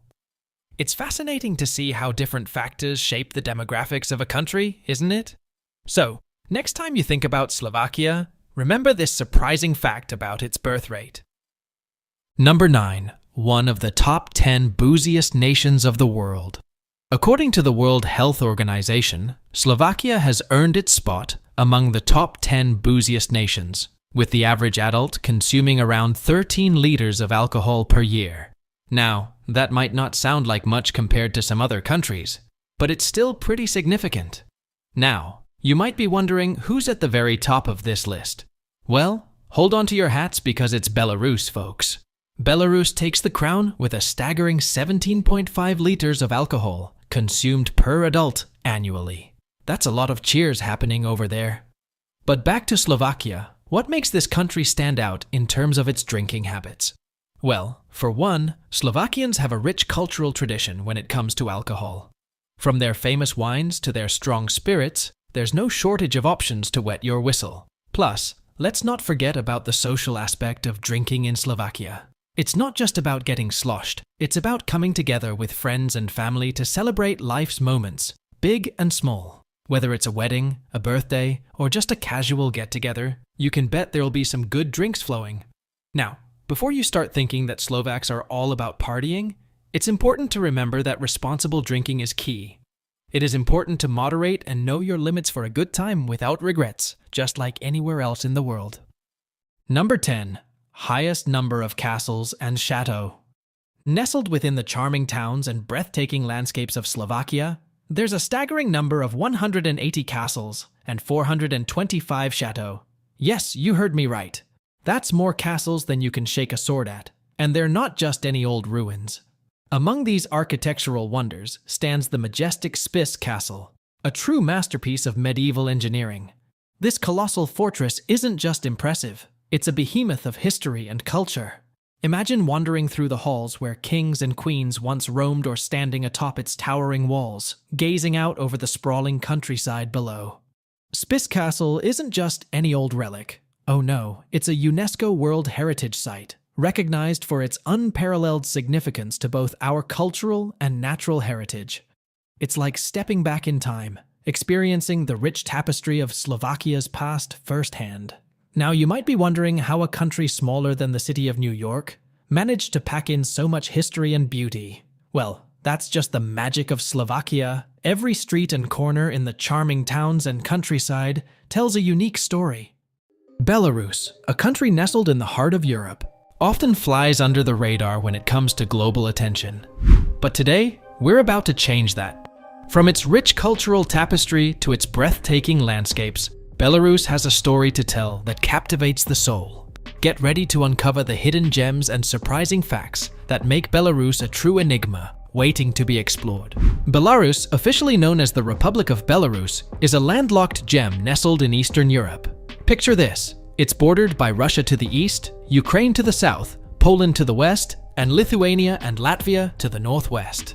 Now that's what I call a prime location. With an area spanning over 207,000 square kilometers and a population of 9.2 million, Belarus proudly stands as the 13th largest and the 20th most populous country in Europe. Before we jump into the present, let's take a quick trip through time. Belarus has seen its fair share of historical twists and turns. From the medieval period to the 20th century, it danced between the control of different states like Kievan Rus', the Principality of Polotsk, the Grand Duchy of Lithuania, the Polish-Lithuanian Commonwealth, and the Russian Empire. Talk about a historical roller coaster. Fast forward to the aftermath of the Russian Revolution in 1917. Belarus witnessed the rise of the Byelorussian SSR, eventually becoming a founding member of the Soviet Union in 1922. After a bit of a territorial tango with Poland, Belarus took its modern shape in 1939, thanks to the Soviet invasion of Poland. World War II brought immense challenges to Belarus, losing a quarter of its population and half of its economic resources. But from the ashes, it emerged as a founding member of the United Nations in 1945. Belarus declared its sovereignty in 1990 and gained full independence on August 25, 1991, following the dissolution of the Soviet Union. Enter Alexander Lukashenko, who was elected as the first president in the country's inaugural free election in 1994. Lukashenko, still at the helm, leads a highly centralized authoritarian government. Belarus has its own unique blend of policies, keeping some Soviet-era traditions alive, like state ownership of large parts of the economy. Fun fact, it's the only European country that still uses capital punishment. In 2000, Belarus and Russia took their friendship to the next level, signing a cooperation treaty and forming the Union State. Belarus is a developing country, sitting at the 60th spot on the Human Development Index. It's been a proud member of the United Nations since its inception and has joined various international organizations like the CIS, the CSTO, the EAEU, the OSCE, and the Non-Aligned Movement. Interestingly, it hasn't shown any interest in joining the European Union, but it maintains a unique relationship with the bloc. Number 1. Around 40% of Belarus is covered by forest. Belarus is often referred to as the lungs of Europe. Why, you ask? Well, it's home to one of the last and largest remaining parts of the massive primeval forest that once blanketed the European plain. Yes, I'm talking about the legendary Białowieża Forest. This ancient woodland is a biodiversity hotspot and a true gem for nature lovers. Can you imagine wandering through a forest that has stood the test of time for centuries? Belarus is the place to do it. Belarus doesn't stop at just one impressive forest. The country boasts several stunning national parks that are a dream come true for avid walkers and anyone craving that crisp, fresh air. Picture yourself strolling through pristine landscapes, surrounded by nature's symphony. Trust me, Belarus knows how to deliver on the natural beauty front. Take a look at the Belarusian flag, and you'll notice a vibrant green stripe. Ever wonder what it represents? Well, that green stripe is a nod to Belarus's rich forests. It symbolizes the lush woodlands that cover a significant chunk of this picturesque country. Next time you see that flag waving, you'll know it's not just about colors. It's a celebration of Belarus's incredible natural heritage. Number 2. Forget Pancake Day. It's all about Pancake Week. You might be familiar with Pancake Day, but have you ever heard of Maslenitsa Week? This Eastern Slavic holiday is a week-long celebration that takes place in Belarus and other regions, just before the start of Lent. It's a time when families come together to enjoy the simple pleasures of life and, of course, indulge in some mouth-watering pancakes. The streets filled with the aroma of freshly made pancakes, laughter echoing through the air, and colorful celebrations marking the beginning of Maslenitsa. It's a feast for the senses, and everyone's invited. In Belarus, they take pancake making to a whole new level. It's not just about tossing some batter in a pan, it's a creative masterpiece. Families across the country rustle up these delectable treats, not just for themselves but to share with friends and neighbors. And let me tell you, these aren't your ordinary pancakes. Belarusians embrace a world of flavors with their pancake toppings, from ground poppy seeds sweetened with sugar to hearty mushroom stew. The possibilities are endless. It's a culinary adventure on a plate. Now, let's address the big question. Why Pancake Week instead of just a day? Well, Belarusians believe in savoring the good times. A whole week allows for more joy, more laughter, and of course, more pancakes. It's a time to come together, enjoy the simple pleasures, and create lasting memories. Families gather not only in their homes, but also at local street festivals. Can you imagine the streets transformed into a pancake paradise? It's a sight to behold. The sense of community is strong during Maslenitsa, making it a truly heartwarming experience. Number 3. National Library. The National Library of Belarus is like no other. Standing tall at 74 meters with a whopping 23 floors, it's not just a library, it's a masterpiece. And oh, did I mention there's a viewing deck at the top? Talk about a unique reading spot. Architects Michael Vinogradov and Viktor Kramarenko were given a challenge. They were asked to make a statement, and boy, did they deliver. The National Library is not just a place for books. It's a bold architectural statement that has stirred quite the debate. Some call it one of the most unusual buildings in the world, while others label it as one of the ugliest. Beauty is subjective, right? But let's set opinions aside for a moment and appreciate the uniqueness. The library is like a diamond rising from the ground, symbolizing the wealth of knowledge it holds. It's not just a building, it's a conversation starter, a head-turner, and a puzzle for the architectural enthusiasts out there. Let me throw some numbers at you. 74 meters, that's the height. 23 floors, that's the grandeur. And that viewing deck? It's not just for the birds, it's for you and me to soak in the breathtaking views of the city. And speaking of soaking in knowledge, the National Library houses an impressive collection. From ancient manuscripts to modern masterpieces, it's a treasure trove for anyone hungry for information. It's not just a building that catches your eye, it's a gateway to a world of wisdom. Number 4. Potatoes are a dietary staple. Did you know that in Belarus, potatoes are more than just a side dish? They're practically a way of life. I'm not kidding when I say that potatoes are considered the second bread in Belarus. Imagine having over 100 different dishes you can whip up using this humble vegetable. One standout is the draniki, a potato pancake that's become a national sensation. And get this, Belarusians consume a staggering 180 kilograms of potatoes per person each year. That's roughly half a kilogram a day. Take that, Ireland. While we often associate the Irish with spuds, it's actually Belarus that takes the crown for the highest potato consumption per capita. Belarus doesn't just settle for your average spud. No. Belarusian scientists are on a mission to create the ultimate potato varieties, playing with taste, color, and size. It's like a potato paradise over there. Draniki, the superstar of Belarusian potato dishes. These potato pancakes may sound familiar, but in Belarus, they're known for their rich flavor. You can find countless variations of the recipe online, translated into numerous languages. But here's the secret sauce, or should I say, sour cream. Draniki is best served with a dollop of fresh homemade sour cream, taking the taste to a whole new level. You might be wondering, if Belarusians love potatoes so much, are they the largest potato producers? Surprisingly, no. Despite being the chief consumer, Belarus isn't the top potato producer. However, the country has a deep-rooted history of cultivating these tubers. Back in its USSR days, Belarus developed numerous potato breeds, enhancing both yield and flavor. Number 5. Belarus's national animal. If I were to ask you about Belarus's national animal, what would you guess? A rare bird, perhaps? Well, prepare to be amazed because it's none other than the European bison, also known as the wisent. But what makes this creature so special? Stay tuned. Back in the 1950s, the European bison faced a dire situation. Overhunting pushed these majestic creatures to the brink of extinction. It was a critical moment for their survival. But wait, here comes the plot twist. In a bid to save the day, a small population of European bison was released into the Białowieża forest. And guess what? They didn't just survive, they thrived.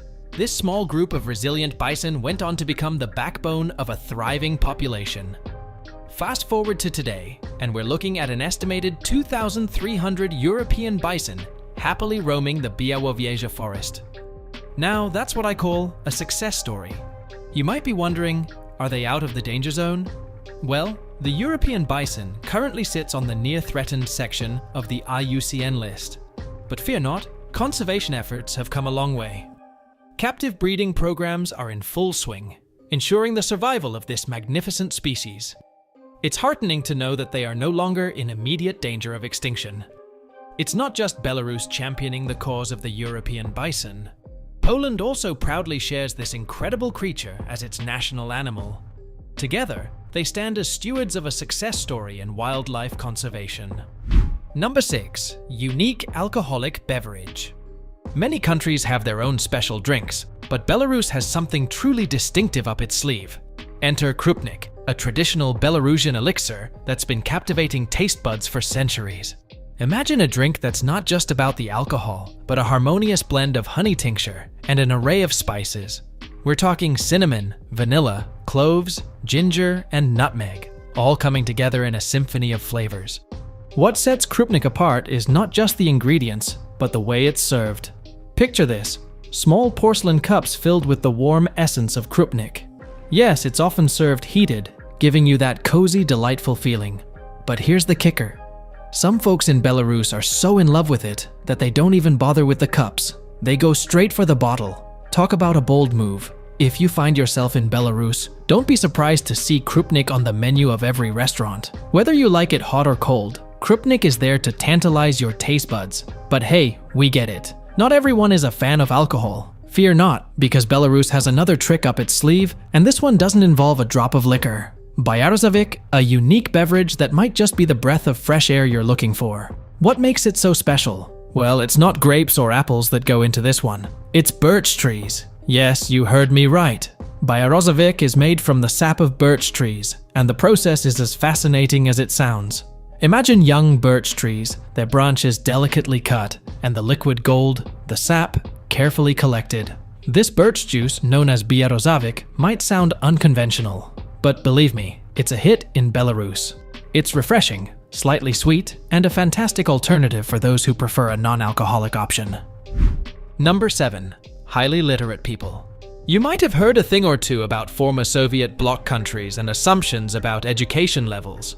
But hold on, because Belarus is shattering those stereotypes. Would you believe me if I told you that Belarus boasts a whopping literacy rate of 99.76%? Yeah, you heard that right. 99.76%. No, it's impressive. And guess what? That's even higher than the literacy rate in the United States. The US clocks in at 99%, which is still commendable, but Belarus is just a tad ahead. So, why is Belarus acing the literacy game? Well, it turns out they have a long and rich history with the written word. Picture this. Back in the 16th century, the first book published in Eastern Europe was the Psalter, and it was printed by none other than Francisc Scarina. He's like the godfather of publishing in a little region that eventually became modern-day Belarus. Talk about a trailblazer. Francisc Scarina's legacy lives on, and he's hailed as one of Belarus's historical rock stars. And the love for literature in Belarus doesn't stop there. Fast forward to 2015, and we see Svetlana Alexievich, a Belarusian writer, winning the Nobel Prize in Literature. She earned it for her polyphonic writings, a monument to suffering and courage in our time. Imagine that, the first writer from Belarus to receive such a prestigious international honor. It goes to show that Belarusians aren't just hitting the books, they're creating literary masterpieces that resonate on a global scale. Number 8. A medical tourist destination. When you think of Belarus, a free and top-notch healthcare system might not be the first thing that comes to mind. But here's the scoop. Belarus boasts a medical system that's not only free, but covers everything from your routine checkups to major surgeries like cardiac and neurosurgery, even transplants. Medical procedures at no cost. So, why are people jetting off to Belarus for their medical needs? Well, turns out, it's not just common, it's encouraged. Imagine this, approximately 200,000 foreigners head to Belarus annually for medical care, and the country actively promotes itself as a medical tourist destination. It's like a health retreat, but without the hefty price tag. You might be wondering, with all the political turmoil in Belarus, has anything changed in their healthcare system? Surprisingly, not much. Despite the upheaval post the 2020 presidential election, Belarusians continue to take pride in their universal healthcare. Most medical facilities are state-owned, and ongoing reforms ensure they stay up to date. Belarusian healthcare, though free, has an interesting tradition. While it's illegal, it's not uncommon for patients to offer a little something extra to their healthcare providers for that special care. No, not money, but gifts. Picture this, a nice bottle of cognac changing hands as a token of appreciation. Incredible, right? Belarus is truly a country filled with surprises and fascinating facts. From its rich history to its unique culture, there's so much more to explore. So, next time you think about Belarus, remember these amazing tidbits. Spain, officially known as the Kingdom of Spain, is a sun-kissed paradise nestled in southwestern Europe. Its territory not only spans the majority of the Iberian Peninsula, but also extends its reach to the Atlantic Ocean, the Mediterranean Sea, and even Africa. As the largest country in southern Europe and the fourth most populous European Union member state, Spain's cultural tapestry is as diverse as its landscapes. Stick around as we unveil 12 fascinating facts that will have you looking at Spain in a whole new light. Trust me, some of these tidbits might just surprise you. Let's dive in. Nestled on the Iberian Peninsula in southwestern Europe, Spain is a country of diverse landscapes and rich historical significance. Bordered to the north by France, Andorra, and the Bay of Biscay, this peninsular nation is framed by the Mediterranean Sea and Gibraltar to the east and south, while Portugal and the Atlantic Ocean mark its western limits. The capital and largest city, Madrid, stand as a testament to Spain's vibrant cultural and economic heartbeat, complemented by other major urban centers such as Barcelona, Valencia, Zaragoza, Seville, Málaga, Murcia, Palma de Mallorca, Las Palmas de Gran Canaria, and Bilbao. The tapestry of Spain's history is woven with the threads of diverse civilizations. In antiquity, the Iberian Peninsula was home to a blend of Iberian and Celtic tribes alongside other pre-Roman societies. The Roman conquest led to the establishment of the province of Hispania, bringing about a period of Romanization and Christianization. The collapse of the Western Roman Empire paved the way for the migration of tribes from Central Europe, with the Visigoths forming the Visigothic kingdom centered in Toledo in the early 8th century. During the medieval period, Islamic rule took hold as the Umayyad Caliphate conquered much of the peninsula, giving rise to the influential power of Al-Andalus, centered in Córdoba. Simultaneously, Christian kingdoms, including Asturias, Leon, Castile, Aragon, Navarre, and Portugal, emerged in northern Iberia. The Reconquista, a series of military campaigns, saw these Christian realms gradually reclaim territories from Islamic rule, culminating in the Christian capture of the Nasrid Kingdom of Granada in 1492. A pivotal moment in the formation of modern Spain occurred in 1479 with the dynastic union of the Crown of Castile and the Crown of Aragon. This union laid the foundation for the amalgamation of regional identities into a cohesive nation-state.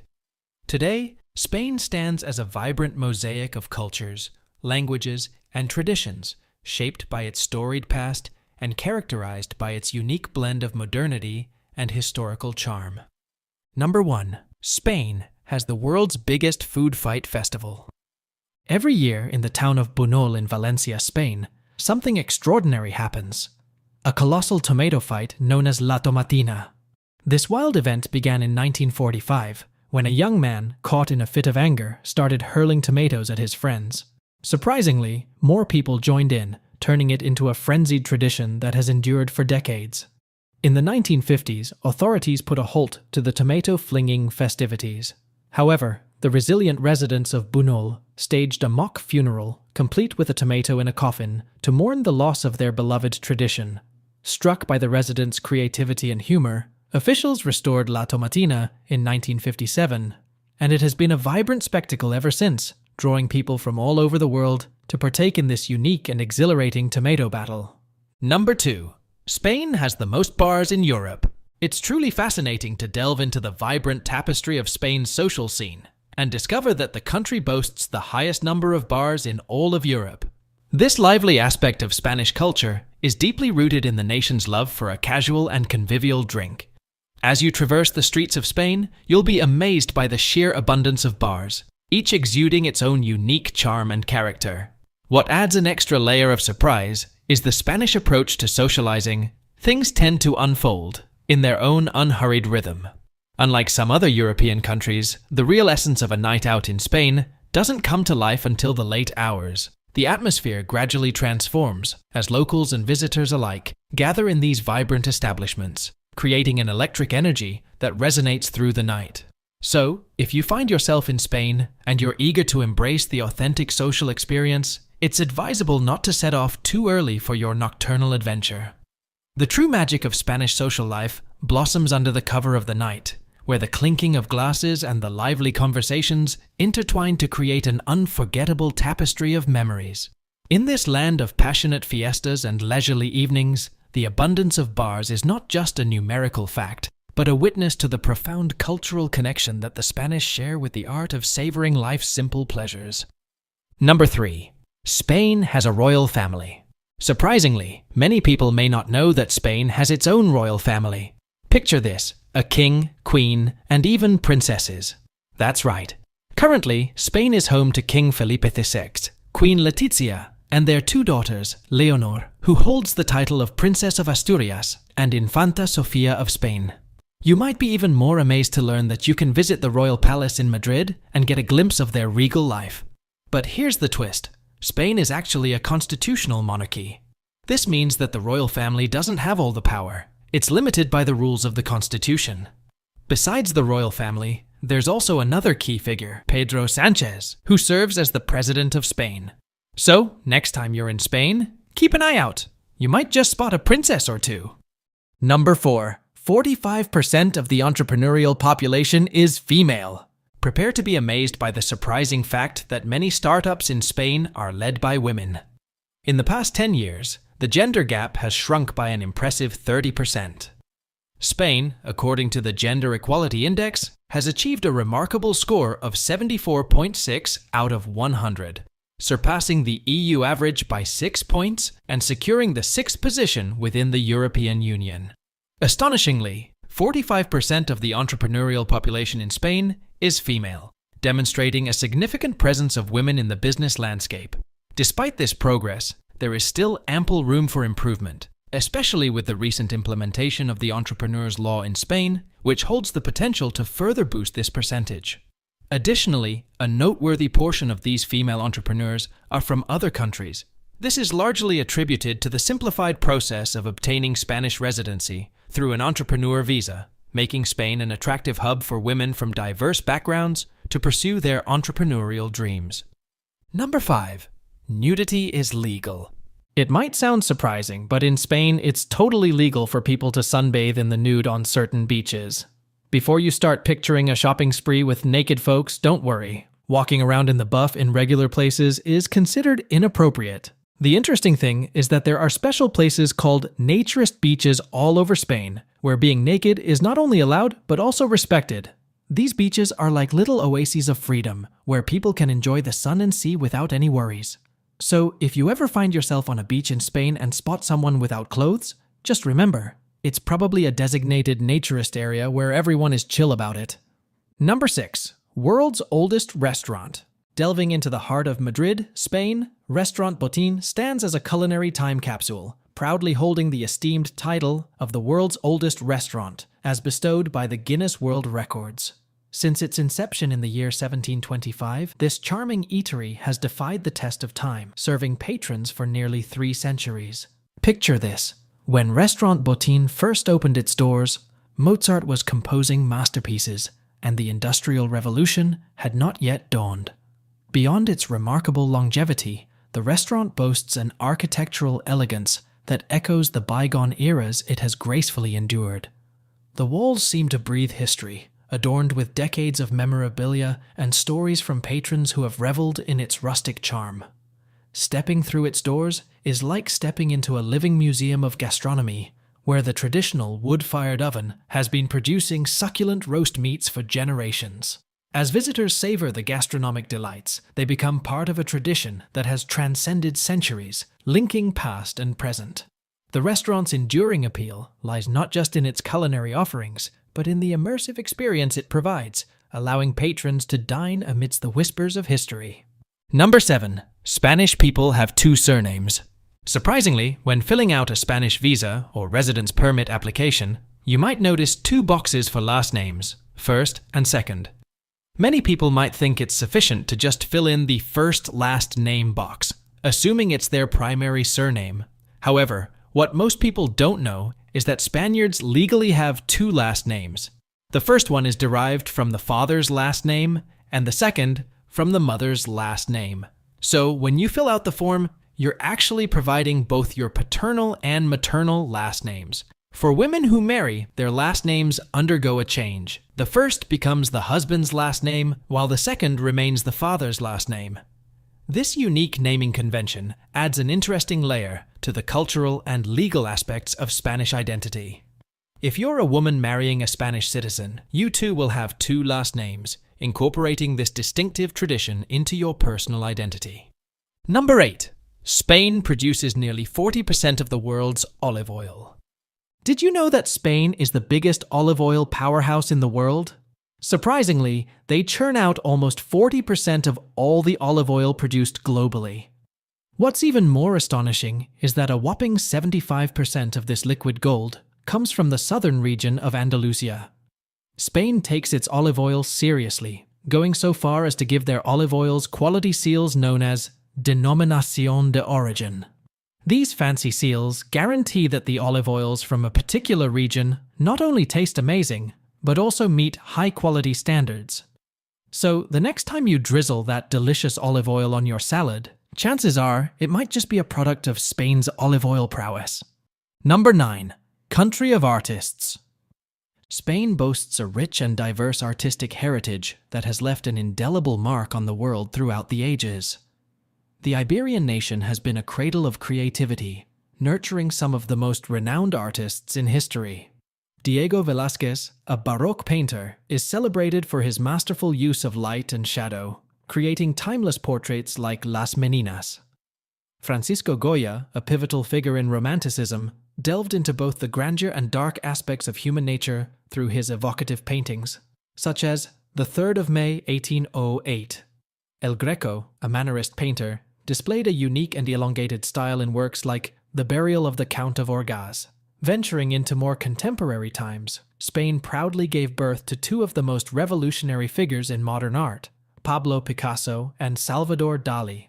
Picasso's Cubist approach and groundbreaking works like Guernica challenged artistic conventions, influencing the trajectory of 20th century art. Meanwhile, Dali's surrealistic visions, epitomized in works like The Persistence of Memory, showcased a world of dreamlike imagination. It's truly astonishing to consider the profound impact these Spanish artists have had on the global artistic landscape. Number 10. Spain has over 8,000 kilometers of coastline. Spain, known for its vibrant culture and delicious food, has another hidden gem, its extensive and diverse coastline. Surprisingly, the country boasts more than 8,000 kilometers of coastline, giving it a vast array of over 8,000 beaches. This means that beyond the popular destinations like Mojácar on the Costa de Almería, there are countless other coastal wonders waiting to be explored. The beauty of Spain's coastal areas extends far beyond the more developed resort spots. Picture-perfect landscapes grace the shores, from the untouched charm of Mojácar to the stunning coastal scenes in Menorca. Each beach has its unique appeal, offering a variety of experiences for beach enthusiasts. What makes this even more remarkable is that many of these Spanish beaches have earned the prestigious Blue Flag designation. The Blue Flag is a symbol of high environmental and safety standards, indicating that these beaches are not only beautiful, but also well-maintained and safe for visitors. Number 11. Lot of land is dedicated to winemaking. It might be shocking to learn that in Spain, where there's an abundance of wine, over 1 million hectares of land are dedicated to making it. While regions like Rioja, Priorat, and Rueda are famous for their wines, what's even more surprising is that Spain is the second largest wine producer globally. This means that, after all, the country doesn't just have a lot of wine. It's a major player in the world of wine production. So, next time you enjoy a glass of Spanish wine, you can be amazed by the vast landscapes and the significant role Spain plays in keeping the world well-stocked with this beloved beverage. Number 12. Lowest marrying age in Europe. Surprisingly, until the year 2016, Spain held the record for the lowest marrying ages in Europe. Before a significant change in the law, girls were allowed to marry at the young age of 14, while boys could tie the knot at 16, as long as they had their parents' consent. However, times have changed, and currently, the minimum age for marriage in Spain is 16, still requiring parental consent. If one chooses to marry without parental approval, the standard age becomes 18. This alteration in marriage laws highlights the evolving societal norms and the importance of ensuring individuals are of a certain age before making such significant life decisions. Lithuania, a small gem nestled in the heart of Europe, holds secrets that will astonish even the most seasoned travelers. Did you know that Lithuania is home to one of the fastest internet speeds globally, surpassing even the tech giants? But that's just the tip of the iceberg. From its captivating history to its breathtaking landscapes, there's so much more to discover about this Baltic beauty. So buckle up as we embark on a journey to uncover the most surprising facts about life in Lithuania. Get ready to be amazed, because what lies ahead will surely leave you spellbound.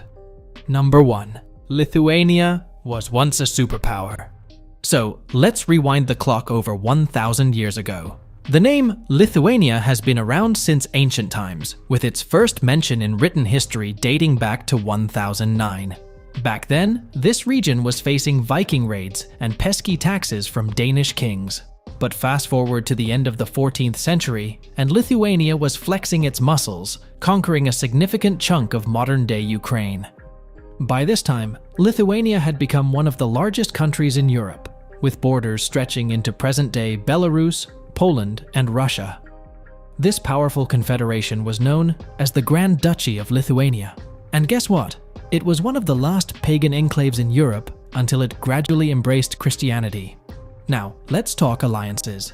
The Poles were Lithuania's ride-or-die buddies, leading to the formation of the Polish-Lithuanian Commonwealth in 1569. Picture this: two separate entities sharing an army, currency, and laws. It was an unconventional setup, but it worked. The Commonwealth reached its peak in the early 17th century, becoming a force to be reckoned with.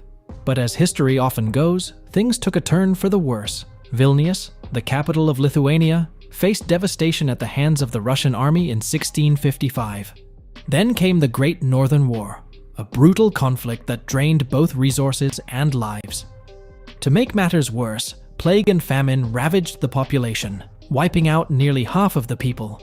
In a desperate attempt to salvage sovereignty, the joint parliament of the Polish-Lithuanian Commonwealth adopted a constitution in 1791, drawing inspiration from the United States. But alas, it wasn't enough. By 1795, Lithuania's territory was divvied up among Russia, Prussia, and the Habsburg monarchy, leaving most of it under Russian control. Despite centuries of turmoil, it emerged from the ashes, reclaiming its independence in 1918. From there, it weathered the storms of history, ultimately joining the European Union in 2004 and solidifying its place on the world stage. Number 2, they love freedom so much they have 2 Independence Days. Did you know that Lithuania is so passionate about freedom that it boasts not 1, but 2 Independence Days? That's right. Let me unravel this fascinating story for you. Our story begins on February 16th, a date etched in Lithuanian history as Restoration of the State Day. Picture this: 1918. Lithuania throws off the shackles of Russian rule and boldly declares its independence. But hold on tight, because the plot thickens. Enter stage left, World War II. Those pesky Russians make a comeback, stirring up trouble yet again. Fast forward to March 11th, 1990, and Lithuania steps onto the world stage once more. This time, it's a declaration of independence from the Soviets themselves. Talk about a comeback story. Oh, and here's a fun fact for you trivia buffs out there. Guess who was the first world leader to ring up Lithuania and say, "Congratulations"? The one and only Dalai Lama. Now, that's what I call spreading some love and good vibes. Lithuania's journey to freedom wasn't a stroll in the park. From the 13th century onwards, this land has seen its fair share of rulers, from the Russian Empire to German troops during World War I. But Lithuania? It said, thanks, but no thanks, to both. Then came the turbulent times of the 20th century. Soviet forces rolled in like an unwanted storm cloud in 1940, followed by a brief hiatus when the Nazis took center stage. But by 1944, Lithuania found itself back under Soviet control, trapped behind the Iron Curtain. Fast forward again to the late 20th century. The winds of change are blowing, and Lithuania seizes its moment. March 11th, 1990, becomes a beacon of hope as the nation officially breaks free from Soviet rule, marking the second Independence Day on its calendar. So, what do these Independence Days look like in Lithuania? Picture this: streets adorned with banners, flags fluttering in the breeze, and vibrant displays of yellow, green, and red, the colors of a nation proud of its heritage and united in its quest for freedom. Number 3. Lithuania has its own scent. When we think of national symbols, our minds often drift to iconic animals, cultural traditions, or even historical landmarks. The United States boasts the majestic bald eagle, Britain takes pride in its beloved Sunday roast, and Germany embraces the delicate blue cornflower. But Lithuania? Well, they've taken it up a notch. Introducing the scent of Lithuania, or as the locals fondly call it, Lietuvos kvapas. This captivating fragrance isn't just any perfume. It's an initiative crafted by visionary entrepreneur Dainius Rutkauskas and a team of Lithuanian innovators. Their mission? To encapsulate the essence of Lithuania in a single scent and create a positive national brand. Now, here's where the magic begins. Legend has it that the inspiration for Lietuvos kvapas emerged from the very heart of Lithuania, the mystical Hill of Crosses. Picture this: a landscape adorned with thousands of crosses, each carrying with it a prayer, a wish, or a cherished memory. It's said that the collective energy and devotion infused into these crosses gave birth to the ethereal aroma that is now known as the scent of Lithuania. Move over, Chanel No. 5. There's a new fragrance in town, and it's steeped in history and legend. But what does Lietuvos kvapas actually smell like, you might wonder? Well, it's a symphony of scents, blending notes of fresh pine forests, wildflowers dancing in the breeze, and hints of earthy moss reminiscent of Lithuania's lush landscapes. Just one whiff, and you'll feel transported to the rolling hills and serene lakes that define this enchanting Baltic nation. Number 4. Lithuanians love hot air balloons. During those balmy evenings, Vilnius transforms into a living, breathing canvas, adorned with a rainbow of hot air balloons. It's a sight to behold, folks. And guess what? You don't have to be a spectator from afar. You can actually hop aboard one of these majestic balloons and soar high above the city. Vilnius offers the chance to dine in the sky, taking your culinary experience to new heights. Literally. Now, I'm not exactly a thrill seeker, but even I would give it a shot for the sake of a unique dining experience. But why are Lithuanians so obsessed with hot air balloons? Well, it seems like they just have a knack for flying. From airplanes to helicopters, they've got it covered. But when it comes to hot air balloons, they're in a league of their own. In fact, in Europe, Lithuania has the highest number of hot air balloons per capita. And it all makes sense when you consider the stunning landscapes and open skies that Vilnius offers. It's like a playground for hot air balloon enthusiasts. Number 5. Forests cover nearly 30% of the country. Did you know that nearly 30% of Lithuania is covered in forests? Yeah, you heard that right. That's a lot of greenery packed into this Baltic gem. And it's not just any forest.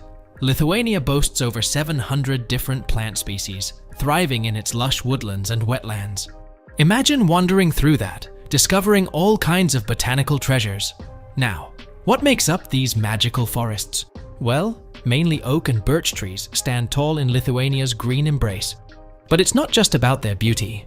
These forests are like nature's medicine cabinet, providing locals with medicinal herbs and plenty of wood products. Lithuania isn't just sitting back and letting these forests vanish. Nope.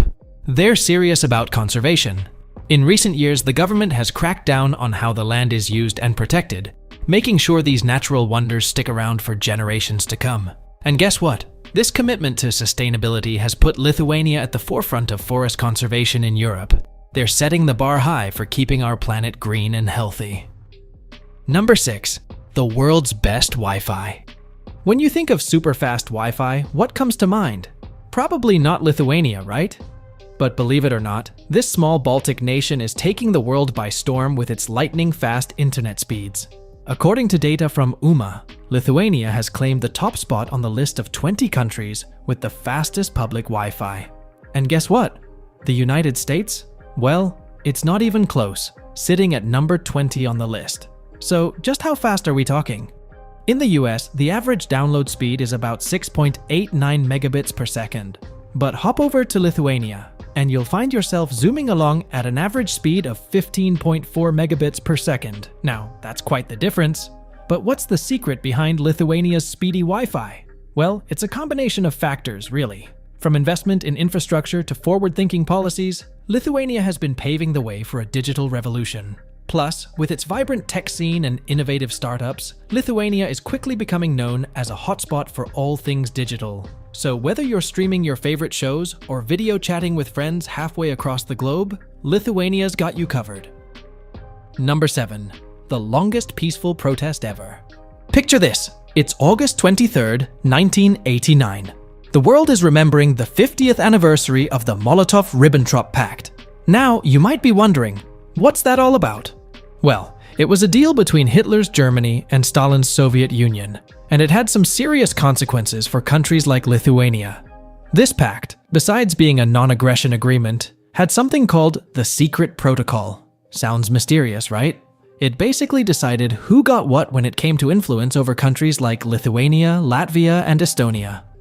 Fast forward to that historic day in '89, when over 2 million people from the Baltic states, including 1 million Lithuanians, decided they'd had enough.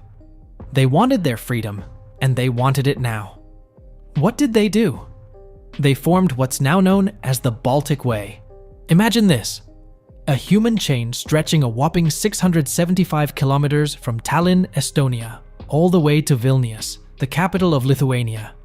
This wasn't just any protest. It was peaceful, it was powerful, and it showed the world that the people of Lithuania were united in their desire for independence.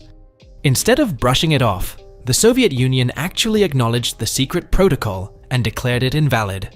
This was a huge step forward for Lithuania and the other Baltic nations on their journey to reclaiming their independence. Number 8. A country of storks. When you think of Lithuania, storks might not be the first thing that comes to mind. But trust me, these majestic birds are a big deal here. You see, Lithuania boasts one of the highest densities of white storks in the world, with around 13,000 to 18,000 breeding pairs. These elegant creatures aren't just your average birds. Nope, they're practically national treasures. In fact, The stork is the official national bird of Lithuania. They're deeply woven into the country's culture and folklore, symbolizing luck and fidelity. And let me tell you, if you ever find yourself wandering through the rural areas of Lithuania in springtime, you're in for a treat. You'll spot their massive nests perched atop poles and rooftops, like little sentinels watching over the land. But why all the fuss over storks, you might wonder? Well, it all goes back to Lithuania's agrarian roots. For centuries, these birds have been seen as harbingers of spring and a bountiful harvest to come. Imagine you're a farmer, toiling away in the fields. The sight of a stork soaring overhead would fill your heart with hope, signaling that warmer days were on the horizon and that your crops would flourish. And here's something cool. Storks have a knack for nesting near human settlements. It's like they enjoy our company. This natural affinity has only deepened the bond between Lithuanians and their feathered friends. Thankfully, Lithuania takes its responsibility to protect these iconic birds seriously. Preserved areas ensure that storks, along with other wildlife, can thrive in their natural habitats. Number 9. The Hill of Crosses. Nestled near the town of Šiauliai, this hill is unlike any other. Imagine over 100,000 crosses, each with its own tale to tell, brought here by pilgrims from all corners of the globe. It's a sight to behold, let me tell you. But let's rewind a bit. This tradition didn't just pop up overnight. No, it dates back to the 19th century, when it served as more than just a spiritual sanctuary. It was a symbol of resistance, a quiet protest against oppression. Even during the darkest days of Soviet rule, when they tried to erase this symbol of faith and defiance, the crosses always found their way back. It's like they were saying, "You can't keep us down." Today, when you visit, you can't help but feel it. There's this energy, this weight in the air. It's not just about the crosses themselves, but what they represent. Each one is a memorial, a tribute, a prayer whispered into the wind. Some are small, barely noticeable. Others, towering giants, adorned with ribbons, flowers, and tokens of remembrance. It's a reminder of the resilience of the Lithuanian people, their unwavering faith, and their refusal to be silenced. So, what started as an act of defiance has evolved into something more. It's a symbol of hope, of peaceful resistance, a place where sadness and joy mingle, where history and spirituality converge. Moldova, a country tucked away in Eastern Europe, might not be on everyone's travel radar, but today we're about to unveil 12 surprising aspects that will undoubtedly leave you pondering. From hidden gems to unique traditions, Moldova holds a tapestry of cultural intricacies that often go unnoticed. In this video, we'll delve into the lesser-known features of this fascinating nation, offering you a fresh perspective on what makes Moldova a truly distinctive destination. Moldova, officially known as the Republic of Moldova, is a landlocked country situated in Eastern Europe, nestled on the northeastern corner of the Balkans. It covers a total area of 33,483 square kilometers, making it a compact yet culturally rich destination. As of January 2023, Moldova is home to around 2.5 million people. Moldova shares its borders with Romania to the west and Ukraine to the north, east, and south. Now, here's an interesting twist. The unrecognized breakaway state of Transnistria lies on the country's eastern border, separated by the Dniester River.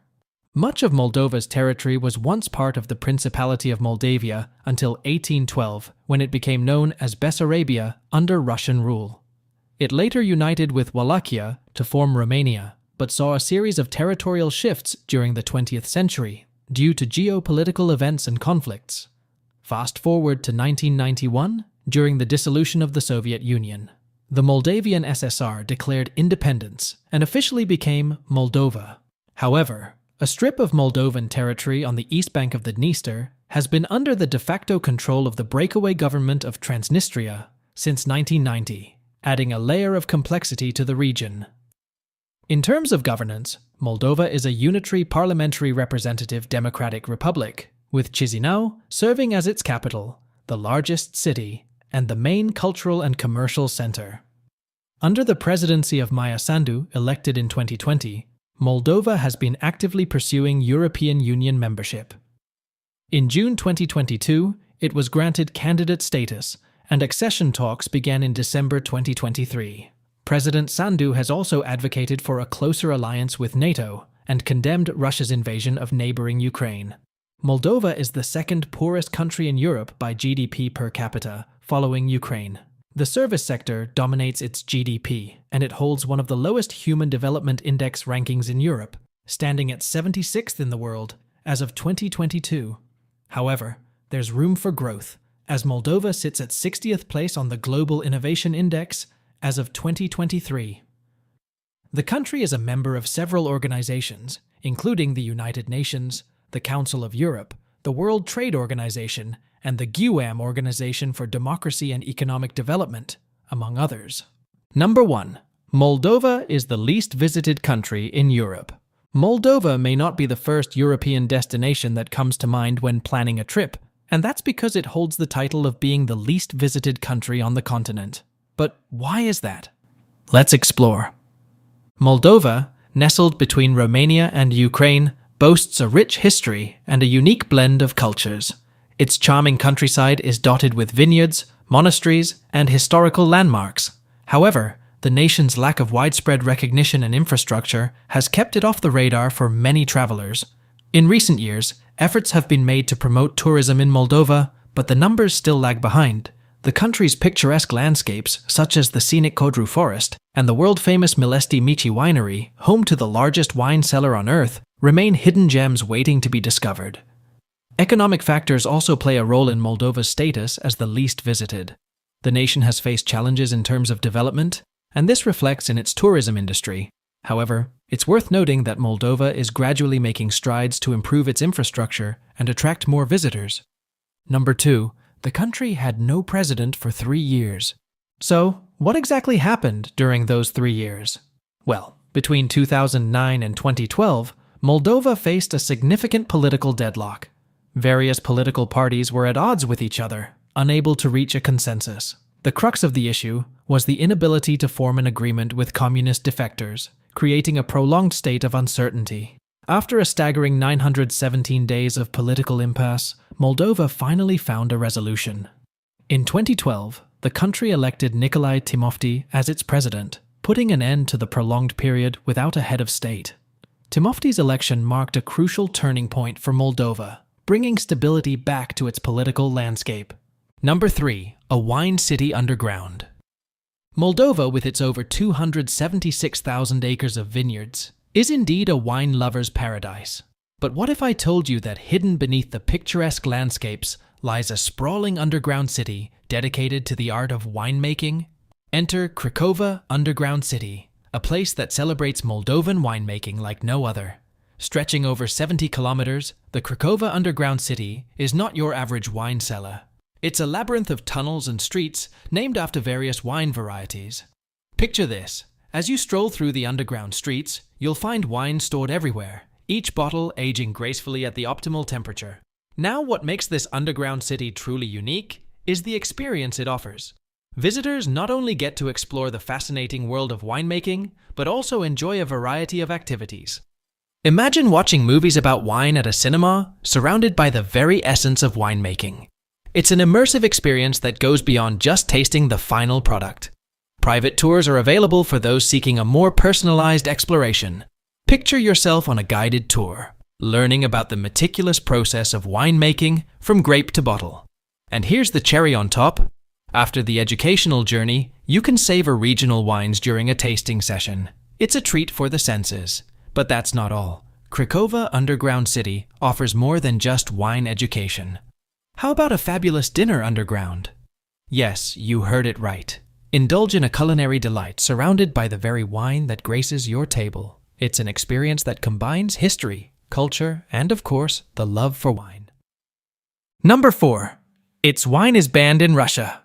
To set the stage, let's talk about Moldova's relationship with Russia. Traditionally, Russia was the main consumer of Moldovan wine, accounting for a staggering 90% of its wine exports. However, in 2006, a diplomatic dispute triggered a ban on Moldovan and Georgian produce, dealing a severe blow to Moldova's economy. Now, you might wonder, why such a significant impact? Well, losing access to its largest export market hit Moldova hard. The wine industry, a vital part of its economy, took a hit. Despite this setback, Moldova has shown resilience, and has managed to remain the 20th largest wine-producing nation on Earth. So, what led to this diplomatic dispute in the first place? Unfortunately, it's a complex tale involving politics and trade disagreements. The fallout not only affected Moldova, but also included a ban on Georgian products. The ripple effect was felt far beyond the borders of these two nations. Despite the challenges, Moldova has diversified its markets and continued its wine production. This adaptive approach has allowed the country to maintain its status as a significant player in the global wine scene. Number 5. The capital was destroyed in 1940. In June 1940, Moldova found itself under the occupation of the Red Army. The situation took a turn for the worse later that same year when a powerful earthquake struck Chisinau in October, measuring a staggering 7.3 on the Richter scale. Imagine this, a city already dealing with military occupation, suddenly rocked by a deadly earthquake. The tremors not only added to the chaos, but also left Chisinau in ruins, with significant damage to buildings and infrastructure. And if that wasn't enough, the following year brought another destructive blow.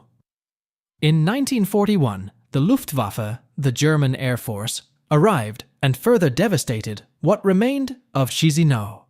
The city, already weakened by the earthquake, was now facing destruction from the air.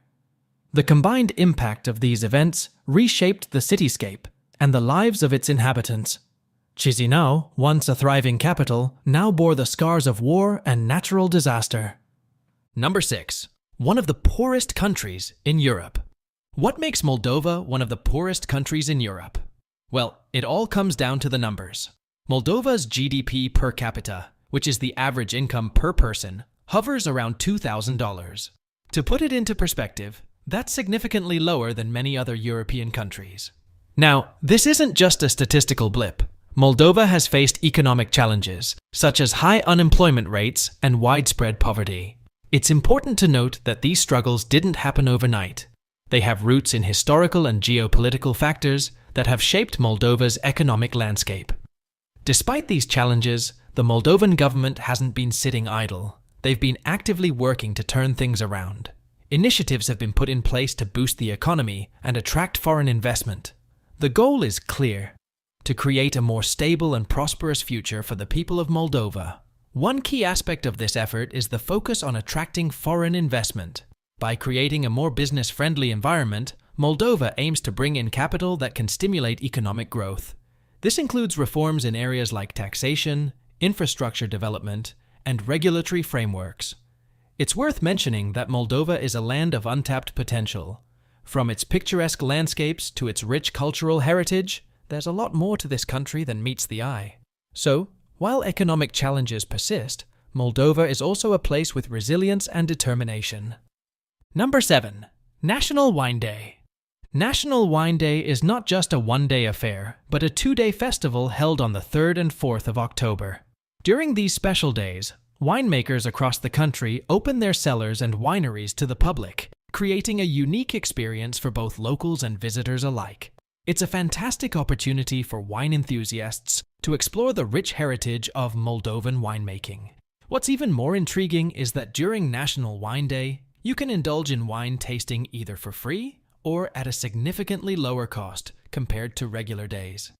Imagine strolling through picturesque vineyards, sipping on exquisite Moldovan wines, and learning about the art and science behind winemaking, all while surrounded by the stunning landscapes of Moldova. It's an experience that brings people closer to the heart of this wine-loving nation. Number 8. It's home to an independent region. Transnistria has a unique story. It's often described as more Soviet than Moldovan. Despite the United Nations not officially recognizing it as a country, Transnistria operates with its own currency and has established border controls. Let's rewind to the late 1980s. Tensions began to rise when nationalist sentiments in the Moldovan Soviet Socialist Republic led to measures aimed at de-Russianizing the region, including banning the Russian language. This move triggered a response from Transnistria. To safeguard its cultural identity, Transnistria declared independence, setting off a violent military conflict. The struggle claimed the lives of over 1,000 people, and the aftermath was a ceasefire that left Transnistria in a de facto independent state. What's interesting is that, Despite the international diplomatic dispute, Transnistria has its own currency and manages its borders independently. While the UN doesn't officially recognize its status, the region has maintained a distinctive identity. Number 9. The largest Jewish cemeteries. Moldova had a significant Jewish population before the Second World War. Tragically, during the Holocaust, over 60,000 people lost their lives. To honor and remember them, more than 20,000 Jews found their final resting place in the Chisinau Cemetery, making it the largest Jewish cemetery in Europe. Established in the 17th century, this cemetery holds not only the memories of the departed, but also reflects the deep-rooted history of Moldova. However, during the 20th century, a part of this sacred ground had to be closed to make way for road development. As we walk through the Chisinau Cemetery, the gravestones tell a silent tale of resilience, loss, and the passage of time. It's a poignant reminder of the impact of historical events on communities. The enormity of this cemetery serves as a somber tribute to the lives that were lost and the enduring history of Moldova. It's a place where the past is preserved, allowing us to reflect on the shared history of humanity. Number 10. Highest alcohol consumption. Moldova is estimated to have an annual alcohol consumption of around 16.8 liters per person. To put that into perspective, that's roughly equivalent to 4 gallons of milk or 67 cups of coffee. Now, some sources even suggest that Moldova sits in the second position globally for alcohol consumption, with only our friends in Belarus surpassing them in this regard. Now, tracking this data precisely can be a bit challenging, but one trend remains consistent. Eastern European countries often find themselves near the top of these rankings. Moldova, nestled in the heart of Eastern Europe, is no exception. The high alcohol consumption in Moldova can be attributed to various cultural and historical factors. It's not just about the quantity, it's also about the types of alcoholic beverages consumed and the social context in which they are enjoyed. Number 11. World's largest bottle-shaped building. Tucked away in the charming Târnăuca village of Moldova, the Strong Drinks Museum is not your typical museum. No ancient artifacts or historical relics here. Instead, it's a towering structure shaped like a bottle. Standing at an impressive 28 meters, this peculiar building has earned the title of the world's largest bottle-shaped tower. Now, you might be wondering, why a bottle-shaped building? Well, the Strong Drinks Museum is an homage to Moldova's rich tradition of winemaking and distilling. It's not just a giant spectacle. It offers visitors a unique perspective on the country's cultural heritage. Tourists flock to this unusual attraction for obvious reasons. It's not every day you come across a structure that stands out so distinctly on the Moldovan landscape. And for those who appreciate a good drink, this museum is a must-visit. Inside, you'll find a vast collection of alcoholic beverages, showcasing the diversity of Moldova's drinking culture. From fine wines to local spirits, the museum is a treasure trove for enthusiasts eager to explore the country's drinking traditions. Number 12. Country's national animal is already extinct. Now, before we dive into the details, let's understand what an oroch is. The auroch was a large, wild ox that once roamed across Europe, and Moldova chose it as their national animal due to its historical significance. However, it's essential to note that these majestic creatures ceased to exist nearly 4 centuries ago. The auroch was a formidable and impressive species, standing tall and proud. Moldova's choice to feature it on their flag pays homage to the region's rich history and the connection its people felt with this remarkable animal. Unfortunately, the auroch's extinction in 1627 means that no living specimen of this creature remains today. So, what does it mean for Moldova to have a national animal that's already extinct?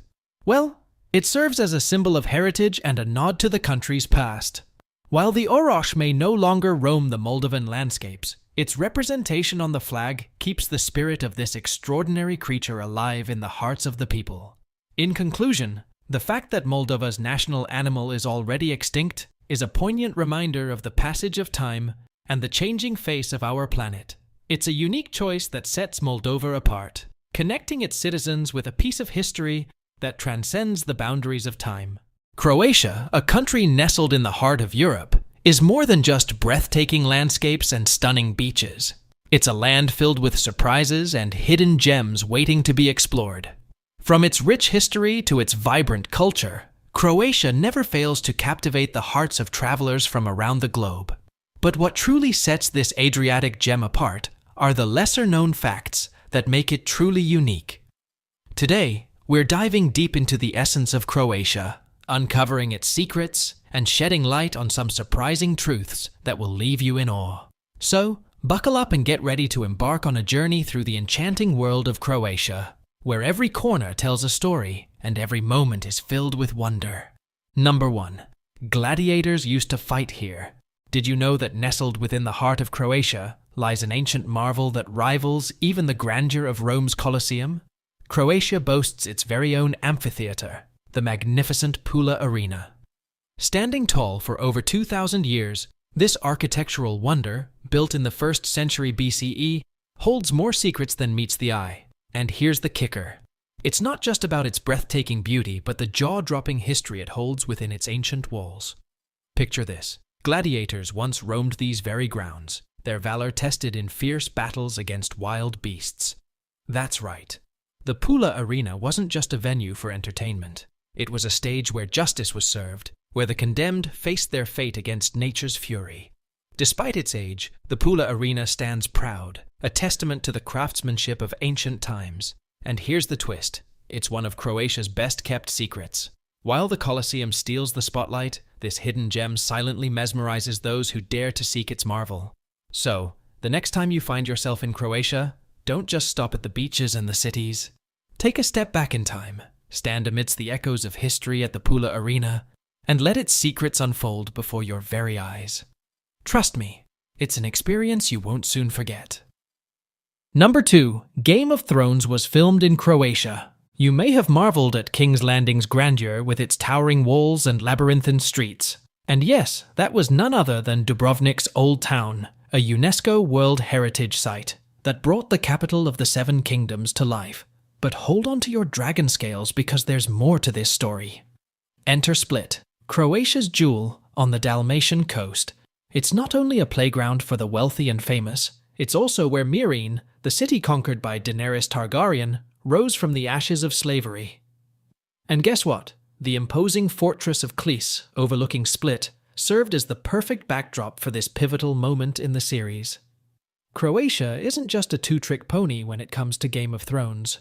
Picture-perfect landscapes, centuries-old architecture, and a dash of magic make it the ultimate filming destination. From the mystical island of Lokrum to the majestic St. Jacob Cathedral in Šibenik, every corner of this country boasts its own slice of Westeros. And let's not forget KRKA National Park, where nature's splendor meets cinematic wonder. You might not find White Walkers lurking behind every waterfall, but you'll definitely feel like you've stepped into a realm where dragons soar and heroes rise. Number 3. Their money is named after a rodent. Croatia's currency is called the kuna, and it's named after the marten, a charming little creature with a luxurious fur coat. Now, you might be wondering, why on earth would they name their money after a critter like that? Well, hold on to your hats because there's more to this story. Not only is the currency named after the marten, but the coins themselves have a botanical twist. They're named after the lime tree, or as Croatians call it, the linden lime tree. How cool is that? So, when you're handling Croatian currency, you're essentially holding a piece of nature in your hands. The currency of Croatia is called the kuna. One kuna is divided into 100 lipa, which means linden lime tree in Croatian. It's like a little nod to nature with every transaction you make. Number 4. More than 27 15 hours of sunshine per year. More than 27 15 hours of sunshine every single year. Yep, you heard that right. Croatia isn't just sunny. It's practically a solar paradise. That's more sunshine than your average tropical getaway, and even more than what you'd find down under in Australia. Can you believe it? It's not just about the quantity of sunshine, it's also about the quality. Croatia boasts some of the clearest skies and brightest days you'll ever lay your eyes on. Imagine waking up to endless blue skies and golden rays kissing your skin. It's like Mother Nature's own personal invitation to come out and play. And here's the cherry on top. All that sunshine means you'll have plenty of opportunities to soak up vitamin D, boost your mood, and maybe even work on that tan. Whether you're lounging on the stunning beaches of Dubrovnik, exploring the historic streets of Split, or sailing along the picturesque coastline, Croatia offers sunshine in abundance. So, if you're craving a sun-soaked adventure like no other, Croatia should definitely be at the top of your travel list. Number 5. Nikola Tesla was born in Croatia. Located amidst the scenic landscapes of Croatia, there is a beautiful place that is surrounded by natural beauty, the quaint village of Smiljan. But what makes this village truly special is that it's the birthplace of none other than Nikola Tesla himself. Imagine the humble beginnings of a man who would go on to change the course of history with his groundbreaking inventions. In Smiljan, you can still visit Tesla's reconstructed house, a place where his innovative mind first started to take shape. It's a true testament to his legacy, despite the challenges it faced, being blown up not once, but twice in historical conflicts. Did you know that the design genius behind the Maglite flashlight, Anthony Tony Maglica, also hails from Croatia? It's incredible to think that such a small country has produced not one, but two trailblazers in the world of innovation. Nikola Tesla wasn't just any inventor. He was a pioneer in electricity and magnetism. His contributions to AC electrical systems revolutionized electricity distribution, laying the groundwork for modern technology as we know it. And here's a modern twist to the tale.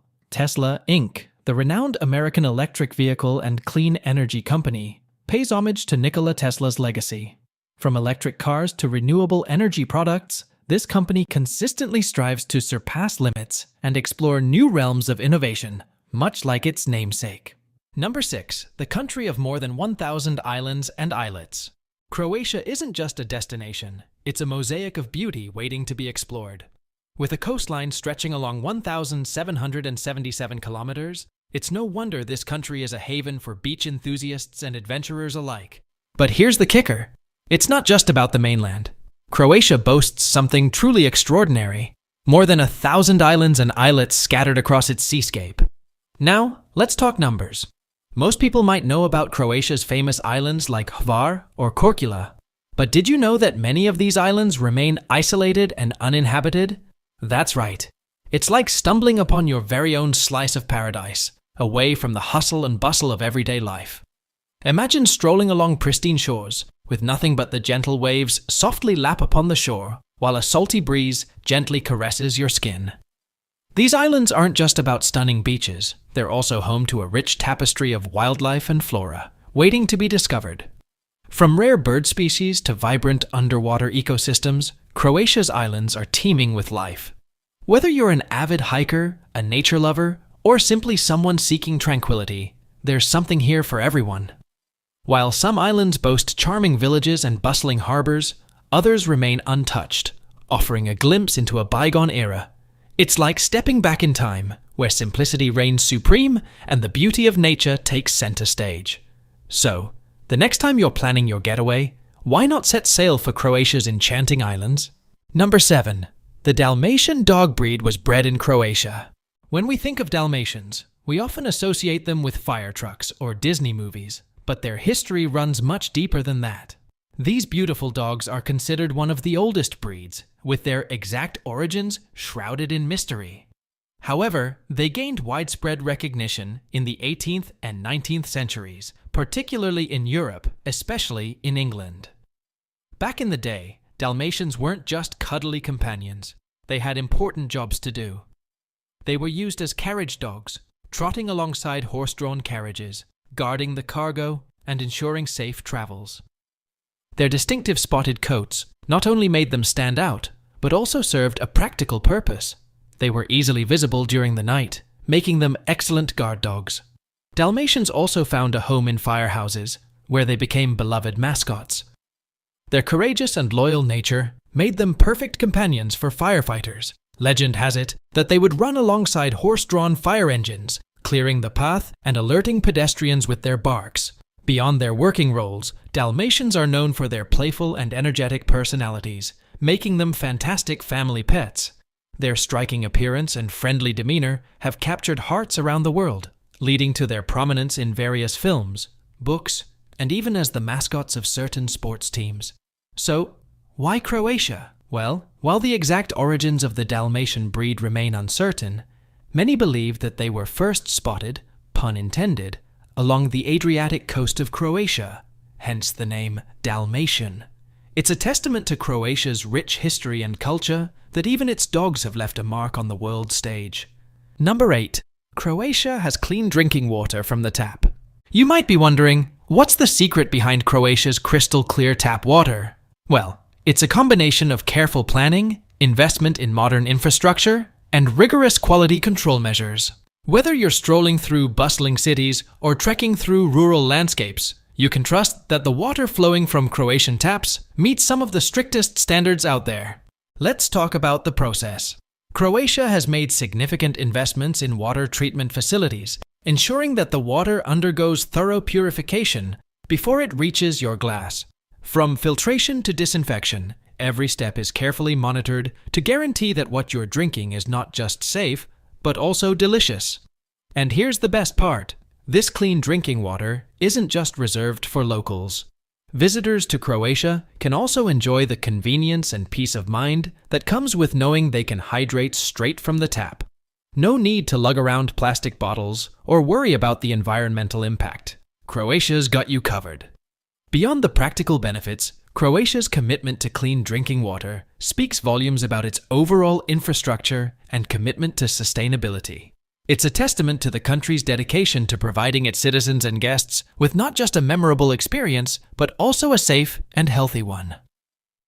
Number 9. The Guinness Truffle. We're not just talking about any truffle. We're talking about the Guinness truffle. Yes, you heard me right. Picture this. A hefty 1.3 kilograms of earthy goodness. And it all started back in 1999 when a local innkeeper named Giancarlo Zigante and his trusty canine companion, Diana, embarked on a truffle hunting adventure near the charming town of Buje in Istria. Now, imagine the excitement when Diana's keen sense of smell led them to unearth this gigantic truffle. It was a moment of sheer wonder.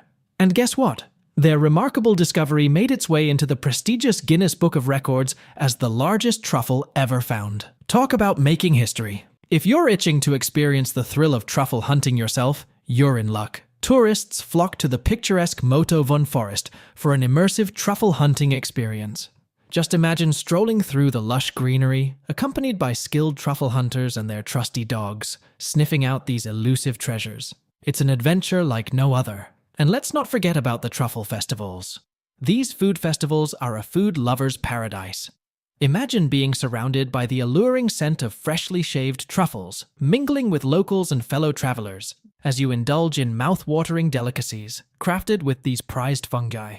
From truffle-infused pasta to decadent truffle desserts, there's something to satisfy every craving. Number 10. Nudist beaches debuted in Croatia. You might be wondering, why Croatia of all places? Well, let me enlighten you. Back in the 20th century, as naturism began to gain traction, particularly in countries like Germany, Croatia saw an opportunity. With its beautiful coastline and pleasant weather, it was an ideal location for a new type of tourism. Picture this: sun-kissed shores, crystal clear waters, and a sense of freedom unlike any other. Croatia recognized the potential of nudism as a draw for tourists seeking a liberating experience. And thus, the first dedicated nudist beaches were established right here in Croatia. Nowadays, Croatia is renowned for its naturist-friendly culture, with numerous designated beaches and resorts catering to those who prefer to shed their inhibitions along with their clothing. It's not just about basking in the sun. It's about embracing a lifestyle of freedom and acceptance. But it's not just about tourism. Naturism has become ingrained in Croatian society, promoting body positivity and acceptance. It's a testament to Croatia's progressive attitude and openness to different ways of life. Liechtenstein might be tiny, but it's packed with surprises that will blow your mind. Picture a country so small it fits in your pocket, yet it boasts some of the most jaw-dropping facts you've ever heard. From its secretive banking industry to its unique royal traditions and stunning natural landscapes, this little gem in the heart of Europe hides more than just breathtaking views. Get ready to dive into the unbelievable world of Liechtenstein, where every fact is a revelation and every detail is more fascinating than the last. Number 1. Incredibly low crime rate. Imagine a scenario, a nation where you can stroll along the road without any concerns. In the past 20 years, there has been no recent murder reported, and the majority of residents do not see the need to secure their doors. In Liechtenstein, this may seem like a fantasy, but it is actually true. Let's begin with the fundamentals. Liechtenstein is a tiny landlocked nation situated between Switzerland and Austria. Even though it is small, it is having a significant impact on safety and security.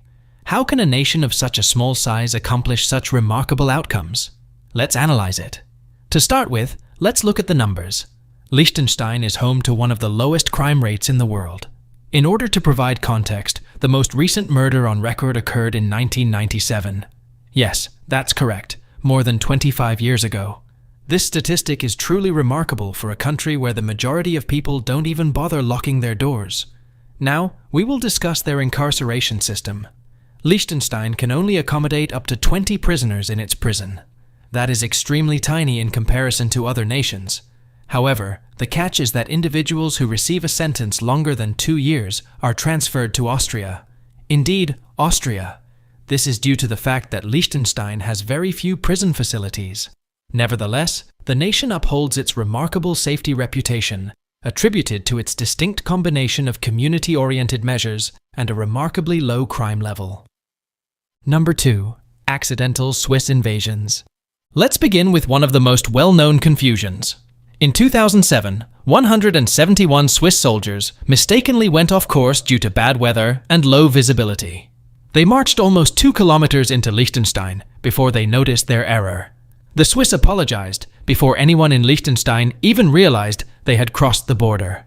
Can you picture the astonishment of Liechtenstein officials upon receiving a gracious apology from Switzerland for the inadvertent trespass? They calmly accepted everything, stating, "It's not as if they came in with attack helicopters. It's okay, these things are bound to occur." The Swiss army has had incidents with Liechtenstein for even longer. In 1985, Swiss artillery shells mistakenly landed in Liechtenstein, resulting in a forest fire. Luckily, nobody suffered any injuries. In 1968, Swiss artillery caused worry once more by landing shells in Liechtenstein, but no injuries or significant damage occurred. These events demonstrate the close and often amusing bond between these two nations. Even with these unintended intrusions, the diplomatic relationships continue to thrive, illustrating how mishaps can sometimes foster unplanned alliances. Number 3. False teeth. Capital of the world. Now, you may be curious as to how Liechtenstein obtained such a distinct designation. Thanks to Ivoclar Vivadent, the company is responsible for it all. Located in Schaan, this company manufactures an impressive 60 million sets of dentures annually. This is sufficient to account for 20% of the worldwide market and an impressive 40% of the European market. Ivoclar Vivadent has been in existence for many years, refining the craft and technology of dental prosthetics. Their cutting-edge technology and top-notch materials have established them as a reputable presence in the dental field. This company makes sure that millions of people worldwide can confidently smile by providing a range of dental products from dentures to crowns. Number 4. Renting the entire country. Although small in size, Liechtenstein provided one of the most extravagant packages in 2011. You could rent the entire country for the price of $70,000 per night. Just picture having a whole nation at your fingertips for one day. This special deal wasn't only for showing off. The accommodation in the package can cater to a maximum of 150 guests. Therefore, you have the option to bring your family, friends, and possibly even your neighbor's dog with you. You can also personalize street signs with your name. Isn't that awesome? Strolling along a road bearing your name in a foreign country where you're staying temporarily. Included in the package was a wine tasting session with the Prince of Liechtenstein for those who enjoy wine. Drinking high-quality wine with members of the royal family? That is a memory you will always treasure. Liechtenstein's distinctive proposition caught the attention of global media outlets. It was not only about extravagance, it was about crafting a memorable moment. Renting a whole country may seem like something out of a fairy tale, but Liechtenstein made it possible. Number 5. No airports. Although Liechtenstein is rich and has modern infrastructure, it lacks an airport. The primary airport near Vaduz is located in Zurich, Switzerland, with a travel time of around 90 minutes by car. Why is it that Liechtenstein lacks an airport? The straightforward response: outer space. The nation is small, with the majority of its level terrain dedicated to agriculture. The sole flatland north of Schaan is designated for farming. Constructing an airport might involve expanding into the Rhine River or the nearby mountains, leading to potential diplomatic challenges. Residents opt to take a bus to Zurich for their air travel needs, rather than tackling the complex situation. However, Liechtenstein does have some quick air access options available. Balzers has a heliport within its town limits. If you are in a rush and can afford it, you have the option to take a helicopter ride. This special arrangement may appear awkward, but it shows how Liechtenstein manages to juggle contemporary requirements with its geographical and diplomatic constraints. Number 6. No military. Liechtenstein has not had an army since 1868. The choice to disband was taken following the Austro-Prussian War. Liechtenstein is among the handful of countries worldwide that do not have a military. Instead of opting for soldiers and tanks, this land has decided to pursue a peaceful and neutral stance. Liechtenstein is situated between Switzerland and Austria, and it has adopted a distinctive strategy for its defense. The Swiss armed forces are tasked with protecting Liechtenstein under a unique agreement. This collaboration enables Liechtenstein to concentrate on its strengths, preserving a peaceful and thriving community. Even though it lacks a military, Liechtenstein still adheres to its neutral policy. The nation avoids military confrontations and prioritizes diplomacy and trade for security and prosperity. Liechtenstein's approach is basic but efficient. Through cultivating strong diplomatic relationships and a thriving economy, the country has established a secure and steady atmosphere for its people.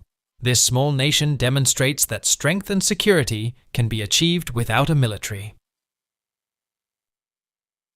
Number 7. There is only one lake in Liechtenstein. The Gampriner Sila stands as the lone lake in Liechtenstein. It was established in 1927 after a significant flood from the Rhine River submerged a vast region.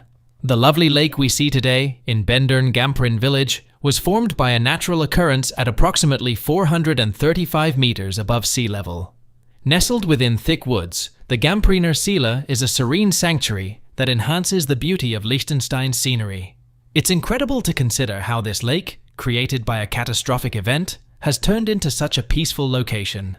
In order to maintain the lake's vitality and health, oxygen and fresh water are infused into it via a pipeline linked to a nearby inland canal. This guarantees that the lake continues to be a flourishing ecosystem. Number 8. There's only one billionaire in Liechtenstein, but he's worth 50% of the country's GDP. Were you aware that Liechtenstein, a small nation located between Switzerland and Austria, has just one billionaire? Exactly, only a single one. However, the astonishing part is that his riches amount to half of the total GDP of the country. Allow me to present to you Christoph Zeller, the individual responsible for this amazing statistic. Christoph Zeller amassed his wealth in a highly distinctive field, dental merchandise. He managed a company named Ivoclar Vivadent, which specializes in producing dentures. Ivoclar Vivadent is so successful that Liechtenstein is now the top producer of dentures globally, making up 20% of sales worldwide. There are a large number of dentures. But how did a country of such small size manage to become one of the wealthiest per capita in the world? Liechtenstein boasts a highly appealing corporate tax rate, standing at a mere 12.5%. With a low tax rate and a high number of holding companies in its capital city Vaduz, this small country has become a major player in the financial world. Number 9. It's the second least visited country in Europe. Can you believe it's difficult? Particularly when you witness the beautiful mountain views that encircle this small nation. Picture yourself skiing on these inclines, or taking a hike on these beautiful paths. Liechtenstein provides excellent winter sports options in Europe, yet remains one of the most undiscovered destinations on the continent. And we must also remember the whimsical castles scattered throughout the scenery. These grand buildings appear as if they were taken directly from a fairy tale. They serve as a reminder of the nation's wealthy history and royal lineage. Though small in size, Liechtenstein has a lot to offer. With exciting winter activities, stunning castles, and awe-inspiring nature, it's a mystery why more people haven't explored it yet. Number 10. Liechtenstein's GDP per capita is one of the largest in the world. Although Liechtenstein is tiny in size, it has a strong economic impact despite its small stature. Liechtenstein, with approximately 39,000 residents, has one of the highest GDP per capita levels in the world. Is this even possible? The key is in Liechtenstein's strong and varied economy. Despite being small, this country boasts a flourishing financial services sector, a robust industrial foundation, and a substantial manufacturing industry. These industries collaborate to build a strong economy.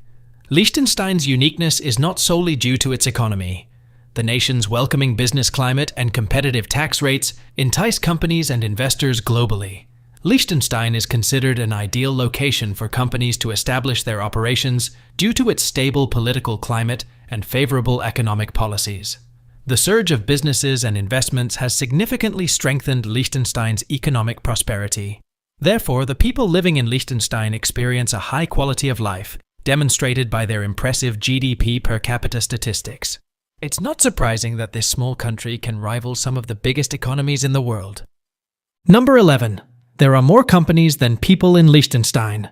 One of the most surprising facts is that this area boasts a greater number of registered companies than actual inhabitants. Let's explore the reasons behind why this tiny country holds significant importance in the business industry. Liechtenstein, despite its small size of around 39,000 inhabitants, has a significant economy. This country boasts an advanced and varied economy that draws in businesses from around the world. And the reason is this: Liechtenstein provides a highly favorable business atmosphere, with competitive corporate tax rates and beneficial regulations. It's not surprising that many companies opt to establish their presence in this location. The precise proportion of businesses to inhabitants may differ, but it is evident that the amount of registered companies exceeds the population. Picture a nation in which the number of businesses exceeds the population. Quite incredible, isn't it? Liechtenstein's distinctive feature transforms it into a key hub for finance and commerce, housing a variety of companies from financial services to manufacturing. Liechtenstein's role as a center for commerce is not coincidental. The Principality has put in a lot of effort to establish a conducive environment that appeals to a variety of industries. Liechtenstein offers a range of financial opportunities, from cutting-edge startups to well-established industry leaders. Number 12. The country has no foreign debt. Liechtenstein's financial sector is a major player in its story. With a robust and well-developed financial system, this principality attracts businesses and investors from around the globe. Its favorable business environment makes it a magnet for financial activities, further boosting its economic stability. Add to that low unemployment rates, and you've got a recipe for financial success. When a country's people are employed and thriving, it means the economy is healthy and strong. And a strong economy means less reliance on foreign borrowing. So, what does having no foreign debt really mean? For Liechtenstein, it's not just about financial freedom. It's about having the flexibility to invest in its own growth without the burden of external pressures. This unique position allows Liechtenstein to maintain its stability and continue flourishing. In a world where many nations struggle with debt, Liechtenstein stands out as an incredible example of financial prudence and success. It's proof that with the right mix of financial management, a solid economic foundation, and smart investments, a country can indeed live free from foreign debt. Norway, a land of enchanting fjords, rugged mountains, and a rich cultural tapestry that spans centuries. While many of us may know it as the land of the midnight sun or the birthplace of Vikings, there's so much more to this Nordic gem than meets the eye. From its fascinating history to its awe-inspiring natural wonders, today we're embarking on a journey to uncover the hidden treasures and lesser-known facts that make Norway truly exceptional. Number 1. The world's longest road tunnel is in Norway. The Lærdal Tunnel, stretching a jaw-dropping 15 miles or roughly 24.5 kilometers, holds the title of the world's longest road tunnel. Constructed at a cost of 1 billion Norwegian kroner, which translates to about 110 million US dollars, this tunnel is a true testament to human ingenuity and determination. This incredible tunnel isn't just a feat of engineering. It serves a vital purpose, connecting the quaint communities of Lærdal and Årland in Norway. Imagine the convenience it brings to the locals and travelers alike. It's not just about length, it's about user experience. Every 6 kilometers, the tunnel features a cave-like section that acts as a mental breather for drivers. Trust me, having driven through it myself, these caves are a game changer. They break up the monotony and offer a refreshing change of scenery. And the lighting. Oh, it's a game changer. It's not just about illuminating the path. It's about managing the mental strain on drivers. The lighting varies throughout the tunnel and those caves I mentioned earlier. It keeps you engaged, alert, and less fatigued during the drive. Safety is paramount, of course. At both ends of the tunnel, there are cameras keeping a watchful eye. They're not just for show, they're counting the cars entering and exiting. This means that in the unfortunate event of an accident or breakdown, help can swiftly be dispatched. It's all about ensuring a smooth and secure journey for everyone. Number 2, the Nobel Peace Prize is awarded in Oslo. We all know about the prestigious Nobel Prizes, the ones awarded in fields like chemistry, literature, physics, and medicine.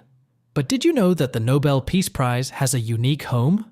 Way back in 1901, a brilliant Swedish chemist named Alfred Nobel left a legacy that would shape history. He bequeathed his wealth to create the Nobel Prizes upon his passing. Alfred Nobel, a man of vision, designated Oslo, Norway, as the venue for the Nobel Peace Prize ceremony. Now, why he chose Norway, we're not entirely sure. Perhaps he saw something special in this serene Nordic land. Fast forward to today, and nestled between the City Hall and the Aker Brygge development, you'll find the Nobel Peace Center. This place is a treasure trove of history, chronicling the remarkable journey of the Peace Prize. It's not just a museum, it's a window into the pursuit of peace. From its inauguration in 2005, the center has been telling the stories of remarkable individuals and movements that have shaped the world towards a more peaceful tomorrow. And guess what? They also host special exhibitions on the current holder of the Nobel Peace Prize. It's like a living, breathing tribute to the power of peace. If you ever find yourself in Stockholm, Sweden, make sure to swing by the Nobel Center there too. It's like the missing puzzle piece, giving you the full picture of this incredible legacy. Number 3. Income and wealth of all residents is on public record. Imagine living in a place where there are no secrets when it comes to earnings. Well, in Norway, that's a reality. This Scandinavian nation has a long history of transparency when it comes to taxes. As far back as the early 1800s, citizens could inspect paper tax returns at government offices. Fast forward to today, and this tradition has evolved into something truly extraordinary. On a specific date every year in October, just after midnight, Norwegian citizens' annual tax returns are posted online for everyone to see. So, what exactly happens during this annual tax reveal? Well, it's quite a spectacle. Norwegian newspapers eagerly await this date to produce top 10 lists of the country's highest earners and showcase the incomes and taxes paid by the political and cultural elites, celebrities, and even sports people. In 2014, a new rule was introduced to add a layer of privacy. If you decide to check out your neighbor's earnings, for example, by visiting Skatteetaten, Norway's equivalent of the HMRC, your neighbor gets an email notification that you've been snooping around. As a result, the number of requests has decreased since the rule was implemented, but there's still a lot to discover. Interestingly, Norwegian media outlets are exempt from this notification system. They have the privilege of accessing tax returns without the concerned party being informed, and they can even delve into previous year's records. However, there are some limits to the data disclosed. Only the total income and total tax paid are revealed. So, if hypothetically Boris Johnson's tax return were to be disclosed, it would show his total earnings from various roles, like London Mayor, MP, and Telegraph columnist, all combined. The digital age has played a significant role in making this system even more popular and accessible. Thanks to modern technology, searching tax returns has become far easier. It's one of those areas where Norway has truly embraced the digital era. And of course, this popularity prompted the introduction of the privacy rule to reveal who's been peeking at your finances. Number 4. Norway isn't powered by oil. When it comes to powering up, Norway has a secret weapon: hydroelectric power plants. In fact, a whopping 98% of the country's domestic power usage comes from these incredible sources. It's like Mother Nature herself is lending a hand. While Norway might be ranked 9th globally for the percentage of domestic power sourced from renewables, it's generating more electricity than all the 8 countries ranked above them combined. This small but mighty nation is setting an impressive example in sustainable energy production. You might have heard that Norway has set an ambitious goal to become carbon neutral by 2030. But here's the catch. This goal primarily considers domestic emissions. What's often overlooked is the significant carbon footprint embedded in Norway's oil and gas exports. It's a reminder that there's always more to the story than meets the eye. The Norwegian government isn't stopping at hydroelectric power. They're also taking steps to boost energy efficiency standards for buildings. Plus, they're encouraging both firms and homeowners to opt for a more sustainable way to heat and power their spaces, burning wood and other forms of biomass. This shift away from fossil fuels is a crucial step towards a greener future. Number 5. Norway supplies London with a Christmas tree every year. Did you know that Norway gifts the UK with a Christmas tree every year? It's not just any tree, though. This tradition dates back to 1947, and it carries a deep significance. This remarkable tradition takes place in none other than Trafalgar Square, right opposite the National Gallery in London. Now you might be wondering, why? Well, it's a beautiful way for Norway to express their gratitude to the UK for the invaluable help during a crucial period in history. Let's rewind to 1940, a pivotal year in World War II. Hitler took a risky move to occupy Norway, a strategically vital neutral country. With a combination of seaborne invasions, the first ever parachute battalion, and a formidable air force, German troops swiftly took control from Oslo to Narvik. Norway put up a brave resistance, but against overwhelming odds, the Germans prevailed. Britain and the Allies came in 5 days later, but by then the situation was complex. The German forces were entrenched, and the British had to make a tough call. Despite the occupation, a spark of hope emerged. British assistance enabled Norwegian forces to escape and continue the fight from abroad. The Norwegian government and the royal family found refuge in London, where they ruled in exile for 4 years. Fast forward to 1947, Norway wanted to show their appreciation. So, they started a tradition that continues to this day. They send a magnificent Christmas tree straight from their enchanting forests to Trafalgar Square in London. This tree stands tall as a symbol of gratitude, reminding us all of the strength that comes from unity and support, especially in the darkest of times. Number 6. You can hunt for the Northern Lights. Norway, nestled in the northern reaches of Europe, holds a special place on Earth for Northern Lights enthusiasts. Why, you ask? Well, it's because northern Norway finds itself right in the heart of what experts call the Northern Lights Belt, or the Aurora Zone. This unique band that encircles our planet is renowned for the frequency and intensity of its auroral displays. Trust me, you won't want to miss this celestial show. If you're eager to catch a glimpse of the Northern Lights, timing is key. Winter is your golden ticket. Heading north during the winter months significantly increases your chances of witnessing this awe-inspiring phenomenon. Keep an eye on the weather, though. Meteorological conditions play a crucial role. Lucky for us, there are apps out there that can help you stay in the loop. To truly maximize your chances, it's wise to escape light pollution. That means bidding farewell to the cityscape and seeking out more remote locations. Places like the Lofoten Islands, Tromsø, and Svalbard offer you a front-row seat to the Aurora extravaganza, provided the conditions are in your favor. Now, for those of you who are truly dedicated to this celestial quest, get ready to burn the midnight oil. The Northern Lights are known to put on their most spectacular displays between 11 p.m. and 2 a.m. So, a late-night adventure might just be the secret to capturing the perfect shot of this cosmic ballet. Number 7. Listed as one of the happiest countries in the world. For the past decade, Norwegians have been living their best lives, and it's not just a coincidence. They've consistently been ranked among the happiest people worldwide by the World Happiness Report. This report, published by the UN Sustainable Development Solutions Network, collects data from people in approximately 150 countries. In the latest 2022 edition of the report, Norway proudly stands at the 8th position globally. That's just 1 spot below Sweden and 5 spots behind Denmark. But wait, there's more. Norway scored a remarkable 7.365 out of 10 for happiness, while the global average in 2021 was only 5.53. That's quite a lead, isn't it? What's the secret sauce behind Norway's happiness? Let's break it down. First, Norway excels in terms of its GDP, performing better than its Nordic neighbors like Finland, Iceland, Denmark, and Sweden.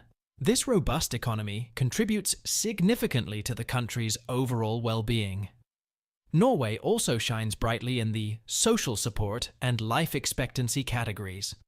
The social support system here is top-notch, ensuring that everyone feels cared for and secure. Plus, Norwegians enjoy one of the highest life expectancies in the world, which certainly adds to their happiness.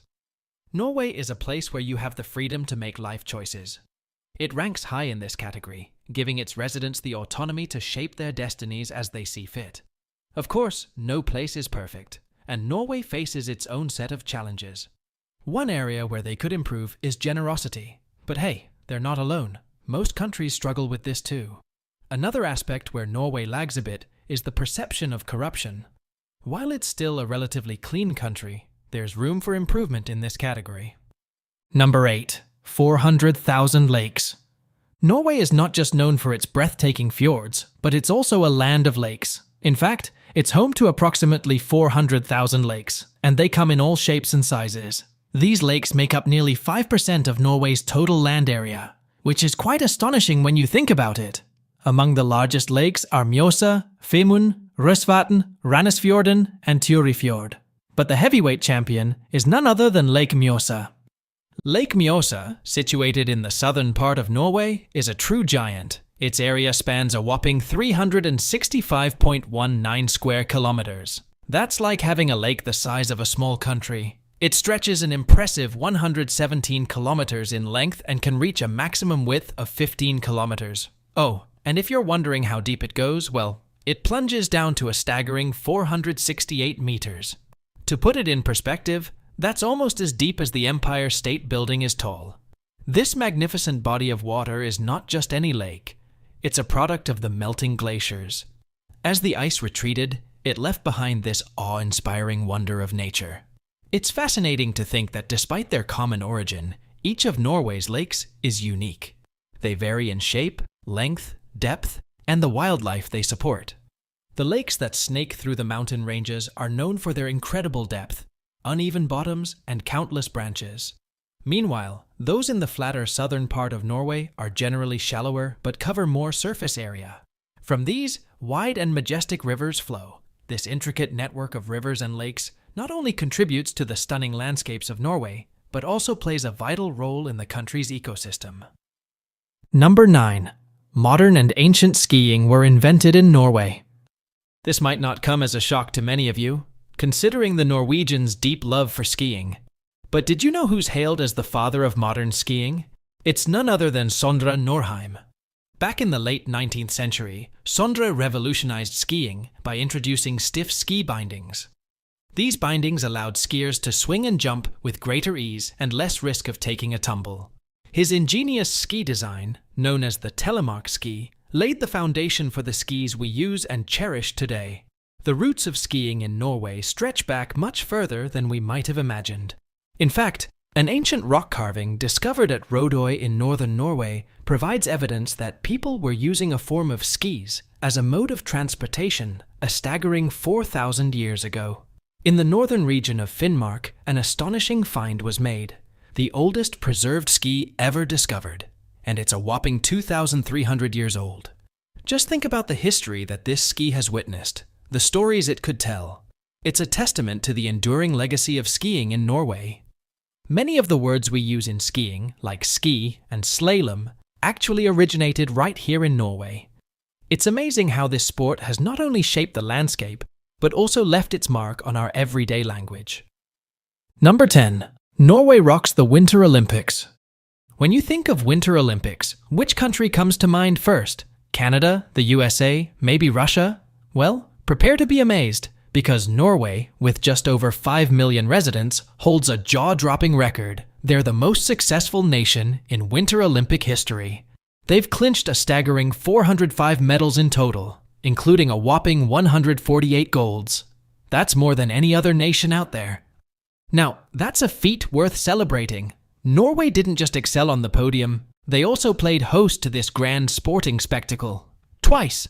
First in 1952 in the capital city of Oslo, and then again in 1994 in the charming town of Lillehammer. And let me tell you, the legacy of that latter competition lives on. Today, Lillehammer is home to the Norwegian Olympic Museum. And it's not your average museum, my friends. It's a treasure trove of Olympic history, showcasing the triumphs and stories that continue to inspire generations. Norway truly is a land of wonders. Finland, often hailed as the land of 1,000 lakes, is a country that holds a treasure trove of surprises and secrets. From its unique cultural quirks to its stunning natural landscapes, there's so much more to this Nordic gem than meets the eye. In this video, we're going to uncover 15 fascinating facts about Finland that are bound to leave you amazed and intrigued. Number 1. Happiest country in the world. According to the UN's World Happiness Report, Finland has claimed the title of the world's happiest country, not once, not twice, but for an impressive 6 years in a row. Now, that's quite an achievement. It boils down to a unique blend of factors that make Finland stand out. One of the key reasons behind Finland's happiness reign is its exceptional healthcare system, providing top-notch services for its citizens. Accessible and reliable healthcare is a cornerstone of any thriving society, and Finland has truly mastered this.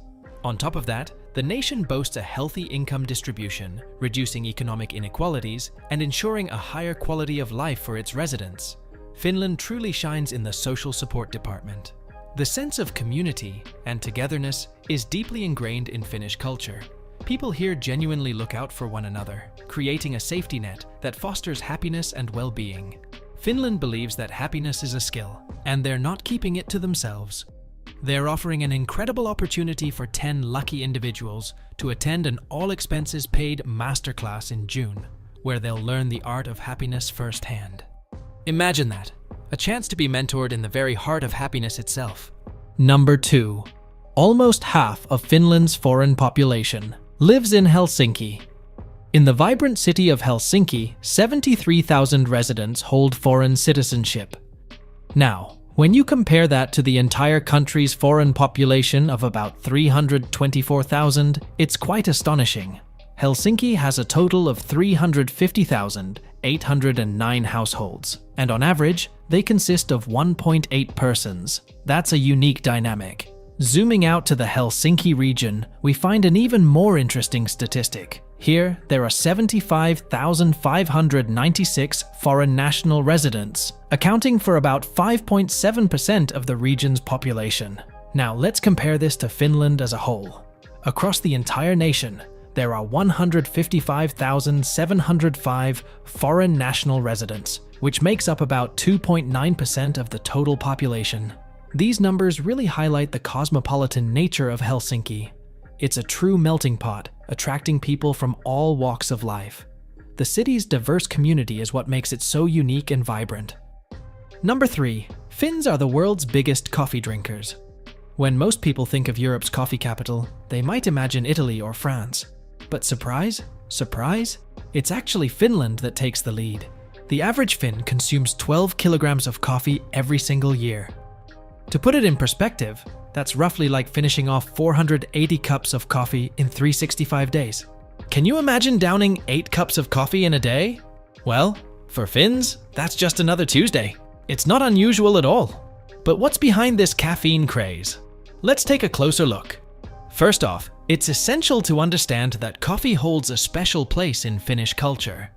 It's more than just a beverage. It's a ritual, a social tradition. Coffee breaks, or kahvitauko as they call it, are a cornerstone of Finnish work culture.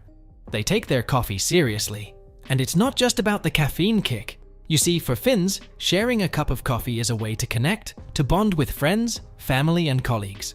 It's a moment to pause, unwind, and exchange stories. That's why you'll find cozy coffee corners in almost every Finnish workplace and home. Finland also has a strong coffee industry of its own. They have a plethora of local coffee roasters, each with their own unique blends and flavors. From dark roasts to light, fruity notes, Finns take pride in their coffee craftsmanship, and they love to celebrate it too. Finland hosts some of the coolest coffee festivals in the world, bringing together coffee enthusiasts from all walks of life. Number 4. There are 187,888 lakes in Finland. Imagine a map of Finland. It's practically dotted with lakes. These aren't puddles, but lakes larger than 500 square meters. That's about the size of 5 average-sized houses put together. A total of 57,000 of these lakes stretch beyond 10,000 square meters. That's bigger than a football field. Lake Saimaa, the largest lake in Finland, covering 4,400 square kilometers. That's like having a whole water world of its own. And then there's Lake Pilinen, known for its crystal clear waters and stunning surroundings. These lakes aren't just bodies of water, they're natural wonders worth exploring. Finland's lakes aren't just about their sheer numbers. They play a vital role in the Finnish way of life. People here enjoy various activities like fishing, boating, and even swimming in these pristine waters. Plus, the lakes contribute significantly to the country's biodiversity, providing habitats for a wide array of plant and animal species. Some of these lakes are interconnected through a network of underground tunnels and channels. It's like Mother Nature's own plumbing system. This allows water to flow seamlessly between lakes, creating a unique ecosystem and ensuring a healthy balance. Number 5. 74% of the country is forested. Did you know that Finland is Europe's most heavily forested country? According to the Food and Agriculture Organization, FAO, forests as they define them, cover 23 million hectares, or a jaw-dropping 74.2% of Finland's total land area. That's like having more than 3/4 of your country covered in lush green forests. In Europe, Finland is like a forest giant. There's over 16 times more forest per person in Finland compared to the European average. It's an incredible fact that truly sets Finland apart. You might be wondering, with all that forest, how's Finland managing to keep it sustainable? Well, here's the fascinating part. Despite intense harvesting over the last few decades and even the loss of land after wars, Finland's forest reserves are now greater than ever before in the 20th century, and they're still growing. The secret behind this success? Sustainable forest management. Finland takes it seriously. The forests are carefully monitored, and a sophisticated inventory system tracks about 100 different variables. These variables include not only the volume and composition of wood resources, but also soil health, vegetation cover, and the well-being of the trees themselves. It's like a forest symphony, perfectly orchestrated. The total volume of timber in Finnish forests amounts to nearly 2 billion cubic meters. To put that into perspective, it's enough timber to build a colossal wall 10 meters wide and 5 meters high around the entire globe. Imagine that! For as long as Finland has been an independent nation, the growth of these forests has consistently exceeded harvesting volumes and natural depletion. Today, the annual growth rate is about 75 million cubic meters, while only around 60 million cubic meters are harvested or die of natural causes. So, the forests are not just thriving, they're flourishing. When it comes to the total logged area, regeneration felling accounts for roughly 1/3, and thinning makes up the other 2/3. This approach ensures that the forests continue to thrive, providing a sustainable source of wood and maintaining the ecosystem's health. Number 6. Angry Birds originated in Finland. Let's talk about Angry Birds. This addictive mobile game, which took the world by storm, was actually founded by students in Finland back in 2003. Fast forward to 2017, and the creators at Rovio Entertainment achieved something incredible. They took the company public with valuation of $1 billion. It's amazing how a simple concept turned into a global phenomenon. There's another iconic game that many of us might remember, Nokia's Snake. This game holds a special place in the hearts of early mobile phone users. But did you know it's Finnish too? Nokia, the giant in mobile technology, gave us this classic, which is arguably one of the most influential mobile games of all time. Moving on, we have another powerhouse in the mobile gaming world, Clash of Clans. This strategic masterpiece, loved by millions worldwide, was also born in Finland. Supercell, the company behind Clash of Clans, has left an indelible mark on the gaming industry, showing the world that Finnish creativity knows no bounds. Number 7. World's Strangest Sports. When it comes to eccentric pastimes, Finland takes the cake, and at the top of the list is the wife-carrying World Championship, an extreme obstacle course race, but with a twist. Every July, couples from all corners of the globe gather in Sonkajärvi, Finland, to carry their partners through a challenging course. And believe it or not, this event has turned into an international phenomenon. We've got teams from Denmark, Hong Kong, Australia, and more, all traveling here to experience the thrill of this one-of-a-kind event. I mean, it's definitely an unusual way to spend a honeymoon, but hey, who are we to judge? Finland doesn't stop at wife carrying. Ever heard of mosquito hunting? There's an annual world championship for that too. Brave souls gather to see who can catch the most mosquitoes in a set amount of time. It's a quirky competition that really showcases the Finnish spirit. And if that's not enough, how about mobile phone throwing? This sport is all about chucking old, unwanted phones as far as you can. It's not only a fun way to let off some steam, but it's also great for the environment, encouraging recycling. Last, but certainly not least, we have the Air Guitar World Championship. This event celebrates the art of miming playing a guitar, and it's taken incredibly seriously here in Finland. The passion and energy from the participants are truly something to behold. Number 8. National speeding fines will make you wince. In Finland, speeding fines are calculated in a way that's quite different from most other countries. They base these fines on your income. That's right, your wallet's weight decides how heavy the fine will be. The minimum fine for speeding in Finland is Euro 115. But here's the kicker, folks, it can get way higher than that. If you're a repeat offender, or you're caught blazing down the road at an insanely high speed, the fines can skyrocket. Imagine you're a mega rich speed demon, and you've just been caught going way over the limit. Brace yourself, because in Finland, you could be facing a fine that's bigger than you can imagine. There's an infamous case where a super wealthy individual had to cough up over $200,000 for a single speeding offense. Yep, you heard me right. 200 grand for just one lead foot moment. Isn't that a bit extreme? Well, Finland takes road safety very seriously, and this system is designed to make sure that everyone, regardless of their income, feels the sting of a fine. It's all about making the punishment fit the crime. You see, the idea behind this income-based system is to ensure that fines are a deterrent for everyone.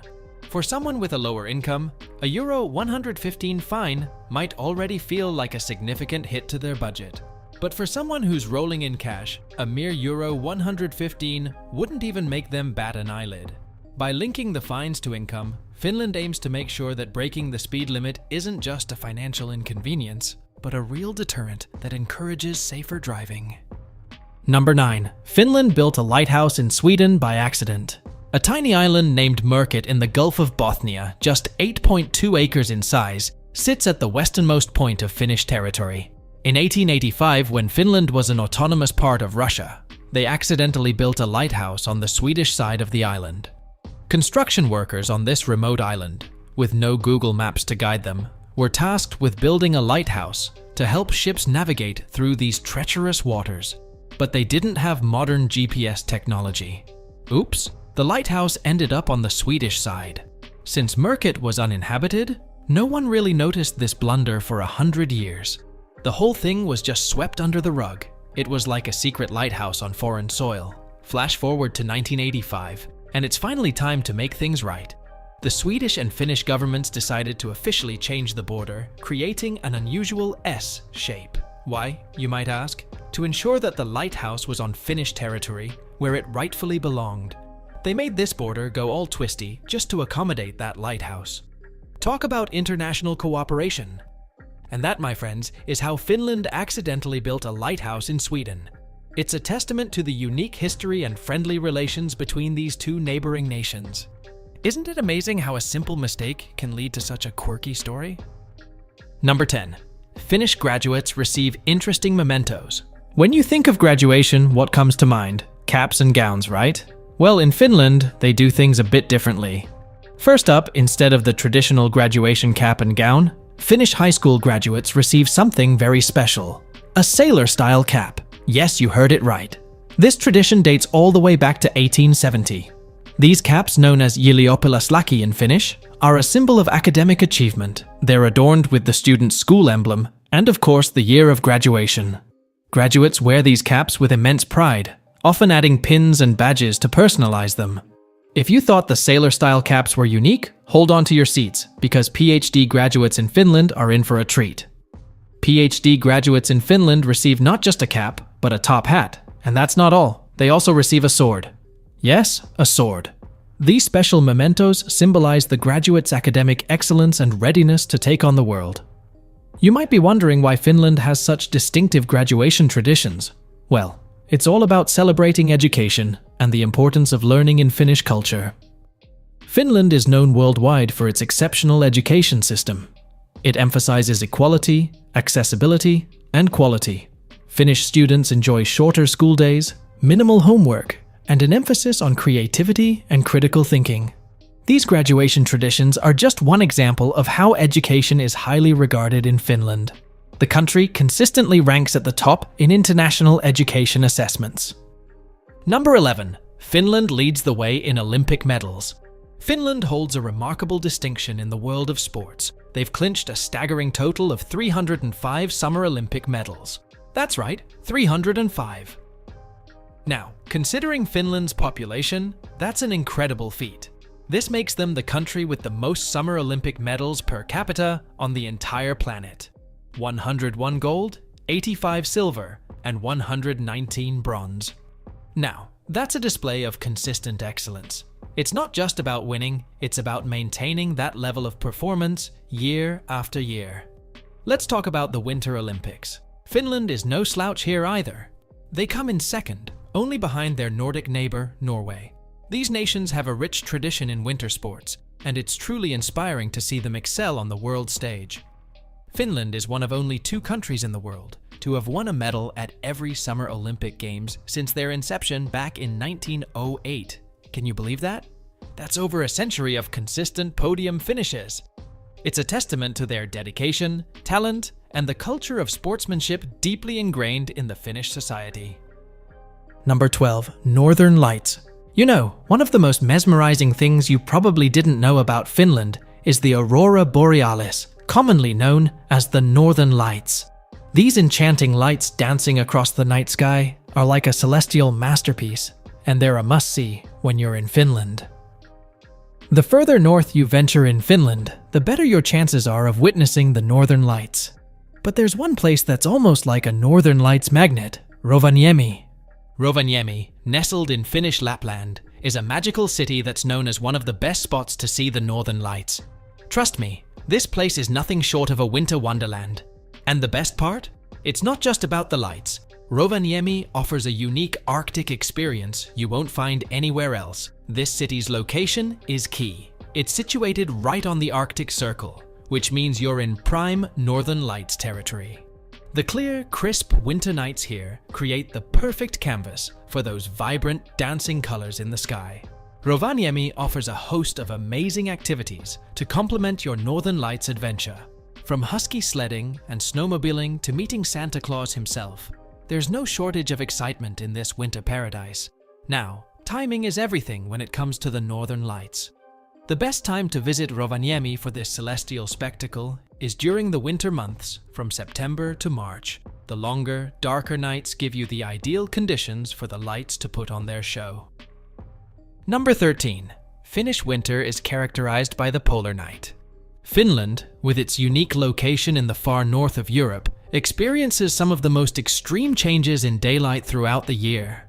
But what happens in winter is truly remarkable. Due to its high latitude, the sun never rises in the north, and in the south, it's only present for a short time.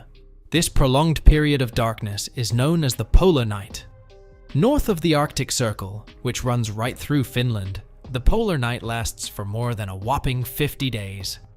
Imagine going almost 2 months without seeing the sun. But even in southern Finland, along the Baltic Sea coast, the shortest day lasts just 6 hours. It's like a never-ending twilight. So, how do the resilient Finns cope with these long, dark winters? Well, it turns out they have some unique traditions and habits that help them embrace the polar night. First and foremost, they love to drink. Yes, you heard that right. Much like their neighbors in Norway and Sweden, the drinking culture in Finland is pretty heavy.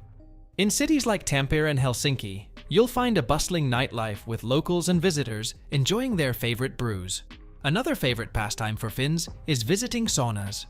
Saunas are deeply ingrained in Finnish culture, and they provide a cozy escape from the cold and darkness. In fact, Finland is known to have more saunas than cars, which is quite impressive. And of course, the Finns know how to be merry. They embrace the winter season with enthusiasm, celebrating various festivals and events that bring communities together. Whether it's Christmas markets, ice skating, or the famous Northern Lights, there's no shortage of ways to enjoy the season. Number 14. Finland is home to the rarest seal in the world. Meet the Saimaa ringed seal, the true gem of Finland's wildlife. These unique creatures have been calling the Saimaa Lake region home for a mind-boggling 8,000 years. After the last ice age, this region got cut off from the ocean, and guess what? These seals adapted beautifully to their new environment. They've carved out their own niche in this freshwater paradise. Despite their long history in the region, the Saimaa ringed seal is facing some serious challenges. Hunting, fishing, pollution, and various other factors have pushed their numbers perilously low. Can you believe it? We're talking less than 400 of these remarkable creatures left in the wild.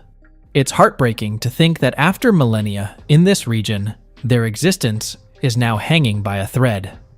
Conservation efforts are underway to help these incredible creatures bounce back. Scientists, environmentalists, and local communities are joining hands to protect their habitat and ensure their survival. With dedicated conservationists working tirelessly, there's a genuine hope that the Saimaa ringed seal population will see better days.